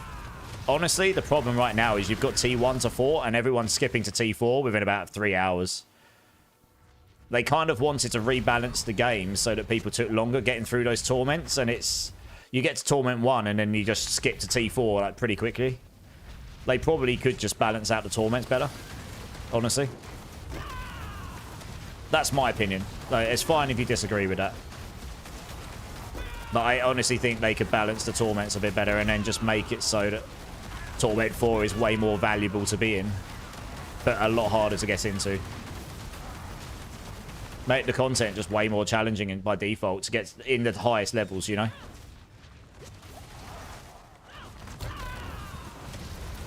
Blizzard has to be careful with ever-increasing torments. Agreed. That's pretty much what I just said, right? Yeah, D3 all over again. Yeah, literally what I just said, yeah. They had like T16 or something, and it was... You literally... You went T1, T5, T10, and T16, I think. Unless you had a particularly crazy build or got lucky with drops. You never really did all the torments. You just scaled as quickly as you could to T16, and you never went back, ever. You're playing on T3 still, yeah. I mean, look, T4 isn't like easy, but it is not hard to get into T4 in the grand scheme of things. They could scale the game better across the torment levels. Since you can get absolutely everything in T1 now, they probably should just make T2 way harder than T1, but make the rewards way better, and so on and so on. Really, the only real difficulty increase is HP, a bit more damage taken, then they just reduce your armor resistances. So they could do a whole bunch of things, really. I mean, I've got to be honest, guys. I kind of miss the immune monsters from D2. I know that would be kind of savage, but how good would it be if you suddenly had fire immune monsters? It would suck for fire builds, wouldn't it? But what would that do? That would make you go, do you know what? I don't want to be a one-click, one-element type build because I can't kill these very specific enemies and they will absolutely bum me. They'll bend me over the table and they'll stick Big Bertha in me. Or you just won't be able to kill them. It would actually make you think about how you craft your build slightly differently because you'd have to be able to kill stuff. So that was one of the beauty things of D2. Now, I'm not saying they should change the game to D2, but there were certain things in there that actually meant you had to think about... You couldn't just go one-dimensional in your builds. One-click build and off you go. You did actually have to think about, okay, these are fire immune, so I'm going to have to stick something in there to deal with it. Obviously, in a later edition of D2R, they added the charms that allowed you to penetrate some of that damage, but they were really, really rare. Really valuable. And you still had to get a very good one to be able to do it. You loved it. It's not a thing. I hated that in D2. Fair enough, Sudil. Like I say, it's fine to disagree with me. And that's just a random idea off the top of my head of something they could do which would create difficulty, which would also solve the problem with some of the builds, which are just... The builds are just like... The builds are very one-dimensional in this game right now. They've started to branch off it a little bit with multiple uniques in the same slot affecting the same skill. But they could go further with it because it's the build. Yeah, builds at the moment are just a bit too one-dimensional in my opinion. But so that is a Marmite mechanic. So I totally agree. I totally get why people wouldn't like that. Capstone dungeons, I don't know. That's another one of those things. You know, you don't necessarily need capstone dungeons really. But they could. I think they need more difficulty in the game. You know, I mean, obviously having builds that can just annihilate all the end game is one thing, but I think more difficulty would keep people more interested. I was in T4. I did T4 Uber Lilith on the most off-meta Sork, a Hydra Sork, solo, within my first 24 hours of my first 24-hour stream. I did it as the last thing on stream. And we did a T4 Uber boss in the first 24 hours, like first day. You know, that's crazy for a new season. It was particularly fast this season, but that was nuts. About finding the right base, then the ruins, making a new weapon. Yeah, exactly. I mean, I'm not saying go back like super complex. I'm just saying they did come out with Sunders Gaming. I was talking pre-Sunders. Obviously, they brought out Sunders so you could penetrate some of it. So they could do that in this game as well. You could add some way to penetrate it. But that doesn't mean you do 100% unless you get a particularly good one, right? But it would create another item chase. So there's things you could do. I'm going to grab the other 3 guys in the queue, if that's okay. If you guys in my team want to join the queue again, I'll grab you afterwards. I'm just conscious they're all waiting. They've been there like 20 plus minutes. Yeah, I wouldn't stop playing if they introduced it. Do you mean you would stop playing? Or wouldn't? Something about making solo Uber Lilith a requirement for T4. Yeah, I mean, that'd be good for my YouTube video. Everyone that comes into my YouTube video of how to do a T4 Uber Lilith always goes, thank you very much, I did it second try. It might be a cheesy video, but it clearly works for some people. No, you would not. Yeah, there you go. I mean, that's good to hear. I mean, I'm not saying they should do that. I'm just saying that's one way you could solve a couple of problems at once. Rosie's in house. How's it going, Rosie? I'm going to grab Gaming Health by Night Medic and Imsri. Sorry, if you guys in my team want to join up again, I just moved you on. If anyone else wants to join in for some pits, I'm going to be on for another hour or so. So just type in ! join, get yourself in the queue. We're just doing some 90 to 100 pits, depending on how fast the team's doing it. And leveling up. I'm just leveling up some side glyphs for different builds for Spiritborn, so I can play them at some point. Everyone's welcome to join up the queue, no probs. Thurbin, Season 4 was very well balanced. I don't know what happened. Yeah, Season 4 was a really good season, actually. I agree. The problem since Season 4 is every season there's been something wildly overpowered. Every time. Like, wildly overpowered. Season 5 was Barbs, wasn't it? If I remember rightly. I mean, Season 4 and 5 was Barbs, but Season 5 was particularly bad for Barbs. Then Season 6 was Spiritborns. Oh, no, Season 5 was... no, Season 4 was Barbs. Season 5 was the Sorks, wasn't it? Season 6 was Spiritborn. And now it's Necros. Season 4 was the one where they did the loot overhaul. I'd be okay with skipping a season mechanic in favour of balancing classes. Agreed. I actually think they should have done that this season, Ear Cooler. I genuinely thought this was going to be the season of class balance. But, you know. But there we go. So I don't think there's been a season in a while where it was truly fully balanced. There was always at least one thing that's broken, but... You're always going to have that. There's too many things going on. One sec, before we get going, I'm just... who's not in the team? We got Gaming, we got Imsri. Night Medic, are you around, dude? Do you want to come join up? I think they've done a pretty good job. Yeah, I actually agree. I think this season, for the whole part, is pretty good. I don't let things like the really powerful builds bother me. Because it's not affecting me. It's not affecting my game time. I'm not really that bothered about leaderboard pushing. I might try and get on the leaderboards for Spiritborn because I'm playing a legit build, no broken mechanics, and at the moment, with the lack of competition in Spiritborns, I can actually get in the top 50. And I'm pretty pleased about that because I'm doing I'm doing a build based on Thorns damage, and that's it. No crit, no overpower, no broken mechanics, nothing. So I'm actually really pleased with that, and it's not ruined my experience because I haven't really let it ruin it, I guess, you know? I didn't get carried to the point I'm at. So, yeah, I think it's all perspective there, really. I do get why people get down because they're playing builds that just feel underwhelming. But I've quite enjoyed the challenge on this build. It's actually been really enjoyable. And I'll say I'll play a Razor Wings build, and it might be trash, but we'll give it a go. And I'm going to do a Rogue on Saturday. Well, that will be more of a learning run for me rather than a build craft one. I'll probably do a Death Trap build, and it'll end up being... I'll build one out myself, but it'll probably end up being similar to something that's already been crafted. Altar is solved. Nice.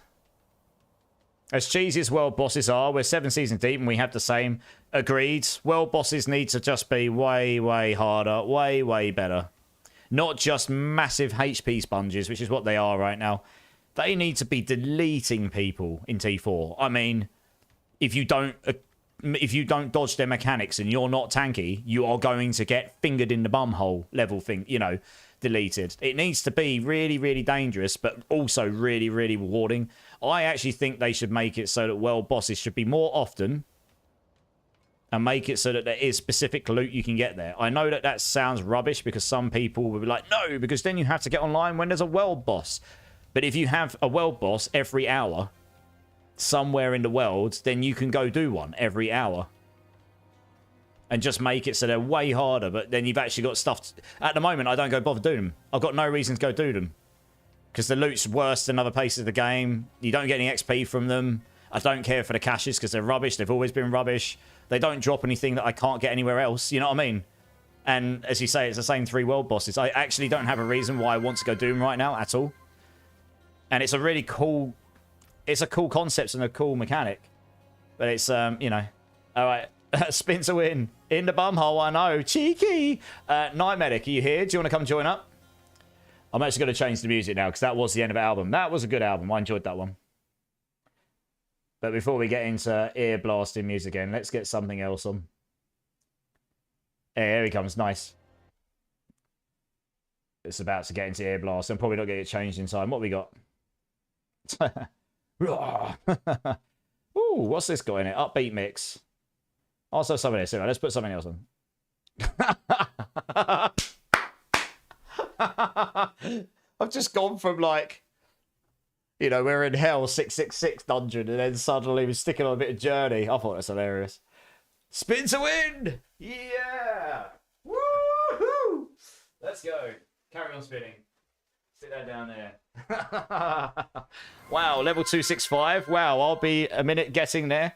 Ghost Rider, welcome in. First time chatter. Honestly, 265 isn't that high. A lot of my friends are already at the... You know, look, we got 280 in the team.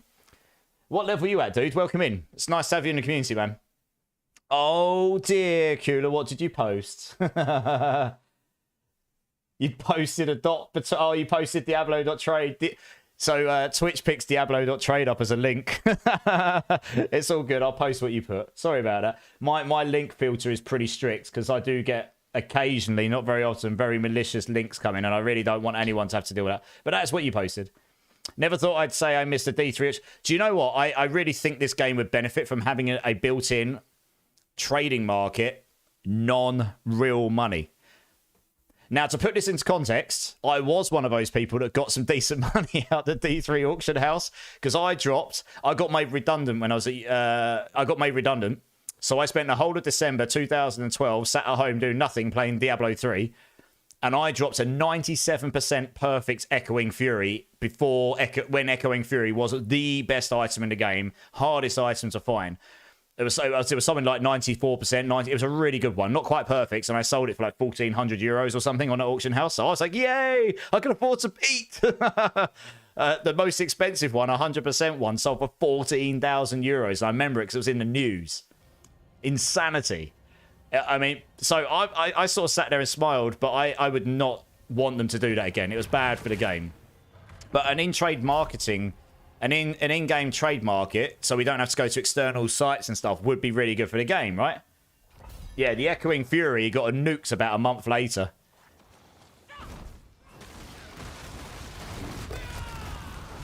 But yeah, I think an in-game trading thing would be great. But not with real money. It was bad then. It's bad. It'll be bad now. Because it's got the wrong influence on it. And then, yeah. So I think having one with strict rules, being able to trade stuff in the game through that internal system. And, yeah, I think that would be nice for people. Just got past level 60, started doing the other things. Nice. Well, if you want to get involved with this Ghost Rider, we can help you out. No props. Just, yeah, we're doing a queue right now. So we do ! join Ghost Rider. We're just carrying people through pit. Well, it depends if you want to. If you've just got to level 60 and you want to play the game without being carried, then do that. Because I don't want your experience of the game to be ruined. We're doing pit level 100s right now. So this will level you super fast. Because it's really high content compared to that. Okay, cool. Yeah, type in ! join. I'll get you in the next team. No props. This will help you level. You'll get some of your glyphs, your Paragon levels, etc, etc. Happy to help, dude. No worries. Think it was about 4k real on the... Yeah. About 4k real money on the... Yeah, exactly. It's crazy. I mean, back then, a real money auction house was, like, unprecedented, isn't it? I mean, it still kind of is. Hey! Coots coming in with a gift sub for someone new to the channel. Ghost Rider. Should probably give Coots a cheeky little thank you there. Maybe a kiss and a cuddle. Who knows? Thanks, Coots. You're a guy. You're a legend. I'll fire up my game. No worries, dude. Yeah, I'm happy to help out where I can. Well, all of us, really. We're just chilling here. It's a great community over here in D4. What build are you playing, Ghost? Yeah, Diablo.trade, the website, they've done a pretty good job of facilitating the need for a trade site. It would be better if it was baked into the game. I'm not convinced we'll get that this year, though, because they've pushed back on it pretty hard until now. Unfortunately. But who knows, maybe one day they'll cave. I'll tell you what I wish they'd do as well. I wish they'd make the raids way harder and, way more rewarding. Give us a... I haven't done it this season because there's no real reason to go do it. I don't feel like. They gave us all these shiny new, like, awesome-looking mechanics in Vessel of Hatred. Or Vessel of Hatred, should I say, because we had to wait 6 hours for it. But, and no one's really doing them because there's no real reason to do it. You know, nothing that's tangible. The thing is, if you lock loot behind that, people will whinge because they'll go, well, I have to go do this and it sucks because it's really hard and I can't get them. But if you don't lock loot behind these mechanics, then you end up with, why would I go do this? Because there's going to be more efficient mechanic. I don't know. I think making very specific item farming on these mechanics would be fine. But you make it, if you complete that thing, you've got a really good chance of getting one. And then make it so there's a range between a 0% one and a 100% one. I genuinely think, like... I think that would genuinely benefit the game. Like, I'm not saying make everything like that. I'm just talking about, like, really... I don't know. Maybe that's just me. Create that loot chase. Create a reason to go and... Yeah, create a reason to actually go and do these other mechanics. I don't know. Maybe there's other ways of doing it. What's everyone else's thoughts on that? Speaking of real money, my friend and I were talking the other day about crypto. That is backed by an in-game currency. Obviously, that doesn't work for D4 because of the seasons. Yeah. We looked into doing that at work because we're a games dev. You can use blockchain to do your currency in-game, and then people earn real money by playing your game if they stack loads of it and convert it. But we didn't go that way, yeah. Just look for me, Necro. All right, nice. Do you want to add me up, Ghost Rider? My battle tag is as follows. And Coots is going crazy. He's given a gift sub to Candyman. He's given 2 more to Ride or Die. Oh, Pufftails as well. Coots, thank you so much, dude. Beat me. That is true. That is true. You have given 5. Bulldog? What do you mean, Bulldog? Sorry, I'm confused. What bean do you want me to do, Coots? We'll do a bean. Why not? It's a bad idea, to be honest. Yeah. So we didn't go down the route of... the blockchain with in-game stuff because it creates another whole world of pain potentially. This is my new character, but he's pretty geared now. Oh, sorry. Oh, asking if he can help carry 100. So okay, well we were doing 100 there, right? Right, what beans do you want me to do, Keats? Number 6, Tutti Frutti or Rotten Fish, my least favourite. Right, let's go over to the screen quickly. So if anyone new to the channel, if someone's kind enough to sub or give 5 subs, I give subs. I do just a little bit of silliness. I do one of these Bean Boozled beans. This one I can't win on, as he knows, because I don't like Tutti Frutti, which is a good flavour, and the bad one's Rotten Fish. So we'll see what we get. But yeah, nice old orange bean. I haven't got my autofocus adapter in yet, but thanks very much, Coots. And let's see if we get a big L for me. Let's see what happens. That definitely Rotten Fish. Definitely. Oh man. You get to see me in 4K suffer. Marksman's Insta is like, drink. I can't even speak. That's awful. Jesus Christ. Big rips. You honestly thought you subbed yesterday, but apparently not. That's all right, Candyman. No worries, dude. I never expect, but I always appreciate. Oh, man. That is dire. Oh.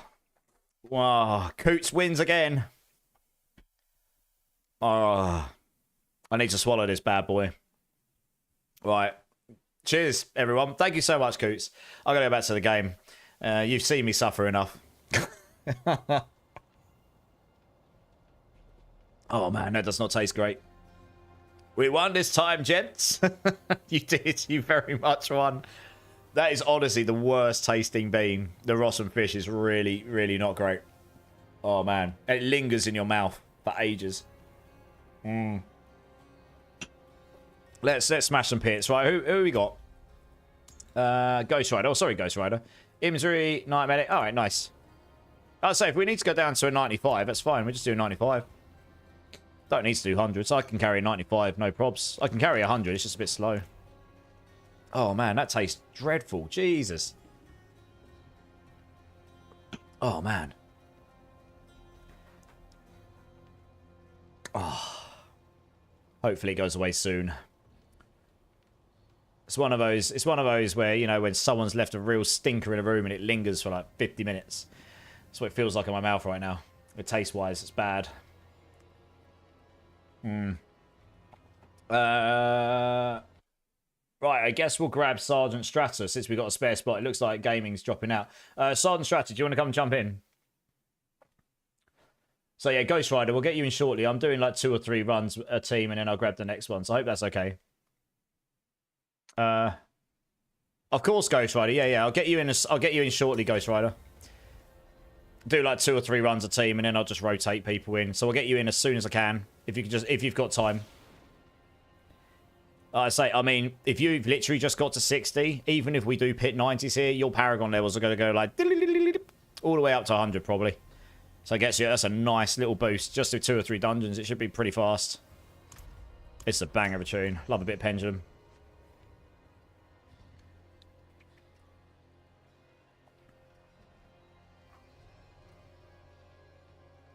Oh, that taste is kind of going now. Nice. Yeah, if everyone just accepts when they're ready. Nice. GG's.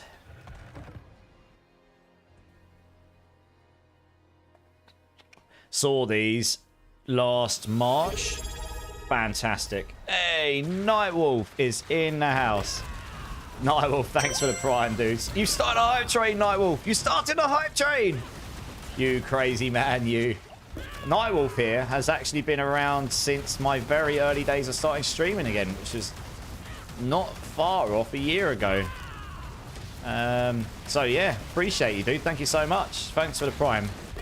Like I say, I never expect, but I really do appreciate. Chase it with beer, you're good. I'm off the booze for a bit now. I had booze the other day. I don't drink very often these days, for good reason. Let's just get you up. And then we can crack on. I probably won't drink alcohol now until my birthday, which will be, funnily enough, 21st of March will probably be the 24-hour dress-up stream, and then my party at mine will be a few hours after I finish the 24-hour stream. I'll go and have a couple hours power nap, and then I'll have people over mine probably, my brother and sister and that. So that'll probably be next time I have alcohol. Yeah, I used to be terrible with alcohol when I was younger. It's the UK, the old UK culture, I guess, going to university and going to bars and pubs all the time and drinking way too much. Please dress as Lilith. Well, you guys will get to vote and we'll figure it out. It's not down to me at the end of the day. I just temper the choices to make sure the choices are actually realistic. That's all. Yeah, thanks for the hype train, guys. 93% already. Alright, blimey. I never expect this stuff, but it's very much appreciated. I'm fairly certain whatever you guys get me to dress up as, it will be fantastic. And what I can promise is the options you can abuse me with in that 24 hours will definitely be fantastic. Because I've not let you down in the last 3, have I? Let's be honest. First one, you got me to dust my red room. You got me to twirl around and all sorts in the bathed outfit. The second one, you got me to do press-ups and squats and stuff in a brick costume. And the third one, you got me to do 960 burpees. And my sister had to come around and do the other 250 because I couldn't function anymore. And then the second stream, where I had to make up the rest of my time, I did about 300 or something star jumps, or jumping jacks you call me. It was kind of mental. Dress up party, save you changing. Well, could do that, yeah. Everyone's got to dress up crazy, yeah. Could do that. I'm sure most of them would probably do it.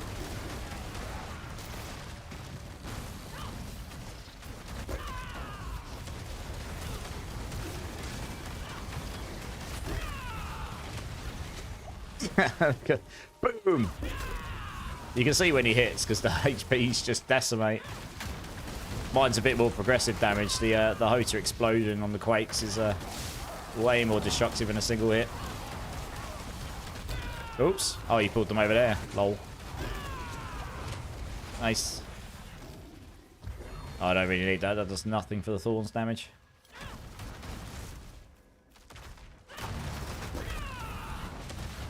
Oh, man. What a tune. I remember when it's come out when I was a teenager. Also, get your sister back for the stream because she was fun as well. I mean, she'll be over mine on the 21st. 22nd, probably.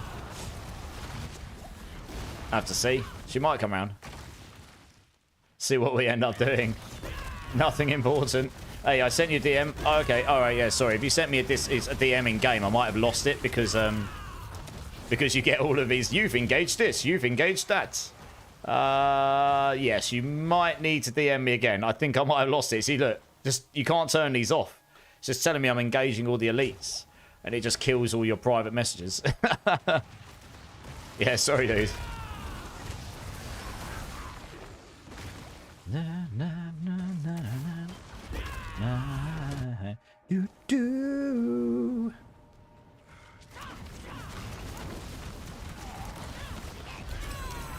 Just insta-clapped him. Go and clap those cheeks. Very good, very good. Right, these guys just got TP on us. There we go.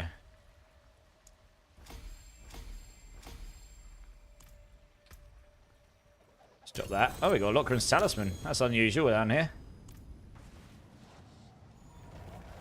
Oh, in Discord. All right. I'll check it after I finish stream, about 3/4 of an hour or so. Because I'll still be online. I'm going to play some Monster Hunter 5 if the servers hold up. Thanks for the high train, guys. Much appreciate you all. Yeah. It was quite funny. 10 PM at night, or 9:30 at night, everyone on stream's like, you should get your sister to come round. And like, my sister was in the chat and she was just laughing. And they go, you should go around and help him do them. And she actually turned up. Like, my sister turned up at 10 o'clock at night to come and help me do burpees. I mean, how many people's sisters would do that? I was baffled. That's quite funny. She did like 250 burpees for me or something. Which kind of saved me because I was broken the next day. It hurt so much. 10 PM for me right now. Yeah, it's 3:15 for me. In the morning. Have fun on Monster Hunter. I'm out for the night. Coots, thanks, man. Appreciate you, dude. I'll catch you on Saturday if you're about. Be on for that old 12-hour rogue stream. Always appreciate you, man. Have a great rest of your day, your week. I hate this game at the end of a 105 pit and game throws. Oh, no. Oh, that sucks. Were you pushing pits on your build, or?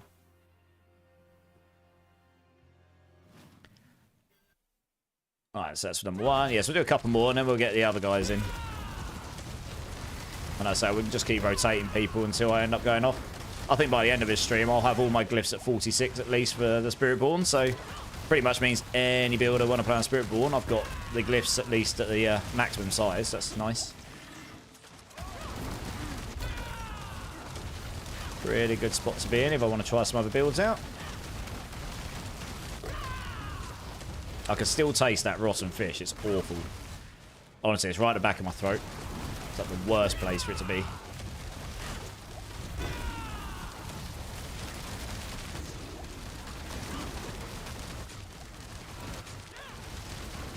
Got to get this guy down, otherwise we're not going to kill these either.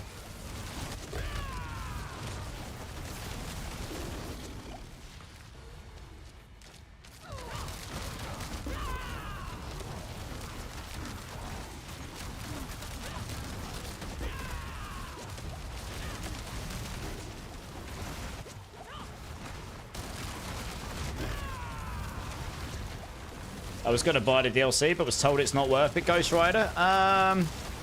Okay, so interesting. Okay, so you finished the main campaign and you're playing the main game. So actually, Vessel of Hatred does. Vessel of Hatred unlocks features for you. You can't get mercenaries, you can't get runes, and you can't get the Spiritborn unless you've got the expansion. I know that's a bit crappy, but it is how it is. Obviously, gives you the extra area as well, so you get your extra renown points. That gives you more skill points and such. I think there might be Not sure if I missed anything else out. You still get access to all the levels and paragons and stuff, so you can still play with us, I think. You just don't get access to those features. So, I mean, if you can get it at a good price, it is worth it. I'm not sure how much it is right now. Obviously, it was quite expensive when it first came out. It was an altar. Nice. But, I mean, going forwards, there's going to be more and more stuff locked behind that expansion. They basically said going forward, there'll be things coming out that end up being locked behind expansion. I imagine the roadmap might lay that out if that's the case. We'll see. Maybe they will. Maybe they won't. And then there'll be another expansion next year, and there'll be more stuff locked behind that. So that's just their business model. It is what it is. You know, if you enjoy the game, then eventually you're going to have to pay into it if you want to get access to everything. Or you don't have to if you don't want access to everything. But, yeah, I mean, I've put enough time. I always gauge, like, how much I spend in a game on, like, how much time I put into it. I've put thousands and thousands of hours into this game, so I can't really not justify it, really. And some people might not think that's the case because they haven't put that much time into it. So, you know. It's on sale for $41 or 41 different currency? Because I'm in Great British Pounds, so 41 Great British Pounds would be about $56, $60, probably about $60. The second expansion will probably also, yeah, the second expansion will probably require you to have Vessel of Hatred to buy it. That is correct. I would imagine that's the case. Because otherwise it gets too complicated trying to accommodate, you know, one but not the other. So there is that too. That is actually a really good point, yeah. Like I say, I don't necessarily agree with that business model, but it is what it is. You're not going to change it. It's just the live service business model that Blizzard have always gone with. They did the same in WoW as well, right? Dollars. Okay, so I mean, that's not too bad.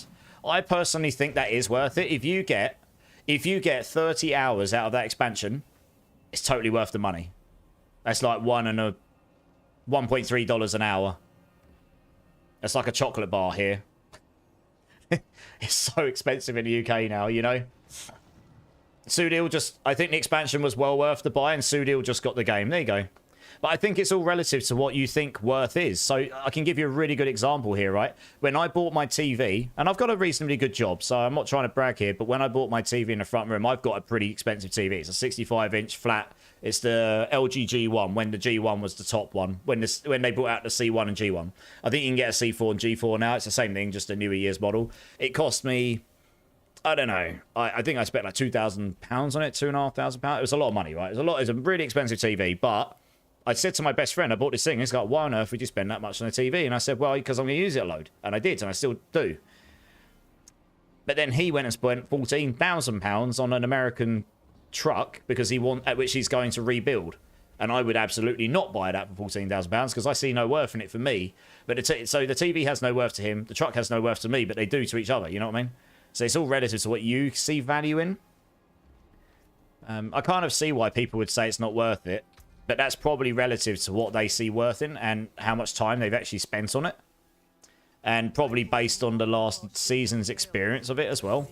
And last season kind of ended up becoming a bit of a meme because Spiritborn was so wildly broken. And it's not wildly broken anymore. Yeah, exactly. By not paying a monthly fee, you buy an expansion instead. And you do have, to some degree, a choice in that. We still got one more peer. Who dropped, guys? Night Medic, Imsry, Sergeant Strata. We're doing one more, dude, if you want to join up. Sorry. Or let me know if you're done and I'll grab someone else. You prefer it over WoW. Obviously, WoW has... Yeah, sorry. So WoW also has the monthly subscription, right? But they also do charge for the expansions, if I remember rightly, right? Yeah, exactly. So, yeah, we don't have a monthly subscription fee, at least. So, that's something. Well, it's crazy, but I would love to have the new 49-inch widescreen monitor. It's not, though, because... I've got a... I'll show you which monitor I'm using. It's not 49-inch. I'm using... I can show you now. I'm using the Alienware OLED. Oh, let's say 360 hertz. Oh, sorry. No, it's not that one. It's the 240 one. Sorry. That's the smaller one. Yeah, this is it. I'm using a 32. 40, that would be too big for me, personally. I mean, if you're sitting far enough away from it, it'd be great. This is what I'm using. And look, that's £1,000 on Amazon right now. It's an expensive screen. This is a fantastic screen. Brilliant. But it's not cheap, right? But it's an amazing screen for what it is. And to a lot of people, that's too much money for a screen. But I use it all the time, so I am absolutely happy I invested in a good screen for me.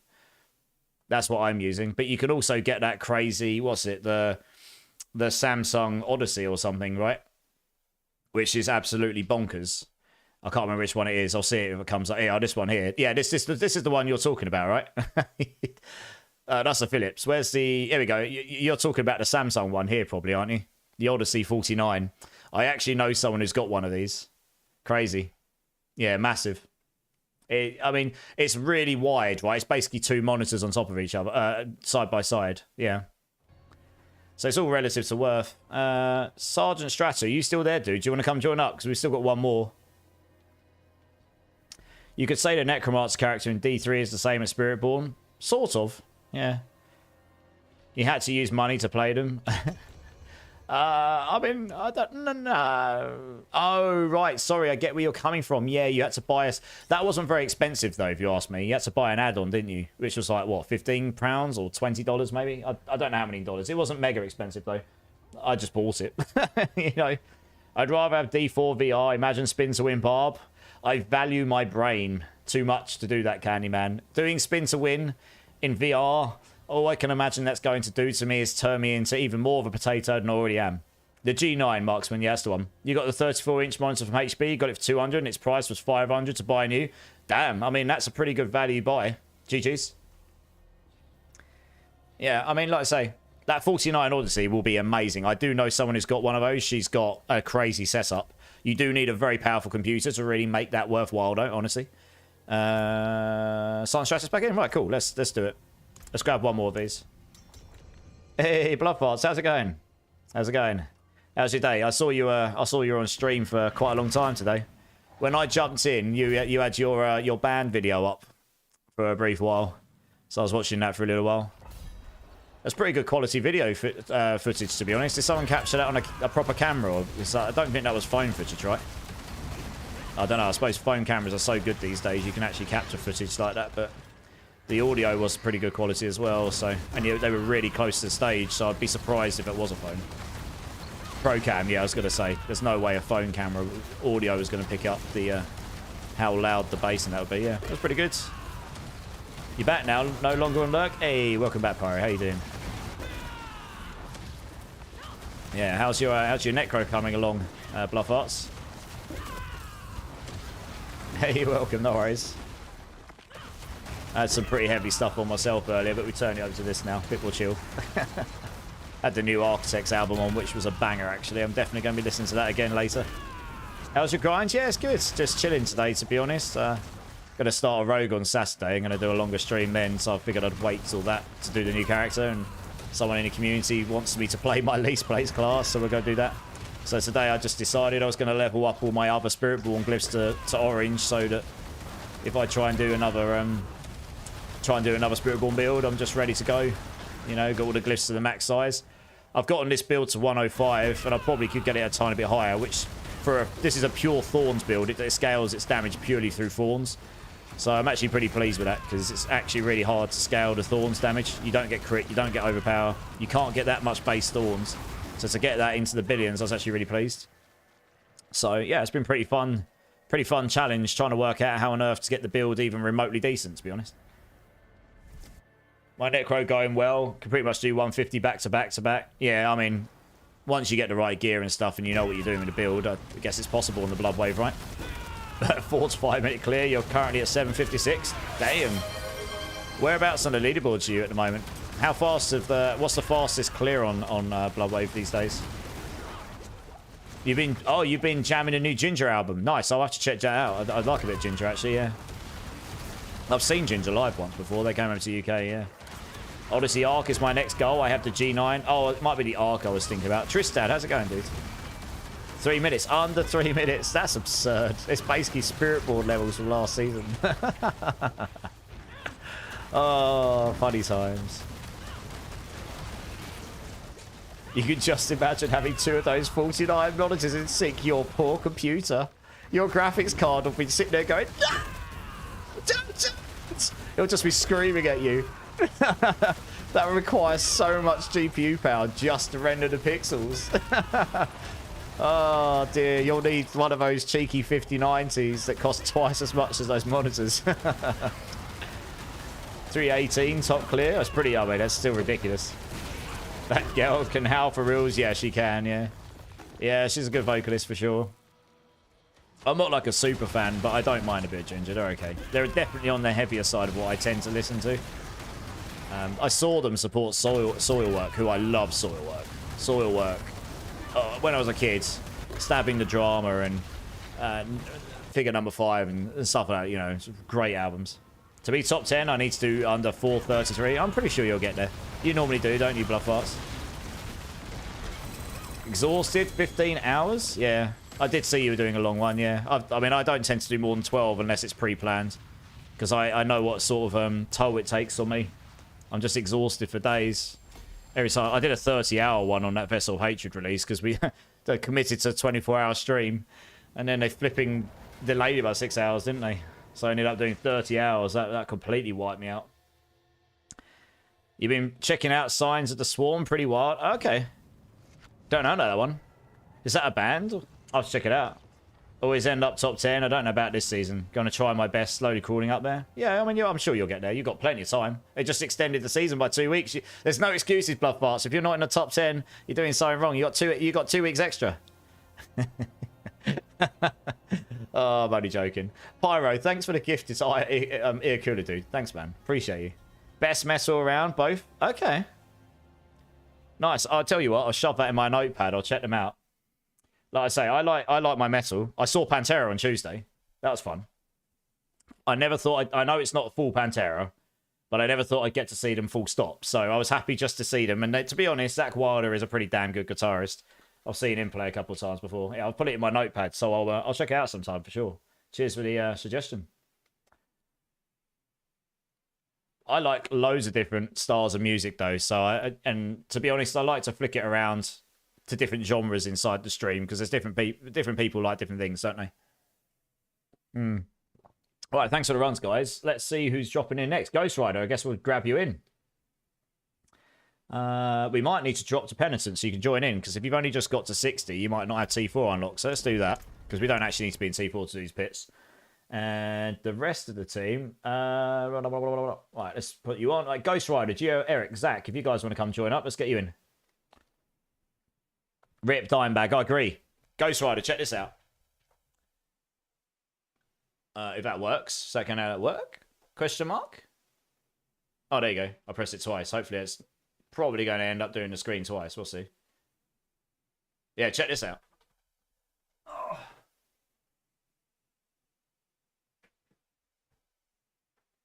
I got me one of these bad boys. Actually, in fact, I've got the V as well. Bit of a Dimebag fan. I can't play it very well, and these strings are knackered, so I only got them out of the box for the first time in years the other day. Blood Farts, I don't tend to play much these days, but back in the day, I could used to play Through the Fire and Flames by Dragon Force. I definitely wouldn't try and play these strings right now. They've been in the box for they literally got a bit of rust on them because they were in my box for 3 years. I haven't played much in the last few years, but yeah, I used to be pretty good when I was younger. I've got the V as well. Right there. Oh, this one as well. Oops. Just try not to rip that off the wall. Oh, cheers there. I've got this one as well. I've got the Dimebag V as well. Nice jam stream. I don't think my audio's set up for it, but yeah, I've got the brothers. I used to play a lot when I was younger. I'm trash now, but yeah. So I'm a bit of a Dimebag fan. Let's put it that way. There we go. I was heavily influenced by them when I was younger. When I was learning to play, yeah, they're 2 dime Razorbacks. Yeah. One of those my dad bought for me my 18th birthday, and it's extremely hard to get hold of those guitars. They're very limited edition. Wiggerty's in the house. How's it going, Wiggy? Yeah, so, I mean, back in the day, I'm self-taught guitar, but I come from a musical family, so I knew how to do music, you know? And then, yeah, I mean, I couldn't do Through the Fire and Flames like 100% nailed it every single time, but I could give it a good go and get about 70% of the solos. And, I mean, that's pretty hard to play. Anything like Metallica, Pantera, Iron Maiden, I could cover any of that stuff when back in the day I could. Yeah, I wouldn't be able to touch any of it now. My fingers are soft as anything. I haven't got any of the pads. If I got back into it, maybe I could get a bit better. Right, let's go back to the game here.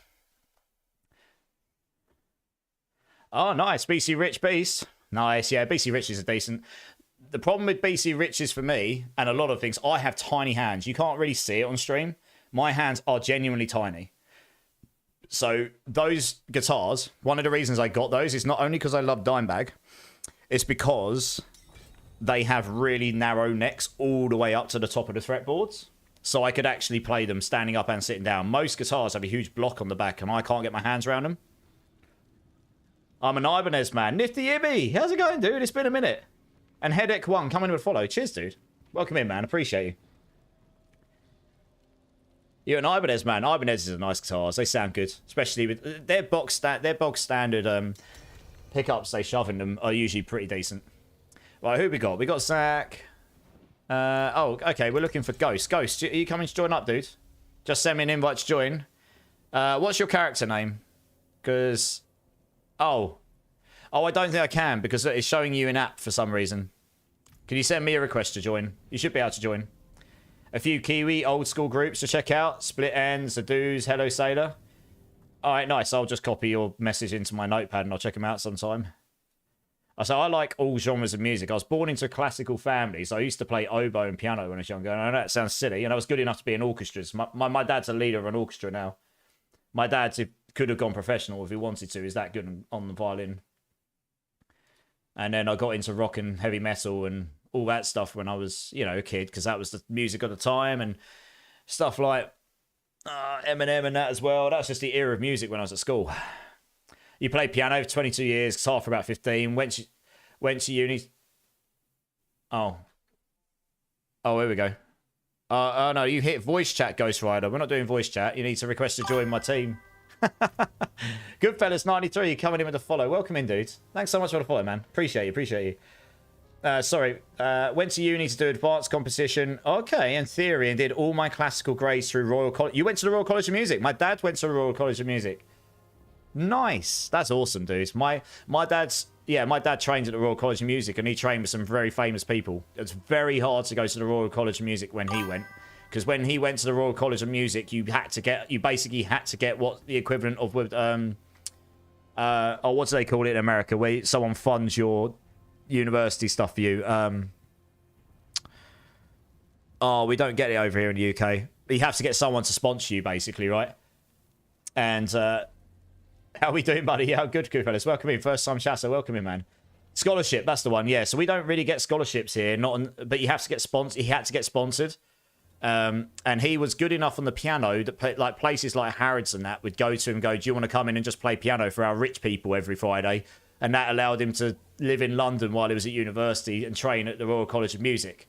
Like I say, he went into education and plays, he plays at the top of the amateur level, but he could have gone professional if he wanted to. He's that good on piano and stuff. Ghost Rider, thanks for the follow, man. Are you in the game, Ghost Rider? Because when I looked, it didn't show you in game. Yeah, it's showing you in app. It's not showing you in game. You need to boot up D4, I think.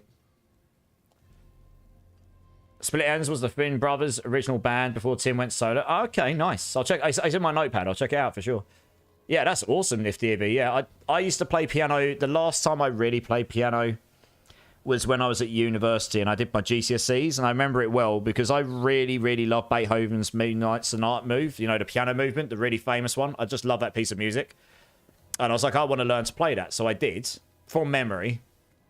And then I went in for my first... So for anyone that's not British, GCSEs is like when you're in high school. They are the compulsory exams everyone has to do up until 16. It may have changed now, but when I was younger, that was it. After that, you could not stay at school anymore, but you had to do those. And you needed maths, English, and science of those, otherwise you were buggered in life, basically, for the most part.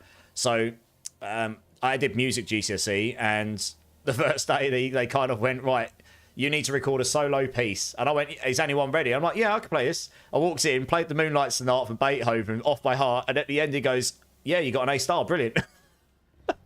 Because that's just well above the complexity of what they were expecting. And I just, I did a pretty good job of it because I spent however long learning it. And that is the last time I truly played piano, which is kind of sad. But I've always been like, play music when you love it, I had other priorities like computer games. You're in game, Ghost Rider. Nice. That's right. Let's get you in. So I used to be pretty good on these things, but it was a long time ago. Your level, Paragon 11. Nice. All right, let's get you in. Yeah, it's a long time ago. You got hit with ads right after you finished my message and said your dad went... Oh, right. I said my dad went to the Royal College of Music.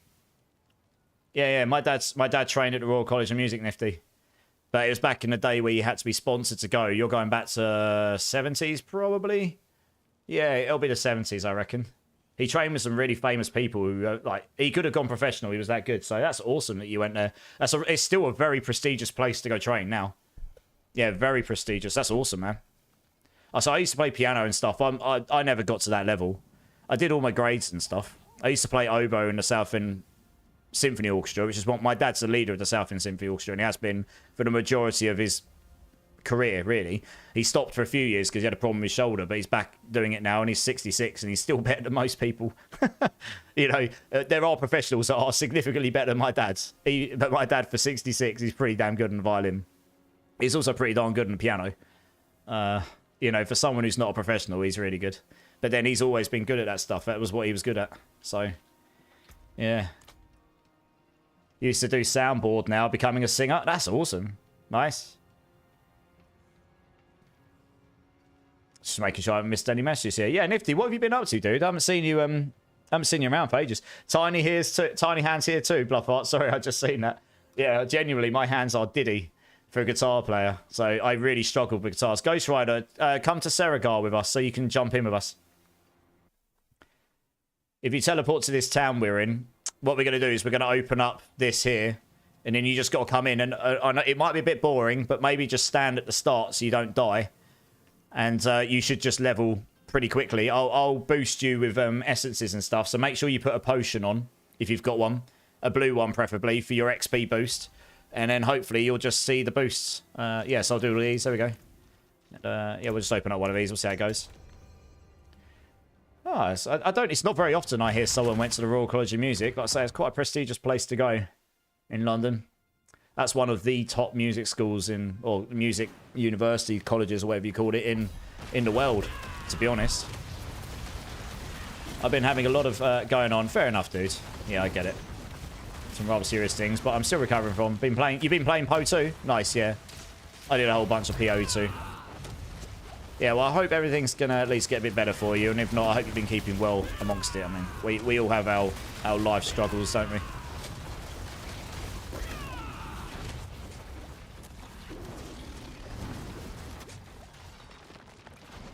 Oh, yeah, we should be good. So, yeah, hopefully, Ghost, like I say, he's already gone up one. You get the biggest XP in the boss as well. So you should get a bunch of levels here. And make sure when you level your glyphs up, you level up the ones that are relevant for your build. Hopefully you've got... actually, I don't even know if you've got glyphs yet, so I suppose if you haven't, maybe you'll drop some at the end of this dungeon and you can level them up there. But at least... Yeah, well, look, it's got up 2 Paragon levels already. Good signs. What sort of stuff do you sing, Zach? I think you told me this before, Zach. I'm just being a potato and forgetting. It will in the end. Lots of life changes. You're in a wheelchair now, and it's a bit... Oh, right, I see. Well, that's... Sorry to hear that, man.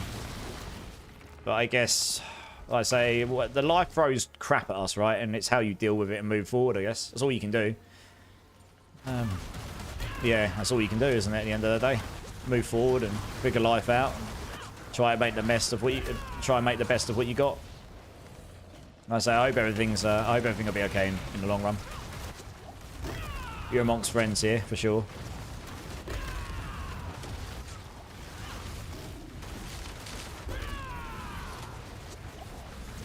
Of course. I mean, you know, I can't personally imagine what it is you're going through, but you know, I try to stay positive in life where you can, even if it seems impossible to be positive, because you only get one life, don't you? And you take the good with the bad. Just hope you get more good than bad, I suppose.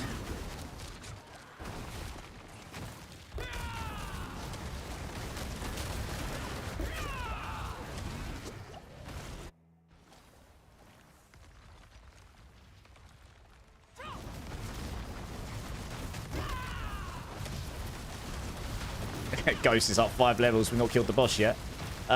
Ghost, make sure you come in for the boss area. Wait. Oh, yeah, it is.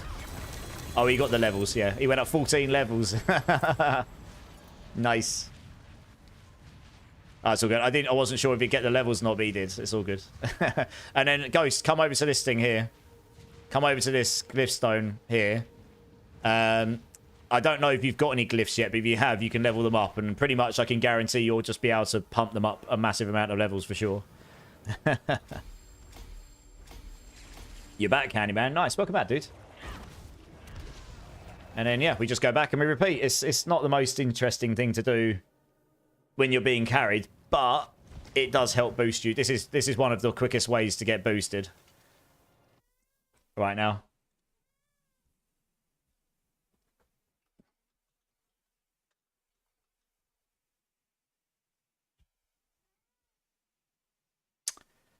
So, Wiggy, obviously no one here is going to any contest, but Wiggy's just linked me something privately, which is Ludovico Einaudi, and it's a song that he performed at the Royal Albert Hall.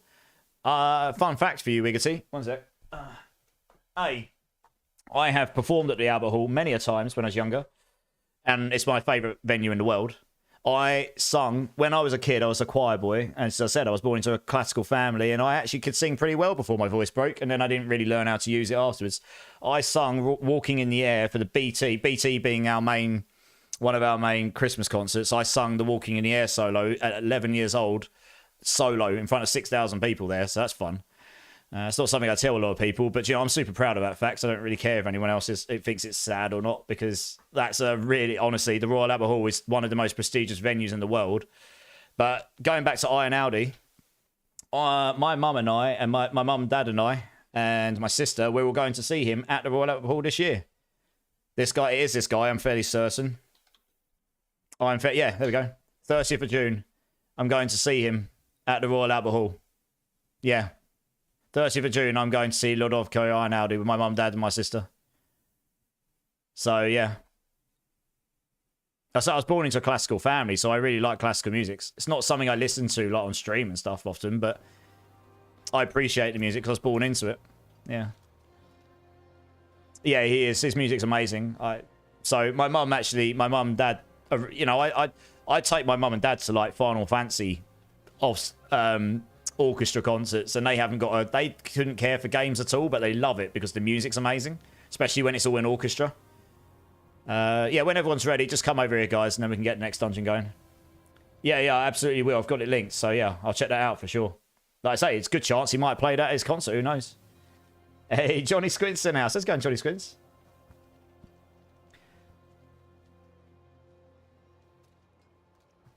Yeah, I mean, I've been to the Albert Hall a lot of times, both performing and watching. My entire family has performed at some point at the Albert Hall. My mum and dad did it not that long ago for some charity event. It's so obviously I live quite near to London, but I go there to watch stuff now. Obviously, I don't really do performing things anymore. My mum and dad do. My sister does. My sister's a fantastic singer. She could have gone professional if she wanted to. That's how good she is. I know she's my sister, so I know I could. I'm obviously going to say that, but my sister truly is a fantastic singer. She just chose not to go professional because she didn't want to do that. Ghost Rider, you want to come back here again, dude, so we can go in. But yeah, obviously I go to the Albert Hall at least once a year for some form of concert because they do a lot of rock concerts there now as well, like rock concerts with orchestras. So I saw Alter Bridge there with a concert with an orchestra. That was really cool. Yeah, that was kind of... It's just different, right? Brilliant. It's such a good venue. The acoustics are amazing in there for anything orchestral. I'm not entirely sure where Ghost Rider is. Where is he?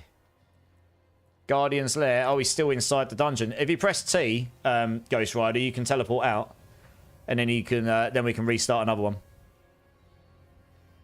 Joachim, over on YouTube. Have you heard Dimash Kuderbergen? There is a massive amount on YouTube. Begin with song SOS. All right, I'll add it up to my list for sure. I haven't, but I'll add it to my list. How's it going, dude? Welcome in.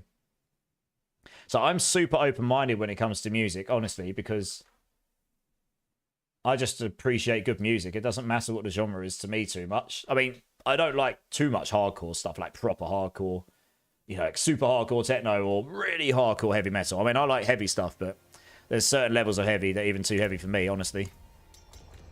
But I like most genres of music, yeah. Just sent you a little link of a preview of my new song that will be coming out shortly. Nice, man. Oh, you sent it to me on Discord, did you? I'll check it out after stream for sure. All my own stuff, including production. Oh, hey, nice. Yeah, I'll listen to it when I can.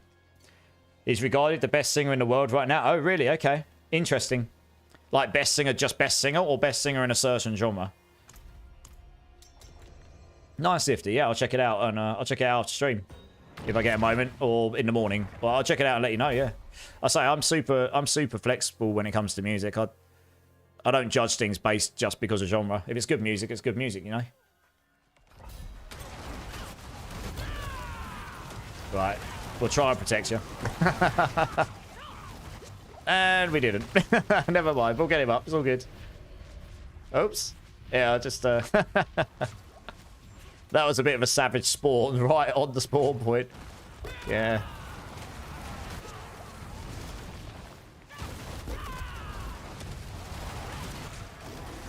That's why you play softcore, isn't it? It doesn't matter. Is it worth me starting this season? I haven't logged into. I mean, I'm enjoying it, dude. And they've just extended it by 2 weeks. So I'm sure they'll address that in the next campfire as to why it's being extended by 2 weeks. And why Season 8 starting 2 weeks later. So there's plenty of time for the season. I think we'll hear about the mid-season next week. Or the week after. Something like that. We'll get a campfire soon, I think. So, I mean, I would say so. But, yeah, it kind of depends. Content-wise, it's mainly we've got the armory. So you can just... what I'm doing today is I've got this Spiritborn build. I'm just leveling up all my other glyphs to orange. So if I choose to play another Spiritborn build, I've got all the glyphs ready to go. Because you can just you can flick between 5 builds through the armory on the one character you've leveled. So that's kind of nice. You can just level up one of each class and then blast a whole bunch of builds on each class, which is what I'm probably going to do this season. So in that regards, I'm probably going to play way more builds than I have done in the past. Where's Ghost Rider gone? Did he get savaged again? Oh, he's down there. Be careful not to die too much, Ghost Rider, because if we lose too much time due to deaths, we're not going to be able to level our glyphs at the end. Just bear that in mind. Like I say, I know it's not the most fun thing standing there waiting, but this is pretty high content for someone who's only just got to level 60, pretty much. But it is a lot quicker for leveling and such. Yeah, the armory finally drops. Yeah, I've not actually used it myself yet, but I will do soon. I'm preparing for it here. Come on, Mystic Circle. Reset my feet, please. Thank you. There we go. Way more damage when we do that. Way more damage. Oh, hey, this is like the worst enemy type for this build. Because they don't stay in the Mystic Circles. They teleport out of them, which is very frustrating, to be honest. I literally got a dungeon run with them yesterday, and I was like, no, I'm just going to leave and reset. Pretty much. I was like, I'm not even going to bother. Because they just drain so much time for me. And it works. I got a better dungeon run. It was a lot better. Yeah, so look, they don't stay in my Mystic Circles, and I do like wet noodle level damage if they're not in the circles. Come on.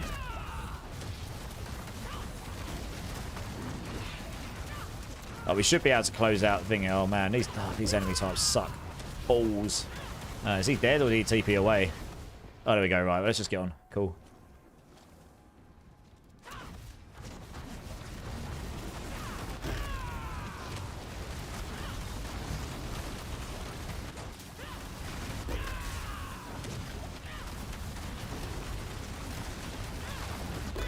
Nice. He went out nice and quick. Yeah, the barb's looking pretty decent, Zach. Slapping. Very nice. Oh, I leveled 266. Very nice. Grab a bit more HP, maybe. Finally get all that tankiness I was missing before. Bright side. I'm sure there's some more HP noses somewhere I haven't grabbed. Oh, yeah, there they are. I was going to say, there's a whole bunch of them. And then, yeah, just leveling up as many of these glyphs to 46 as I can, really. Because then... I mean, they're not super high, but it means they're the biggest radius, and we've unlocked the bottom multiplier, so I can at least slap the proper pathing together for whatever build I go. I've only got 4 more to do. I'll probably get these done before the end of the stream. Sweet. Pretty good spot to be in. Oh, yeah, I mean, if you start a new season, Nifty, I'm sure some of the guys in the community will help you level up or whatever you want. Right, we'll do one more here, and then we'll get next team in. Let's just do this here. Right, so when everyone's ready, just come to the pylon again and we'll start another one. Hopefully the spawn will be a bit kinder at the start and then we'll get the other guys in. I'll stay on to about 4:30 my time because Monster Hunter's not going live till 5 AM and I'm very much expecting the servers to crash anyway if there's the million odd users going to play like they're expecting. And if that happens, I'll probably just go to sleep. But I wouldn't mind trying a little bit before it goes before I go to bed. I've got a couple other things to do beforehand, so I need a little bit of time after stream.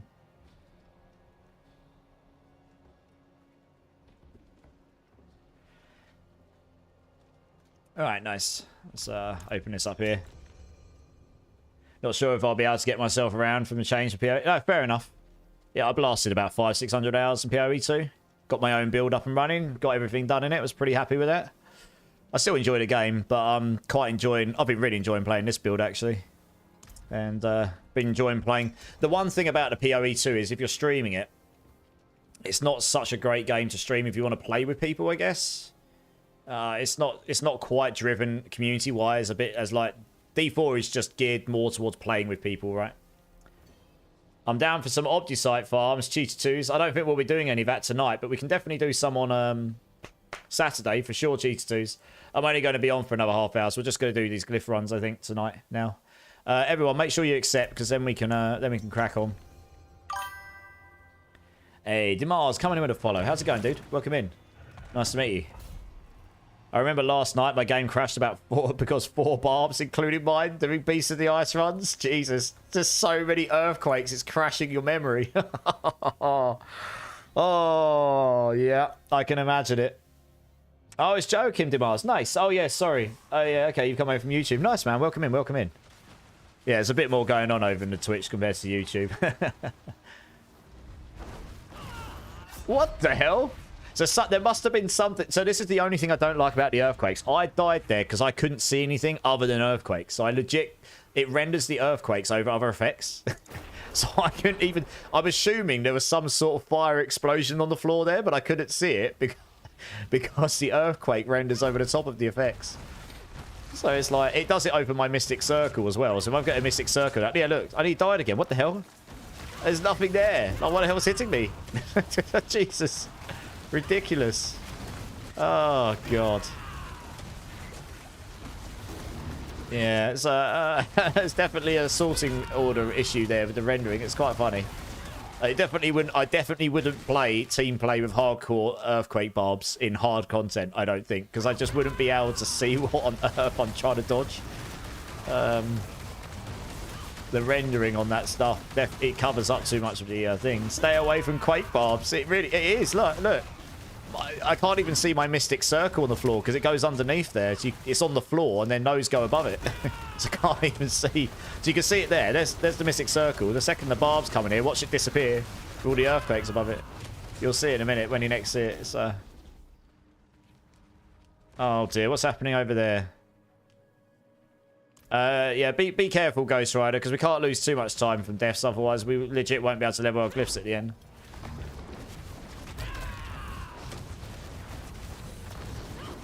You're being in tune, you go, yeah, no worries, Shooters, I appreciate that. So I probably won't tonight, because I'm only going to be on for another half hour or so, and I was just planning on staying in here and doing these tonight. But yeah, we could do some Obdusite. I'll be doing a long stream on Saturday. We'll likely end up doing something Obdusite related then, because I'll need it for the... I'll need a whole load more Obdusite for the Rogue, I imagine. Yeah, how's your day been, Cheats? How you doing, dude? Gonna split, wifey homes, gonna break. Yeah, no worries, man. Thank you so much for being here. I appreciate you. Have a good rest of your day, and I'll maybe catch you on Saturday if you're around. If not, I'll catch you soon, dude. Nice, these guys just casually clearing it while I'm getting slapped around like a fish, you know. Dear, oh dear. I mean, the Earthquake Barb looks awesome, to be honest. It looks super fun to play. It's just like, look. You can slowly but surely see my circle vanish because there's so many earthquakes. Look at this. It's gone. It's gone. The rendering of the earthquakes is just completely... just I can't see my circle anymore. Oh, I can see that little bit there. The rest is... look at it. It's all under there. It's here. It's just under all these ridiculous amounts of earthquakes. Madness. Absolute madness. Dear oh dear, how funny.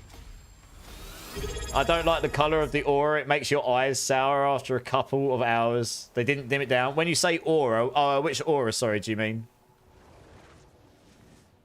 I'm still farming Obdusites, bro. I need 100k to orange my ring and boots. Oh, yeah, well, it's pretty sad, isn't it? It's like 8 hours of farming or so, or 4 hours of farming to then come in and to get and spend it like 15 minutes or something. I wish you all the luck. I'm playing out Quake Barb on hardcore. I am my own worst enemy. Yeah, exactly right. I'm dying laughing right now. I bet you are, because I can't see what I'm doing. I'm just walking around like a la la la la la, boom, headshot, and I'm just dead, you know, splattered all over the floor. It's like I've just walked through a minefield. Dear oh dear. Right, I'm going to grab the next team because there's been a few people very, very patiently waiting. Yeah, 52k. Are you getting there? It's the poisoning or... Oh, yeah. I don't mind it. It's not too bad. It will be bright on my screen because I've got HDR on. But Dimas, thank you for the Prime, man. I appreciate that. You could have given that to anyone else. So I truly appreciate your support, dude. So, next team. I'm going to grab Johnny Squints, Candyman, and Sergeant Strata. I am going to go quickly use the restroom, though, guys, because I am going to wet myself otherwise, and this would not be good.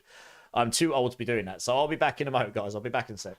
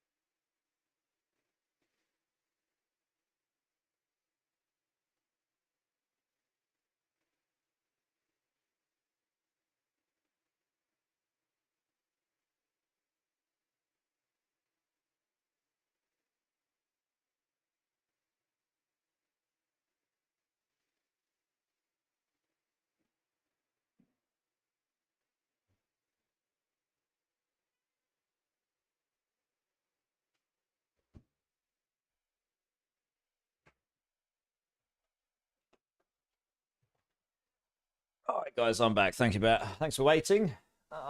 Righty. Yeah, Johnny Squints, Candyman, Sergeant Strata. Do you want to come join up? Ghost Rider, I'm going to grab another team of 3 people now. That's okay, because I've got people in a queue. Thank you very much for coming along. I mean, we got you from Paragon 11 to 48, and I guess you got some of your glyphs up. I hope that's okay. I mean, if you need a hand with anything, let us know. Maybe someone in the community will give you a hand while we're waiting. Yo, what's your blizzard? Oh, Candyman, sorry, yeah. Oh, no worries, yeah. It's, this. Here you go. Yeah, add me up, no probs. Yeah, if you just want to drop when you're ready, Ghost Rider, so I can invite in the rest of the guys. I'll say, if it wasn't a queue, I could have had you in for longer, but I want to try and make sure everyone gets a go, and I'm only going to be on for a short while longer. It's 4 in the morning, my time. And although I am going to go off and DGen and play some Monster Hunter, I probably won't sit up all night. I've got a funeral in 7. I'm getting picked up in 7.5 hours for a funeral. Yeah. DGens are us. Dear, oh dear. What am I like? There we go. I got the invite. Yeah, thanks, Ghost Rider. I really appreciate you joining in, though, dudes. I hope that helps a little bit. It's only a little bit because I'm only on for a while.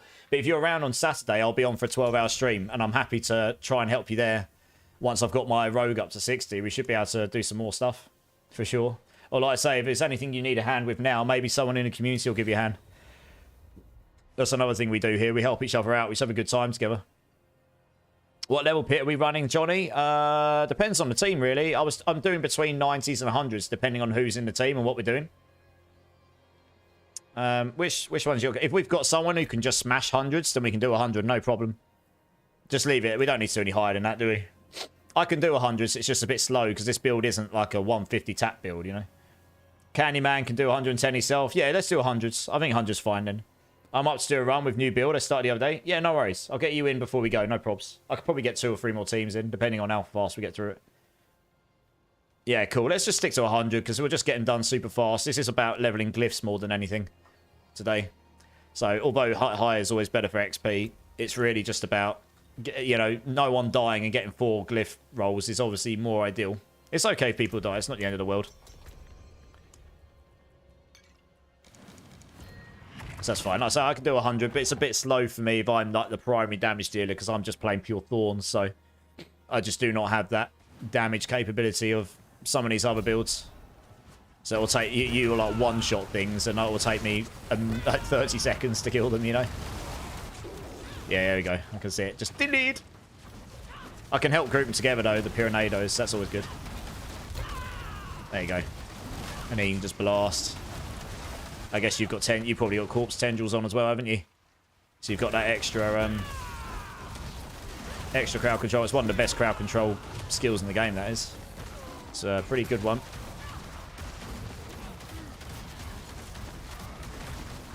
I do love the mobility on this build. It's pretty nice.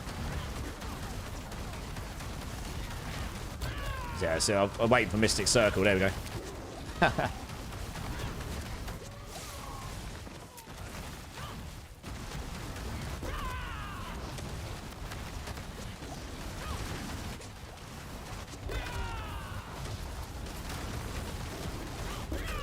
Yeah, nice. I guess you've got a super duper cracked Bloodwave Necro then, Johnny.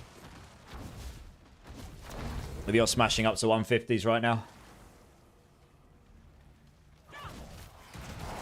I've done a 105 on this build, which I'll tell you what, I'm actually super pleased with, because it's yeah, it's definitely an interesting way of scaling damage, using Thorns as your base damage. You can't use crit and overpower with it, so it's fairly limited on the old damage scalers. Whoa, something in there's hit me pretty hard. What else? Explosive, I see. There's an elite down here. He's a bit in an annoying place for me. There we go. Explosive was hitting pretty hard. This is what I mean. It takes me a minute to kill these guys. Compared to what you guys are doing. I'll get him down eventually. I guess you guys can just clear the rest of the dungeon and I'll just trail behind. I might as well kill this thing now.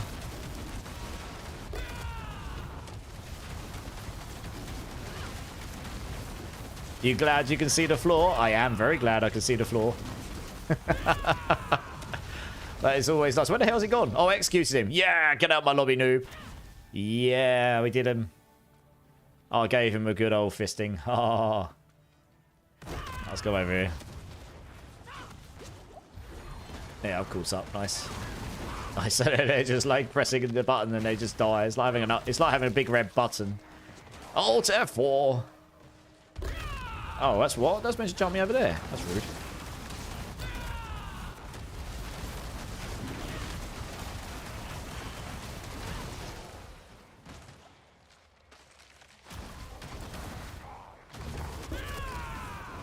Nice.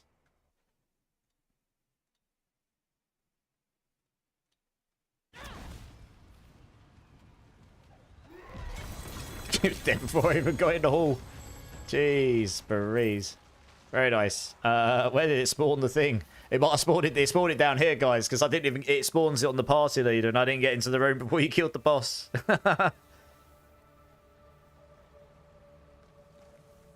Yeah, it's just down here a bit. How funny.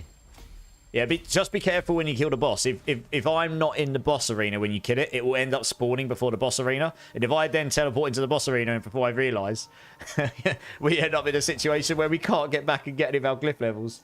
I've had that happen a few times before. Just going to go spend my obols and pray to the GR and Jesus that I can get myself a 5-5 duelist. I mean, that'll be a momentous moment. It's unlikely, though. Oh, it actually rolled a better...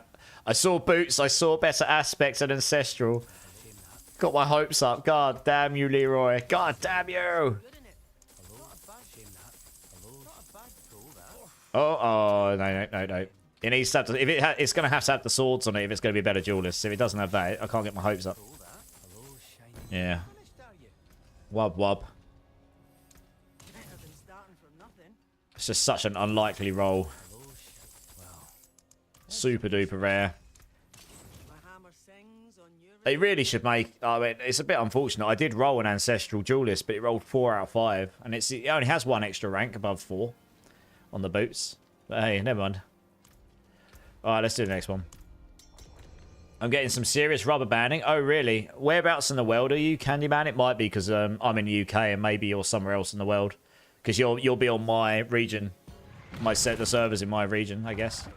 It might be to do with that. Apologies if that's the case. Yeah, Australia, that would be why. You're literally on the opposite end of the planet. So what it's doing is it's transferring data from you to the server farm over here. I guess it will be somewhere near London, probably. And then back again. So your ping's going to be like 300-400. Like, best case scenario, probably.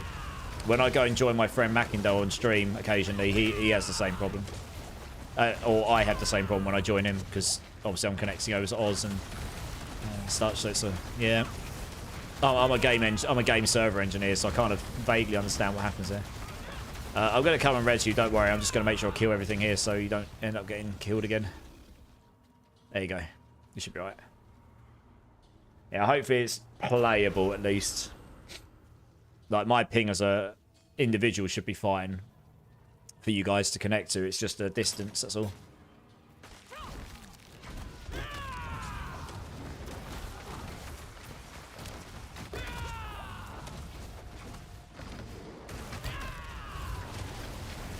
Dead. Just a whole lot just disappeared on my screen. Jesus. Mental.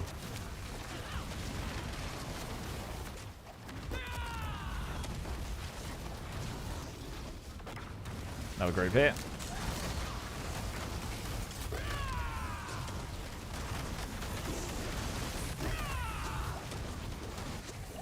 Nice.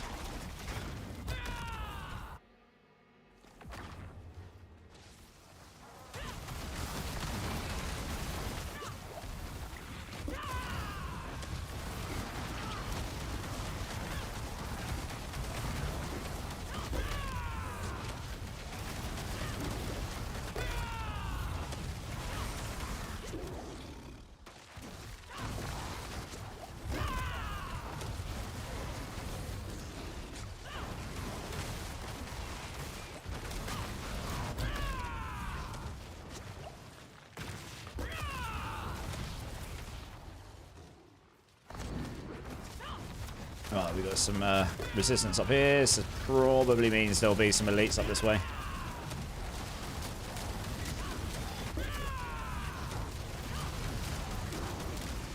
Yeah, he's dead. Yeah, they'll be up here, I reckon. Yeah, here they are. Oh, one. Yeah, it's a big one. With the HP mobs. Nice.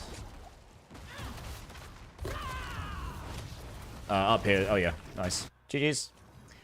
And then the boss will get insta-deleted, I imagine. I'll sit here and just slap him around and it'll just be boom! Yep. Very nice. Very nice.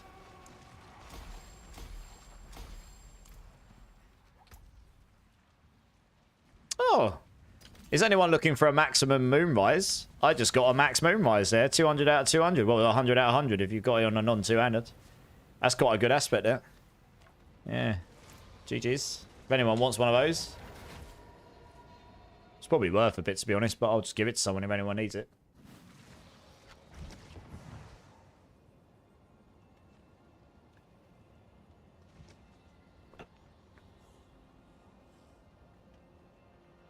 Alright, we'll run one more here, and then I'll get the other team in. So have a look. What's the queue like? I might close the queue and grab this last team as the last team for now, because that might well take me to the half-pass mark. Hey! It's Vince! Vince, how you doing, dude? It's been a minute. How you doing, man? Coming straight in with a sub quietly. God, I appreciate that, dude. Big love. How you doing, man?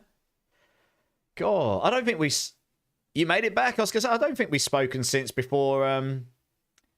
It's got to be before Christmas, right? Because it was kind of before PoE 2 times, I guess, when that drops in December or something. How you doing, man? How you been keeping? How was your Christmas, New Year's, and all that stuff? Yeah, it's great to see you, dude. Thank you so much for the sub.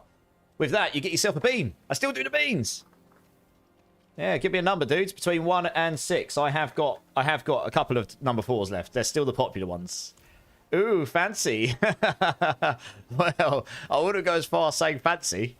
Number 4, of course. All right, guys, before we do this thing, we'll do the number 4 bean. Oh, dear. Of course. I've only got 3 number 4s left, so I have to get some more again. I've got, honestly, 4 boxes of these things, and none of them have got number 4s in them. All right, here we go. Number 4 bean, just for you.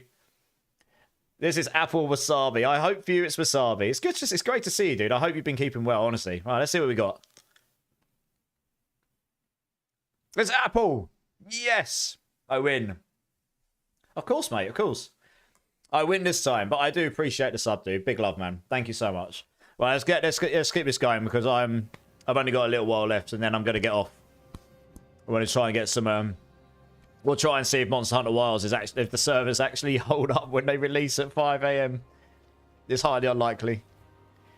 Most games servers do not hold up when they release, and probably going to get smashed by millions of concurrent users. It's like that's the next big hype this year. I imagine the viewership level on Twitch is going to be insane for Monster Hunter Wilds. Genuinely. What have you been playing, Vince? Are you playing the new season of D4? Oh, sorry, it was bad life things, but hey, enough time has passed and games and good people. Okay, well, I'm really sorry to hear about the bad stuff, but yeah, you're right. People, good times, etc. You know where we are if you ever want to come and hang out and, you know, have a good time. And yeah, I hope things are getting better for you, or are better. And yeah, I'll say it's great to see you, dude. I mean, I took a shot. I mean, for the first time since season 4, I took a short break from D4 while I was learning PoE 2. So it was it was a much needed break, but we're back stronger than ever, blasting away. Diablo 4 nowadays, nice. What are you playing? You playing the old Necro, or are you playing Barb, or? Sometimes a good break is all you... Yeah, I mean, I literally streamed and didn't play much outside of stream other than Diablo 4 since, like, May. With very little else on the side. I occasionally played something else, but really rare. So, yeah. It was a much-needed break, honestly. But I still enjoyed the game, so we're still here. We're still blasting away. Druid Nation, a Cataclysm, by any chance? So I'm playing a pure Thorns Gorilla here, as, you know, my standard off-meta fun times, and these guys here are definitely doing all the damage. I can do 100 solo, just fine. But with 4 people, my damage is definitely starting to lack a bit, because it just doesn't scale the same. Look at that, just... Oh, you've gone... Hey, you got Landslide. Interesting. Okay. I haven't actually heard of anyone else doing Landslide this season yet. That's interesting. I love it. Love it. It's kind of working. Yeah, Landslide's a decent enough build. But it's probably going to be no Cataclysm. Cataclysm, once you snapshot, just decimates everything as you run through a dungeon. It's kind of insane. Super fun, though. Yeah, I've actually done Hydra Stalk again this season. I got it to pit 98. I wanted to get it to pit 100, and it probably could if I had the extra damage buffs that I need, like a GA all stat shroud and stuff. But it still lacks that AoE capability. And I did see someone playing a Hydra build the other day, and they probably would do high in the pit 100, but they weren't really playing into the Hydra damage the most. I think it was kind of a glorified Inferno build, which I know can do higher, because Roxy's done an amazing Inferno build and gone to like pit 144 with it. And then the Hydras were being spawned on the side. But I don't think the Hydras are really doing the main source of damage, whilst mine is just Hydras was the damage, and then Inferno grouped them together. So, you know, not to badmouth that build, it looked awesome, but it wasn't a true Hydra build, I guess, in my opinion. That's at least what I could see from it. Where the hell's that GA gone? We got 2 GA gloves there. Nice. Overpower Quill Volley. Well, the Overpower's not so great, but we just got some GA Quill Volley gloves. Happy days. I'll take it. But yeah, the Hydra builds, I honestly, I wait for the season where Hydra is like goated and is like S tier build. It just needs a bit of a oomph and needs a bit of love and a bit of a AoE utility add, and then we'll be good to go. But yeah, this build's slightly better overall. I've managed to push this. I did a 105 on this yesterday stream, which is pretty good for a build that literally scales its only damage off of Thorns. I think that was number 3, guys. Thank you very much for the runs, guys. I mean, obviously crazy. You guys were just doing mental stuff. I'll grab this team. This will probably be the last team for today. Oh, I'm being traded. Hello. Why am I being traded? I was giving me some boss mats. That was very kind of you. How many slots have I got? Oh, I've got enough. Oh.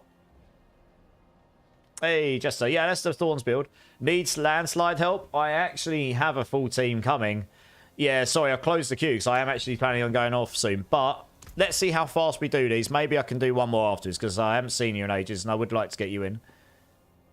But there's 3 people already, yeah. Let's just see. We might be able to make time.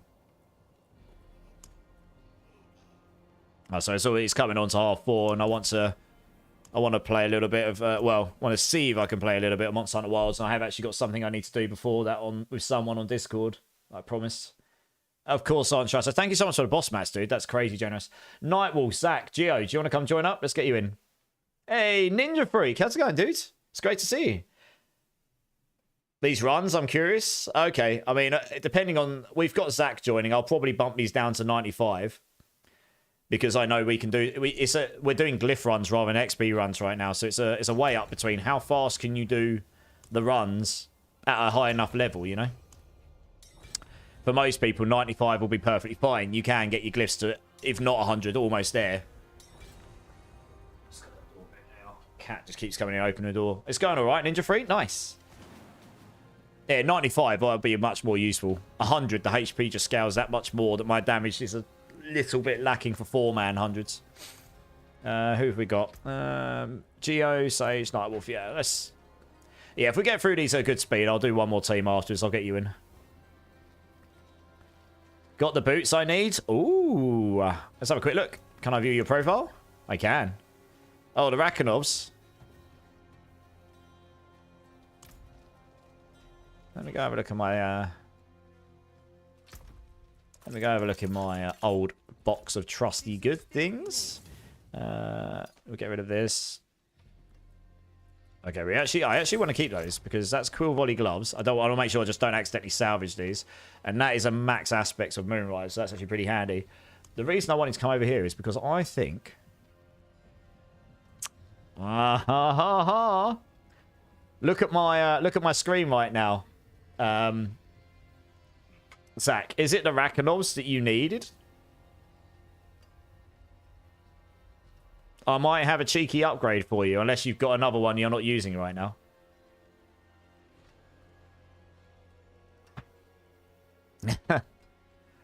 I've had these sitting in my box for ages. Is this better? I don't know if the ones you're wearing right now are the ones that... If the ones I saw were non-GA. So I don't know if you've got another pair sitting there or not. I'm going to sneeze. One sec. There we go. That's better. Are these better for you, Zach? If so, you can have these. No probs. I've just been sat on those for ages. Okay, cool. Yeah, no worries. No, so I've been sat on those for ages, and I can't see myself use... I probably will need a pair at some point, but I'm not going to use them anytime soon.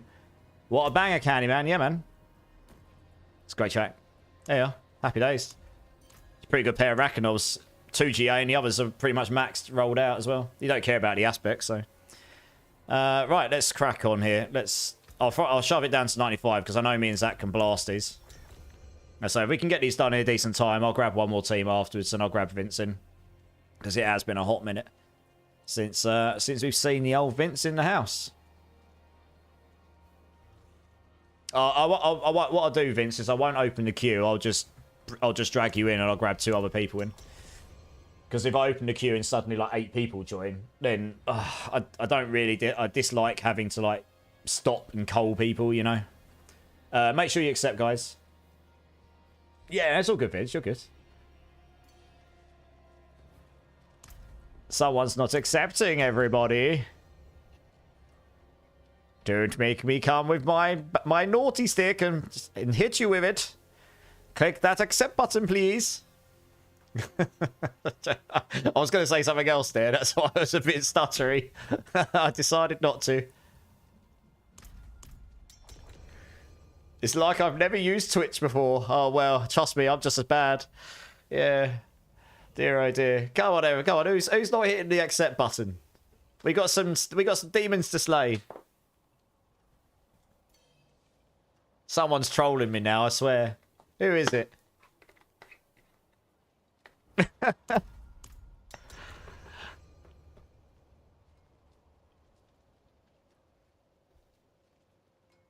Someone had to feed their cat. Yeah, well, maybe. Well, I'm going to presume it's Geo. Geo, you there, dude? Yeah, Geo Eric, are you there, dude? I'm assuming you're not the one accepting since the others are sitting there moving about and stuff.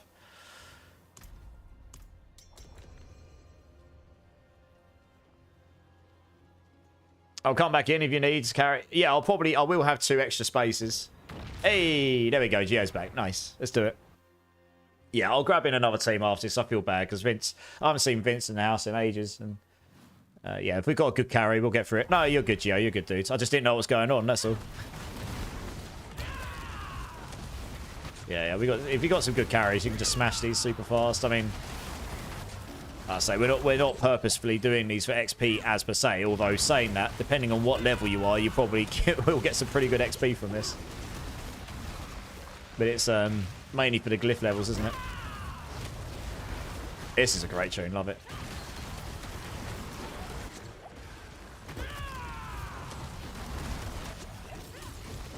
No, you're good. You're good. Vince, I'll make space. You'll be fine.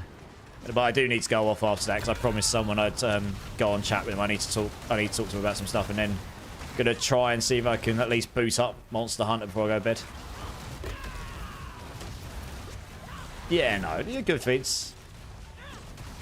You're good. I mean, you were a pretty strong supporter before Christmas, and that's not the reason I'm doing it, of course, but I always make time for people who have made time to be here in the past and stuff.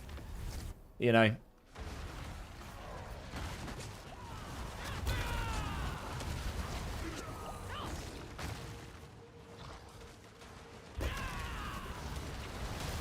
Yeah, in my opinion, Hunter's probably one of the best mobility skills in the game as well, because you can quite literally jump through walls. It's freaking awesome, as long as you position it right.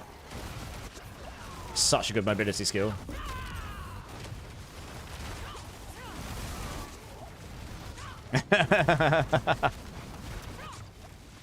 Yeah, he's like, no, it's my turn. Stop jumping the queue, noobs.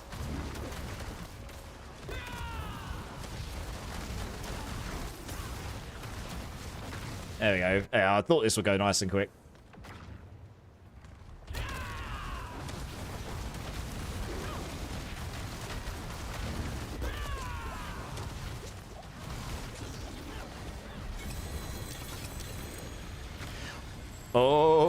Oh, it's not a 5 out of 5.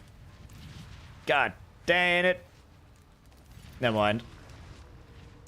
Won't quite get all these glyphs to 46, but they're pretty close. I've nearly got my Spiritborn all oranged. Giggity. All oranged.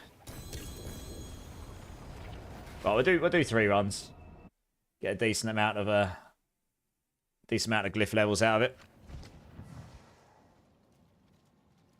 Let's wait for everyone to be back and ready. I mean, these guys will probably be quite quick on the rotations because they're all pretty jacked up. I might keep on this build for the first run.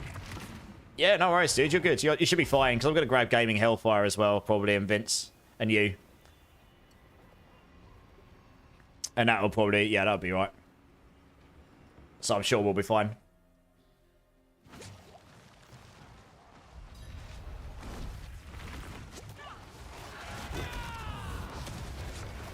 Quill feathers are literally feathers this season, it seems. Yeah, I've not played... I mean, I'm not really interested in playing Quill Volley again because it's just the...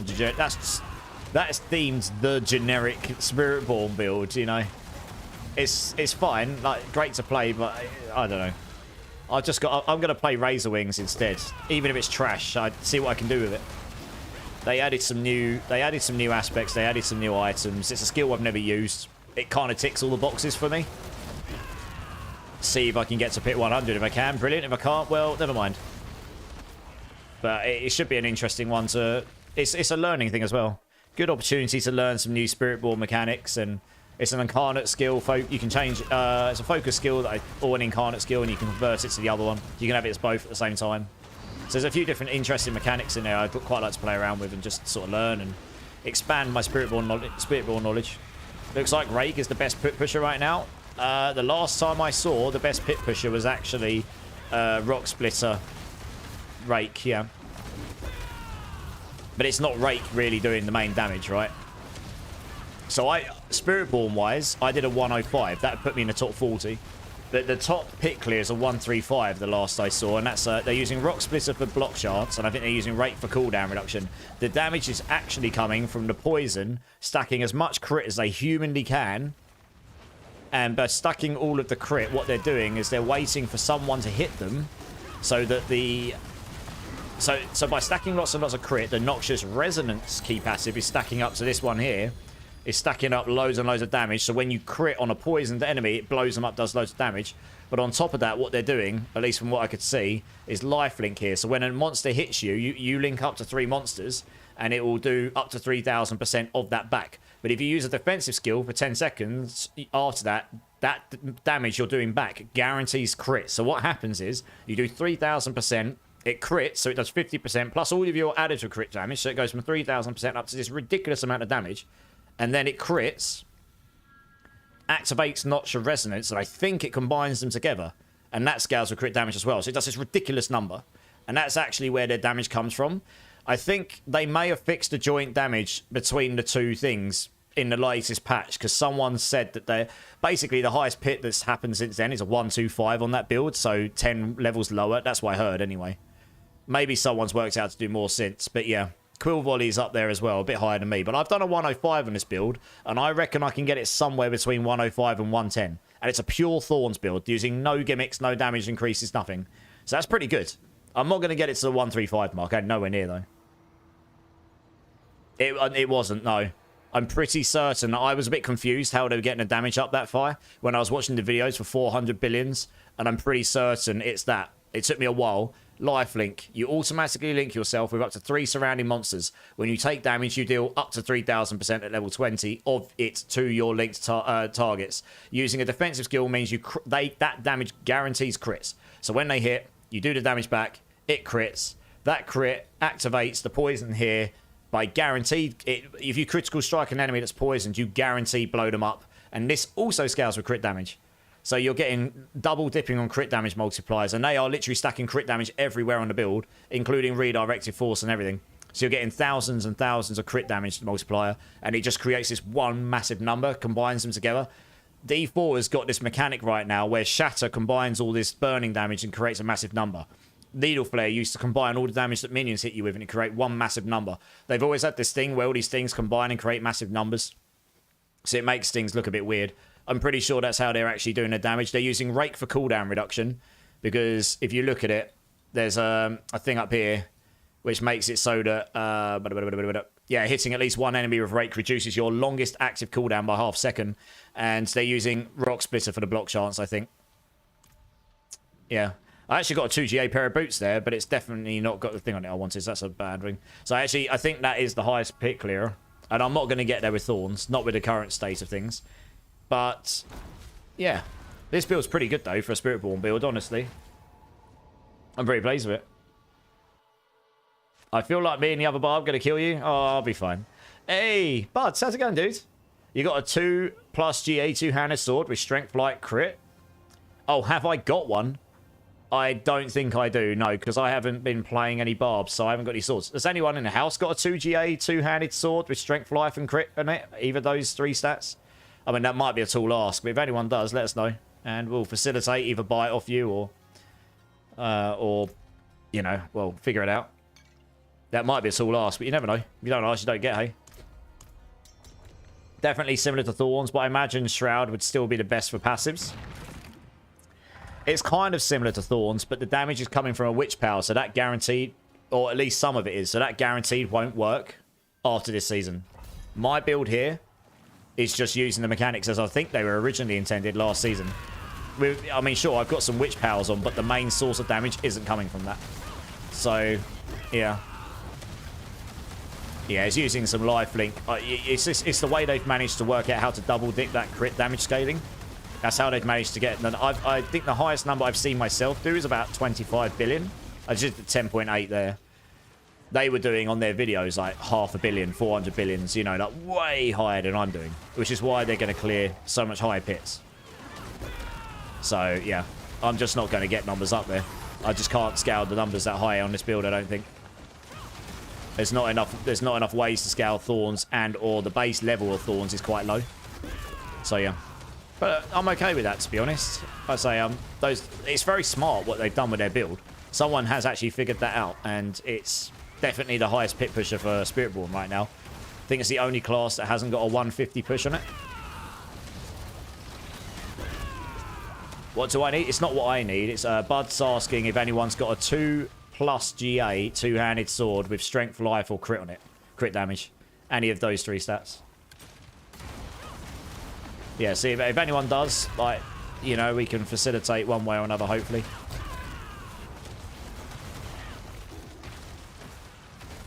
So I haven't played the Barb this season, so or any classes that uses swords.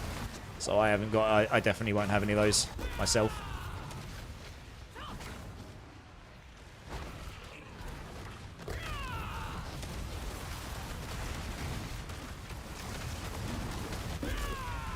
So I'm truly amazed I got this build to 105. I really was, like, pleased I got it to 100. And I didn't think the damage would scale enough to even get a 105 done. So the fact that I got a 105 done the other day, and I've still got a little room for a little bit of extra damage, I was actually pretty pleased with that. Yeah, sorry, buds. That might actually be a bit of a tall ask. But, yeah, I tried. I know I definitely don't have one, unfortunately. How's your character coming on, buds? Oh, we teleported over there. I thought we killed them. There we go. Dead. Nice. Where's the old glyph pedestal? There we go. Well, I got close. There's only 2 glyphs left, and this one will be very close. I mean, actually, this one will get 46. This one will just be the only one left. Nice. GG's. Able to do 1-2-5s? Nice. Very nice. Okay, very nice, guys. Easy claps. I will grab this final team, and then I'll look to go off, I think. Vince, do you want to join up? I think I've still got you, but if not, just add me up again. Please don't take it personally if I did remove you. Honestly, I normally just look down my list and go, oh, they haven't been online for a while, so I'll just make space with them. And gaming, do you want to join up? And Candyman, let's grab all 3 of you, and then we'll call it a night with that tonight.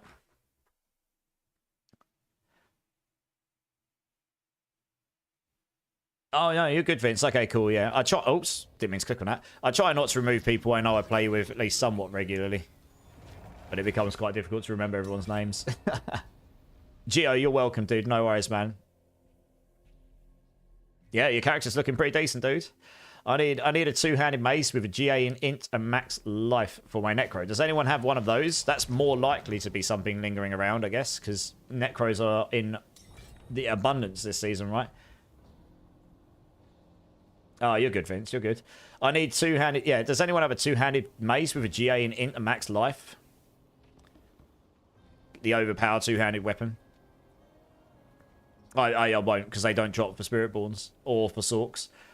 Demars, I'm on Xbox, and if you don't move your character in about 10 minutes, you'll be disconnected from the server, even if you was master... Oh, really? That is very annoying. Yeah, that sucks. I guess you have to make sure you move every 9 or 10 minutes. Oh, did you just invite me to your server? One sec, because I've got a massive ping. Holy. What the? Why is my ping so high? My ping's like 300. Holy cow. Yeah, I'm gonna... One sec, guys. I'll get you back in. I don't know what's happened there. I'm gonna have to move to a different area. I'm guessing I just joined into an Aussie. Yeah, it's alright. Let me just go shift in and out again. GA necklace? Who's asking for a GA necklace? Did I miss that? You get in on a druid, Vince. No worries. Did I miss about the GA necklace? Maybe I did. Maybe I'm blind. Oh, it's a countdown. I don't think it was a necklace. I think it was a mace he was looking for. Sorry, not a necklace. I might have said it badly. 2-handed weapon, mace. The overpower weapon. Right, there we go. That's better. Let's go back to Seragar here.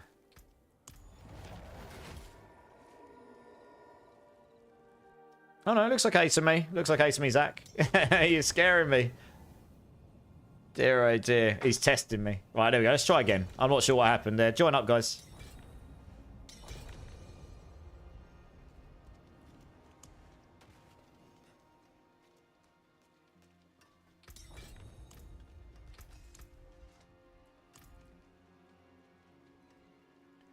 Maximum wind striker. I'll keep my forge hot. Return soon. Well done. Do do do do do.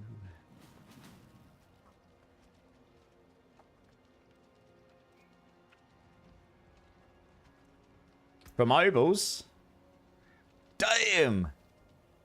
That's a pretty nice 2-handed mace. Max life, vulnerable damage. I mean, obviously the third one, I guess, is a reroll, but still, not bad. Very nice. GG's. Can't complain, can you? Yeah, when everyone's ready, just come and join up and then we'll get cracking, I suppose. I'll shove in a 95 to begin with, I guess. And actually, what are you playing on? Oh, landslide, of course. Yeah, we'll do some... We'll start with 95. We'll see how it goes. If we go super fast, we'll do the others as 100s. No probs. Do 100, Candyman. All right, we'll do 100s. Fine. My druid uses the third one, his weapon. Let's have a look. Let's have a look. I haven't seen anyone else playing this. Yeah, okay. Nice. Yeah, you got the ring. I love the fact that Hunter's Zenith is actually somewhat useful now. That's really cool. I always wanted that to be good, but yeah, it's obviously probably a lot better now. That's pretty cool. Yeah. Oh, wow. You got an Envenom Quick Shift Willpower Amulet. God damn. There was a season where this would have been absolutely ridiculous for value. It probably still is now. That's a really good amulet. Holy cow. We got a raid coming in from Riz RJ. How's it going, dude? Welcome in, Raiders. Welcome in. You got it today, Vince. I'm immortalized. We are doing some pit runs, but I'm actually going to be going off shortly myself. But welcome in, guys. I hope you all had a fantastic time in Riz RJ's in his stream. Guys, if you've not checked out Riz RJ here, he's an absolute legend. I love his TikToks, his D4 TikToks. And yeah, super nice guy. Please go and check this guy out if you have not. Let me get you a shout out here. Oh, yeah, you got the shout out. Cheers, guys. Riz RJ here is an absolute legend in the community. I believe you're a Diablo partner. Don't shoot me if I got that wrong. I believe you are. And yeah, I always see him doing cool builds. Yeah, he is. Yeah, always see him doing cool builds, doing stuff for community. Great guy. Please go check him out, guys. Thanks so much for the raid, man. I'm actually, well, I was going to go off 10 minutes ago, but I'm doing this last run. But I really do appreciate the raid, dudes. I will make sure that your community... Thanks for sharing your community. I absolutely will make sure your community gets sent off to someone who's equally worthy. And you know me, I always try to pay back the old favors here and there where I can. Rick the Cools, thank you so much for the gift subs, dude. Verd and Italian dressing. If you're either of you here, make sure you let Rick the Cools know a massive thank you. Maybe a cheeky kiss and a cuddle as well, because he was kind enough to give you a gift sub. What a absolute legend. Thank you so much, dude. And Vince coming in with the bits, Raid Nation. Thank you so much, man. It's great to see you, Vince, honestly. I love seeing people I haven't seen in a while, and, you know, who were around the community quite a bit before. Right, should we try and do this pits? It's a great tune for you guys to come into. What were you getting up to in stream today, Rizza? I was just having a look at your tagline. Fire snakes and meteors. So I'm guessing you were doing some Sork stuff today, were you? Working on your Sork? Nice. Are you doing a meteorite build or a mixed build or? So meaty. Nice. Right, when everyone's ready, just come near the pylon, guys, and we'll get cracking. Yeah, thanks, Rick Kills. That's really kind of you. Thank you very much. I love this track. It's a good one. Are you going to be playing any Monster Hunter, Rizza? I'm not going to be streaming it, but I'm going to try and get on after this stream. Apparently, it goes live in 20 minutes or something. I'm very much expecting the servers are going to crash because there's going to be so many people trying to log in. I mean, he is a legend. I don't even know if we've crossed paths before, but even if we have or haven't, he's absurdly generous. Thank you so much, dude. Yeah, fair play. I mean, I may well not get a chance to play it tonight. The servers may well crash. You know how it goes when these new hyped games with servers go live. Are you ready, gaming? Yeah, well, how are you doing, Rick? Are you playing D4? What are you playing if so? Love meeting new people in the community, man. It's such a great voice in Fallout Boy, seriously. There is, isn't there? It's the ARPG's been a bit stale for the last couple of weeks or so, but we've got the new cycle of Last Epoch in April. Highly likely the new economy reset on PoE 2 coming in March, probably. We've got the mid-season of D4 coming, and then I guess we've got, yeah, there's just loads of, there's gonna be loads of stuff going on this year, especially if Last Epoch kind of pulls this next one out of the bag. So we've suddenly got, I mean, obviously Path of Exile as well, if you're interested in number 1. But if Last Epoch pulls this out of the bag and comes back with a vengeance, which it may well do, I've heard some good things from people who've had a chance to see the stuff and being on the creator team, then we may well have another ARPG we can get our teams into as well, you know. Yeah, I haven't seen the trailer yet. It's on my list to do after this stream. It came out a couple of hours before stream and I didn't realise, so It's definitely there. Fireball, Rick. Hey, nice. How far have you got the fireball? My good friend Raven Ritual has got his to 110, 115, I think. Direct fireball damage. He's got it pretty high.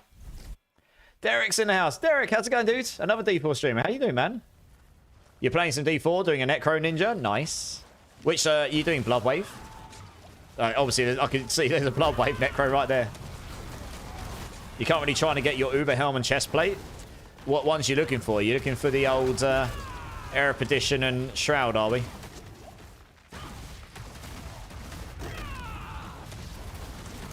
Yeah.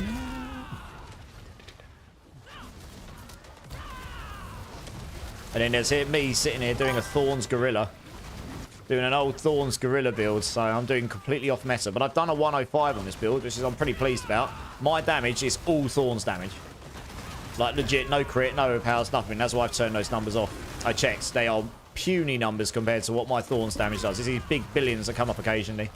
It's when the Razor Plate kicks in. Drew, coming in with the follow. Dude, welcome in, man. How you doing? How's your streams been going recently, Derek? When I finished up yesterday, I think I jumped in and lurked for a few minutes to see what you're up to, but then I had to go to bed. It's pretty late for me, as usual. Look like you're having a good time, though. How much HP do I have never fail? 6,800 when I'm in combat, because when I cast the Gorilla skill, I get an extra bunch from the passive and the skill tree. So not a huge amount, really. But that doubles up with barrier. So I get the fortified defense, and then I'm constantly generating the barrier to max out. So I guess my effective HP is higher because I'm constantly generating this barrier. See, look, maximum barrier, and that's essentially effective barrier, effective life, isn't it? Yeah, how you doing, Neverfair? How you doing, dude? Life doesn't scale Thorns, I don't think.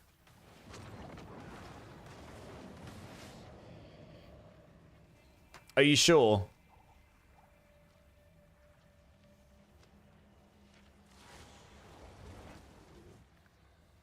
Okay, that's very interesting. One second, let me have a look in the stats here. It doesn't say anything here about... I know overpower scales by max health, but I didn't think Thorns did. That might explain why they use the max life rune then. Are you sure? It's near season 7. I mean, I can try it. Why not? I wasn't under the impression that max life scaled Thorns, but if it does, then that's a revelation to me. Maybe that would allow me to get the damage up higher. We'll have to see. I mean, I did notice they were doing life scaling in that lifelink version of the build, which I was a bit confused by, actually. But I think that might be because they wanted it... I think when they're using lifelink, they want things to hit them for as much life as possible, and then it was just reflecting it back for that. I'll try it. Okay, that's interesting. That is interesting. Okay, because there's a glyph here I can just straight up try it with, right? 20% max life. That might explain why I'm scaling my life, why I'm getting more damage. There's nothing there to say that Thorn scales with that. Yeah, so, I mean, this will reduce my ultimate cooldown stuff, but we can just do this for now. And... very interesting, okay. It'll mean I'll cast my ultimate less often, but this will essentially give me more damage. Okay. Might mean I can get it in a higher pit then. It doesn't these days. Oh, there you go. Oh. No, you're right, never fail. No, okay. We'll try it anyway. But yes, there is... Challenging Shout on Barb has got a node on it, which is when you activate Challenging Shout, it makes your Thorn scale by your maximum life. That's on the Barbarian, yeah. So we've got that with the Shout, yeah. I don't know. I don't think on Spiritborn it works that way. I did notice on that lifelink one they were scaling their max life with loads of different stuff, which I thought was a bit weird. So we'll give it a go anyway. I just won't be able to cast my ultimate as often, but then these guys are carrying anyway. I'll just look at the big numbers. I mean, that's a 20% health buff, so... just keep an eye out. I don't know, just hit some stuff and see what the numbers go up to, I guess. Might be a bit hard to see here, but... because they're just getting stuff too fast. Yeah, I might have to try another time, but... Yeah, I wasn't under the impression that Thorns just naturally scaled with HP. The Barbs, they do have, yeah, in the challenging shout, they get more Thorns based on their maximum HP. It's based into their, that's baked into the skill, I think, yeah. Because I did a Thorns Barb back in Season 4, question mark, something like that. Could you just ruin the Barb power to get the effect? That is a good point. It depends if it has that one on it. That's a really good point. I didn't even think about it. Let me have a look what one it does. There is a challenging shout one, but I can't remember which side of it goes in with. There is, but I can't. It goes down one of the two routes, and I can't remember if it goes into that side or not. I'll have to have a look. I'll have to have a look. That is an interesting point. I hadn't considered that. Because that's one of the problems I've got. It's getting base Thorns, right? I don't... If I could scale my base Thorns, my damage would go up. I'd like to get the cooldown on the amulet so that I can take that cooldown rune off and not feel like my ultimate's not being able to be cast as much. That would be quite nice. Yeah, I don't think that max life one's done anything particularly mental for my damage, but again, it's really difficult to test this stuff when you got other people in the party. Because you can't... They're just like one-shotting stuff, so I'm basically never going to see my big numbers. You stack up damage with potence, and the more I hit them, the more damage I do, up to 100 stacks. So I'm probably never going to see the big numbers in this dungeon run. Yeah, it was the Barb one of the skill points, I think. But the rune's a good point. So I'll have to check what the rune does. I have got one in my box, I think. Got one of everything at this point. I mean, that would be epic if I actually did do that, because that's what I'm lacking. But, yeah, I mean, that'd be super cracked. We'll have to see. Hadn't considered it. Because then stacking life would be really, really good. Would explain why they were stacking life and stuff before. Going on to, alright, let's do this. Right, we got most of our glyphs up here. Nice. I don't know if that was 2 or 3 runs. I can't remember. Yeah, we're doing them so fast. I got sidetracked.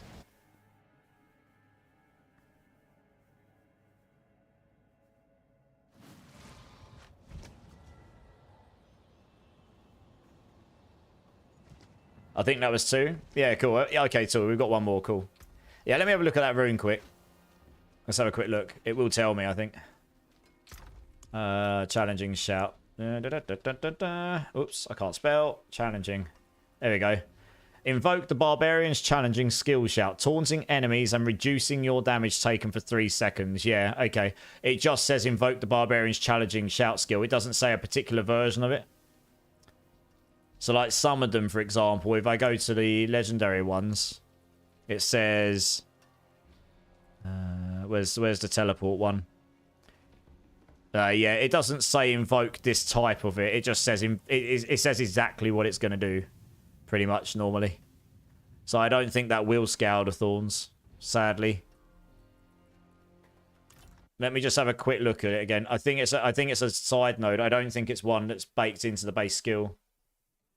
I'll just check.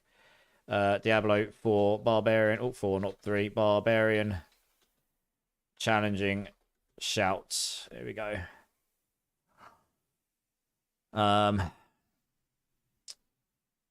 Yeah, so enhanced challenging shout. While challenging shout is active, gain 20% bonus max life. And then one of the... Here we go. Strategic challenging shout. While challenging shout is active, gain thorns equal to 30% of your maximum life. Yeah, I don't think it does strategic challenging shout, sadly. Otherwise, that would be amazing for this build.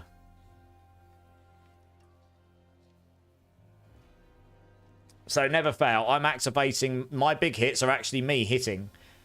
I'm doing 300% thorns damage every time I hit with my...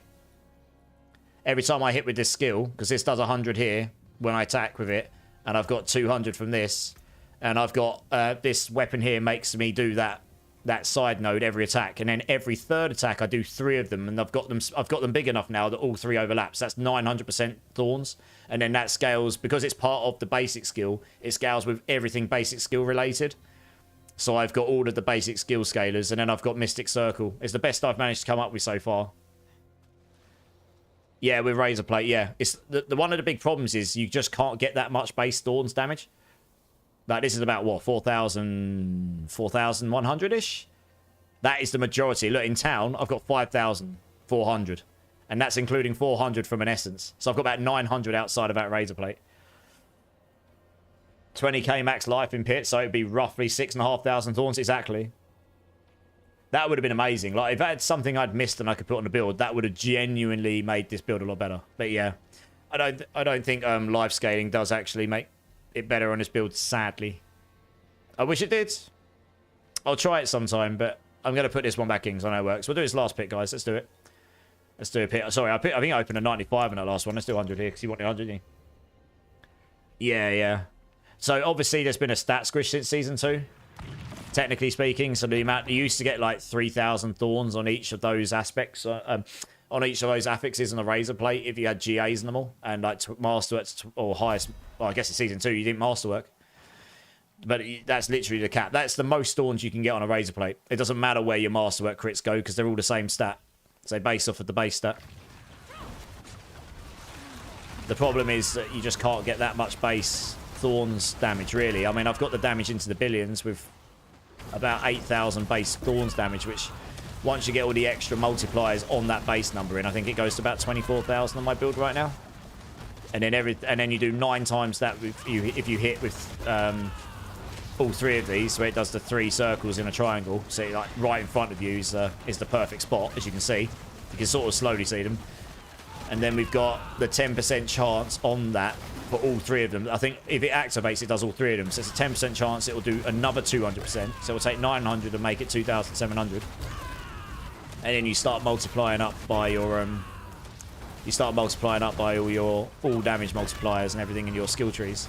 So that's how I've managed to get that 23,000 damage up into the old billions. Yeah. It should, you know, if I had double that base number, I'd be doing significantly more damage. Probably more than double because of the way it does the 9. It does 2 to the power of sorry, it does 3 to the power of 3. I think it is on the triple attack. Yeah. So you just end up doing like loads more damage.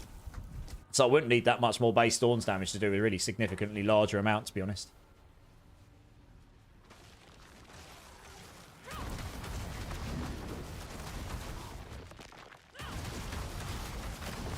But anyway, I mean, that's just something that would make the build better. Maybe in future Thorns builds will get buffed. But it's doing okay. I mean, you can do everything in the game with this. I did a pit 105 with room to go. And I am missing 1 power spike. Every ferocity stack I get 14.5 extra damage. And I could masterwork everything completely to triples. And that would give me a little bit more damage. Probably a couple of, you know, like 5% more damage maybe.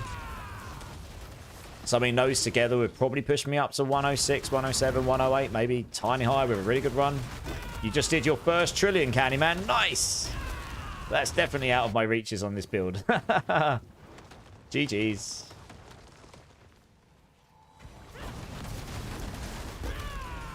I imagine this guy's about to pop.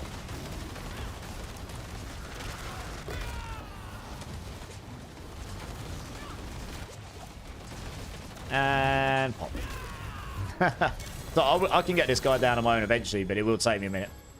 My damage is just capped, and the HP scales in 4-man a lot. Alright, well, I nearly got all my glyphs to 46. 16. Literally all 46 except 1. And if I hadn't done those 52, I would have got there. So happy days, GG's. Very, very nice. I think that was number 3 there. Very good. Yeah, GG's. Okie doke, okie doke, okie doke. Let's have a quick look who's online here. I am going to call it now because I've got a Discord call and it looks like the Monster Hunter servers will be going live now, so I'll probably be a bit late to that pie, but I imagine the server's going to die anyway. Let's have a very quick look who's online here.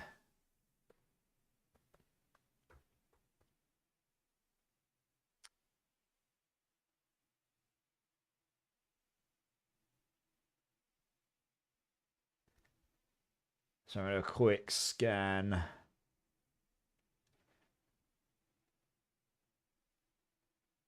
Any recommendations for raids tonight? I've got a couple of ideas, but I'll take some recommendations into account as well.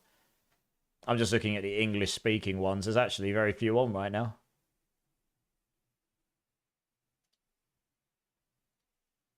I have a two-handed sword. Thank you for the stream, D-Rock. No worries, man. It's great to see you. It's great to see everyone. Thanks so much for hanging out, guys. For this build, because I don't do a lot of hits, you need big numbers. Okay, that makes sense, yeah. Kodef. I know Kodef. I raided him recently, yeah. I think he'll probably be going off soon, though, I reckon. I'm surprised he's still online. He normally goes off about this time. Yeah, I know Kodef well. I have a feeling he'll probably go off soon, though, because he normally does. It's normally around this time. He normally goes off around the same time as me. I like Kodef a lot, though. Don't get me wrong. Yeah. Cupcake. I mean, that's definitely someone I saw online. Yeah, we could go to Cupcake. Yeah, why not? Let's do that. It's been a minute since we raided over to Cupcake. We can go show some love for sure. Or Violet. I think we raided Violet the other day. Yeah, let's go to Cupcake. It's been a while since we raided Cupcake. All right, cool. I was like, don't get me wrong, I love supporting all these people. It wasn't that long ago. I raided Kodef as well, actually, I think. We always stream roughly the same time. Yeah. Oh, again, the tiredness kicking a bit. It's 5 in the morning. I stayed on half an hour longer just for you, Vince. Wink, wink. Right, guys, over on YouTube and Twitch, thank you all so very much for being here today. I really, really appreciate all of you and your time. All of the support, all of the fun times, the runs, and yeah, anyone that Rizar, Jay for the raids, and anyone that decided to hang around, and all the support with subs and stuff. Thank you so much, guys. Yeah, if there's anyone in the channels that hasn't hit the like or subscribe button, please consider doing so. Really helps me out. Love to see you again. I'm on 4 or 5 days a week. My next stream will be on Saturday, so yeah, I'll be on then, and that'll be a nice long one, doing a rogue, I think.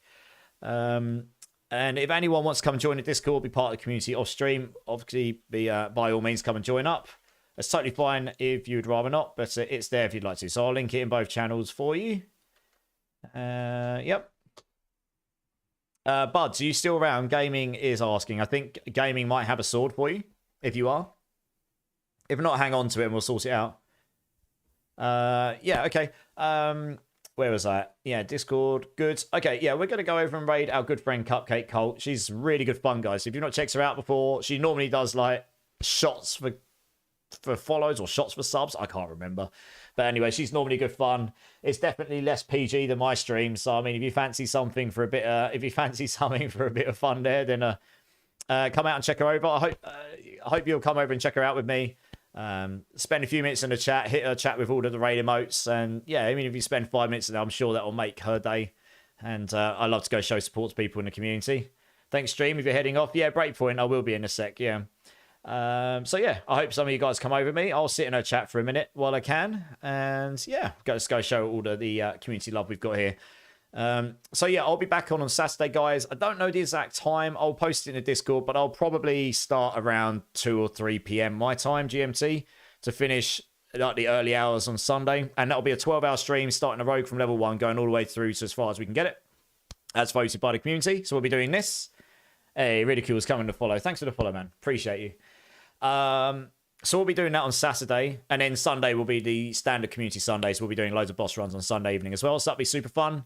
So yeah, hopefully see some of you guys there. And yeah, I think that's largely about it, guys. So I hope you all have a good rest of your days wherever you're in the world. I'm going to go smash some Monster Hunter Wilds in a short while, hopefully, before I go to sleep. If any of you are around tomorrow, I'll be in the Discord hanging out, probably playing some Monster Hunter. So might see some of you there. And until then, guys, keep blasting, keep safe. Much love, and I'll see you soon. So cheers, guys. Appreciate you. Much love. And Ozzy, thanks for the sub. I'll give you a bean next time. Much love, guys. See you later.